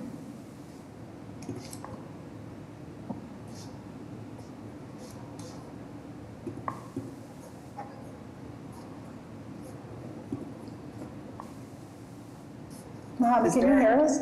Is there another way to communicate to him, to get him on? I don't know if ONS knows who he is. Hi, Board. I have been in communication with the applicant, but he does sometimes have some issues with IT problems. I don't know if you have a phone number for him to call, or, I mean, it just says he's connecting, but not connected. I might have his phone number. Give me one moment. Sorry, everyone. No, thank you. Thank you, Ms. Jones.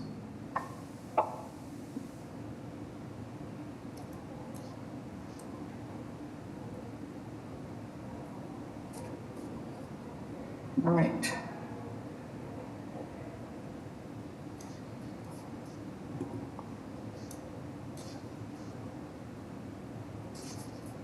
Hi, everyone. I do have his phone number. Let me try and call him and see if I can help. Thanks. Yeah, we've done this rarely, but we have, ONS has been kind enough to let the applicant speak through your phone. So if that's what we need to do, that's what we'll do. Okay.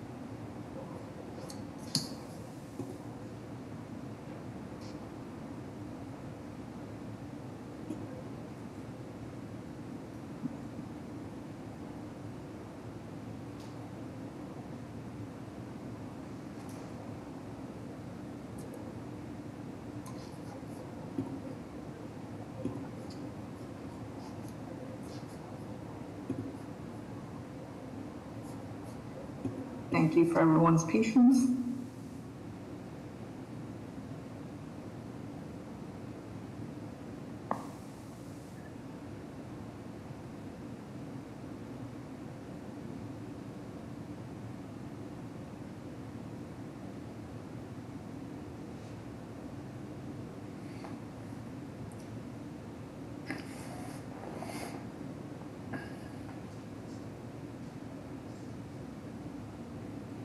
I apologize, everyone. He's not picking up. Okay, well, he's not picking up and he's not connected. Okay, Mr. Hayek, are you on now? Yes, I'm sorry. Yeah, I'm here. Okay. Can you see the screen? Can we see the screen? Yes, it's through the staff. Can you see the screen? I want to do a screen sharing so I can. You are not able to screen share. You need to use the screen that. Okay, I'm sorry. Okay. This is whatever you submitted, so please assist the staff. I'm sorry. Okay. So do I? Okay, please proceed. Please proceed. Okay. Did you hear what I said previously or no? Heard nothing. You were not connected at all, so Oh, please I'm start. sorry. from the Okay. beginning. Okay, this is a pre-existing three-family. We propose an addition of a fourth floor units on top of the pre-existing three units to make it a four-unit, four-family dwelling. Want to go down to the next slide if I can. This is an existing plot plan of the existing house right now. You can see there is a deck in the back of the house right here, right now.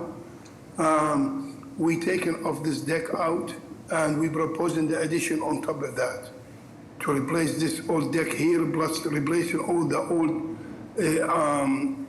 porches that exist right now on each floor of each of the units. Can I see the next slide, please? Okay, no, the next one, please. This is a plot plan. Okay, right here, next one, the yellow one, please. It's easier, if you don't mind. Okay, what you see in yellow is what we're proposing. What we're proposing is to take off the old deck and the old porches and do an extension in the back. This yellow color extension is what we're proposing for each of the floor, first, second, and third. And this whole unit, the new units on the fourth floor, is all colored in the shade yellow right here. My architect proposed this extension because we get a lot of requests for a three-bedroom units, because a lot of the family, they have kids in East Boston. This dwelling is immediately across from the YMCA of East Boston and the park. So I have tenants for almost 20 years, old family tenants. And they always move out because the space is so small in the units as it exists right now. And you can see this is the fourth floor unit on the far left with a small balcony. We did a setback as all the other units on the same street doing that setback, about 8 feet setback, which we did the same thing. This is a back view of the new porches that will be erected to the addition. And this is a side view right here of the building. The next slide, please, if you don't mind. This is also a side view showing the height, the maximum height of this with the new addition to the new roof will be about 42 feet with the new addition on the top. Right now it's about 30 feet, and it's gonna have a brand new foundation down here where the extension is going to erect the new construction on top of it. Next slide, if you don't mind, please.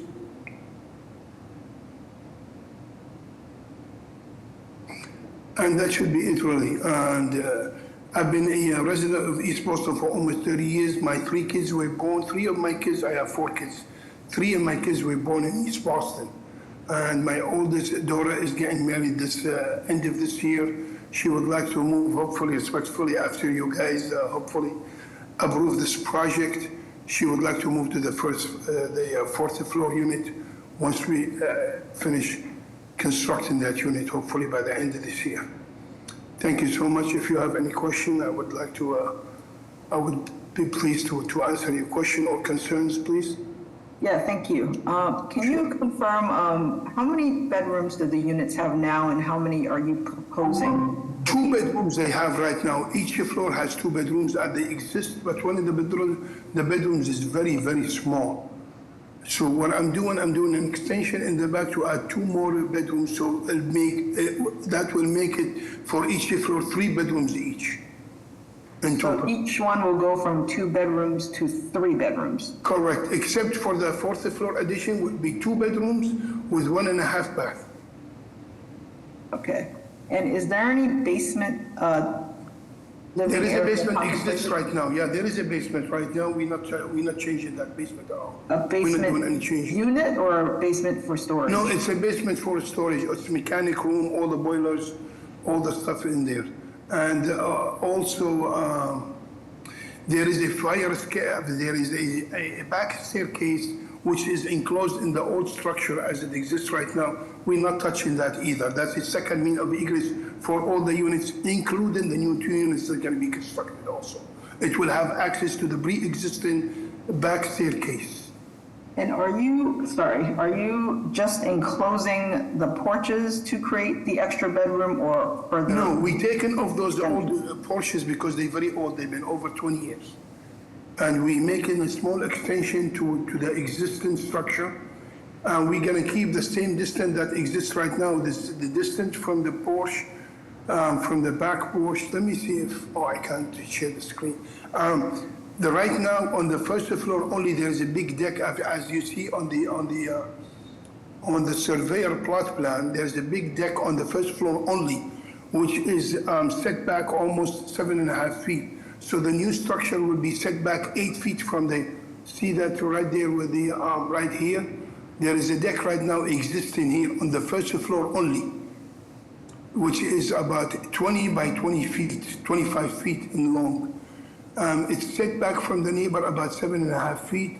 The new structure will be set back from the back fence about 8 feet, which would increase it by almost half a feet from my back neighbor on Chelsea Street.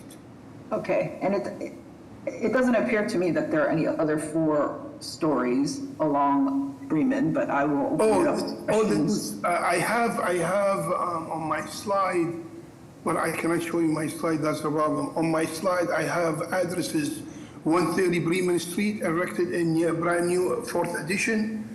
268 Bremen Street, also erected at 4th floor. 282 Bremen is a 5-story building. 340 Bremen Street is also a 5-story building. 398 Bremen Street is a brand new structure that happened last year. Also, it's a 4th-story building. Madam Chair, it almost doesn't matter because the new zoning is ERB 4, so it complies. Mostly what we asking for relief of Section 8, which pre-existed conditions of insufficient rear, insufficient side, insufficient front, and square footage to offer, open space insufficient, and mostly Section 8 relief, please. Questions from the board? Sure. Yeah, I have a question, just for clarity on your site plan, with your existing building, what is the existing rear yard setback? The first floor setback is 7.5 from the back fence. No, that's proposed. I'm asking, what's your existing? The proposed is 8 feet from the back. No, what's your existing building's rear yard setback? Existing building, including the deck that is erected on the first floor, is 7.5 feet. There is an existing deck right now that's been there for almost 20 years. So distance from go ahead. Okay, let's clarify this. Right here. Let me just clarify this. Sure. Right now, in your survey plot plan, yes, it's showing that the proposed 4-story addition is 7'5" from the rear yard setback. Yeah. You're telling me that the existing house with the rear deck is still the same 7'5"? Yes. On the Google images, it shows more than 7'5". It shows it. So let's go to the next page. Yep, right here. Okay, right here. This is perfect. So where it says existing condition of the basement, which is grayed out, then it says common area, yes, which is not grayed out. Yes. Is the common area that's not grayed out in the basement, is that proposed or is that? This is the new proposed. Okay, so it seems to me dimensionally that what the gray box is your existing house, and if we go to the survey plot plan, if we go to page 3, if we go up to the survey plot plan, it almost feels like it's the same footprint that is. It doesn't show a proposed foresight. It doesn't. There is see the distance there in the back, the 7.5 feet. Yeah. This exists today because the deck extends all the way there, the first floor deck. But you don't have a. Okay, I think what I'm missing is an existing survey plot plan. Exactly, you're missing a picture of that. I am missing that because let me just finish. What's noted on the BPD is that you're complying with height, you're complying with story, but they are commenting that it's not complying with the required ERB for rear yard setback, which should be 1/3 depth of your building footprint. So what I'm trying to make is a case that if you're building to the existing, if your existing building's rear deck is only 7'5", it would be a non-conforming kind of structure that already has a pre-existing rear yard setback of 7'5", which the feedback from the Boston Planning's recommendation doesn't necessarily apply. But I don't have that I don't have that document to confirm whether you're correct or not. Can we do a share, we cannot do share screen?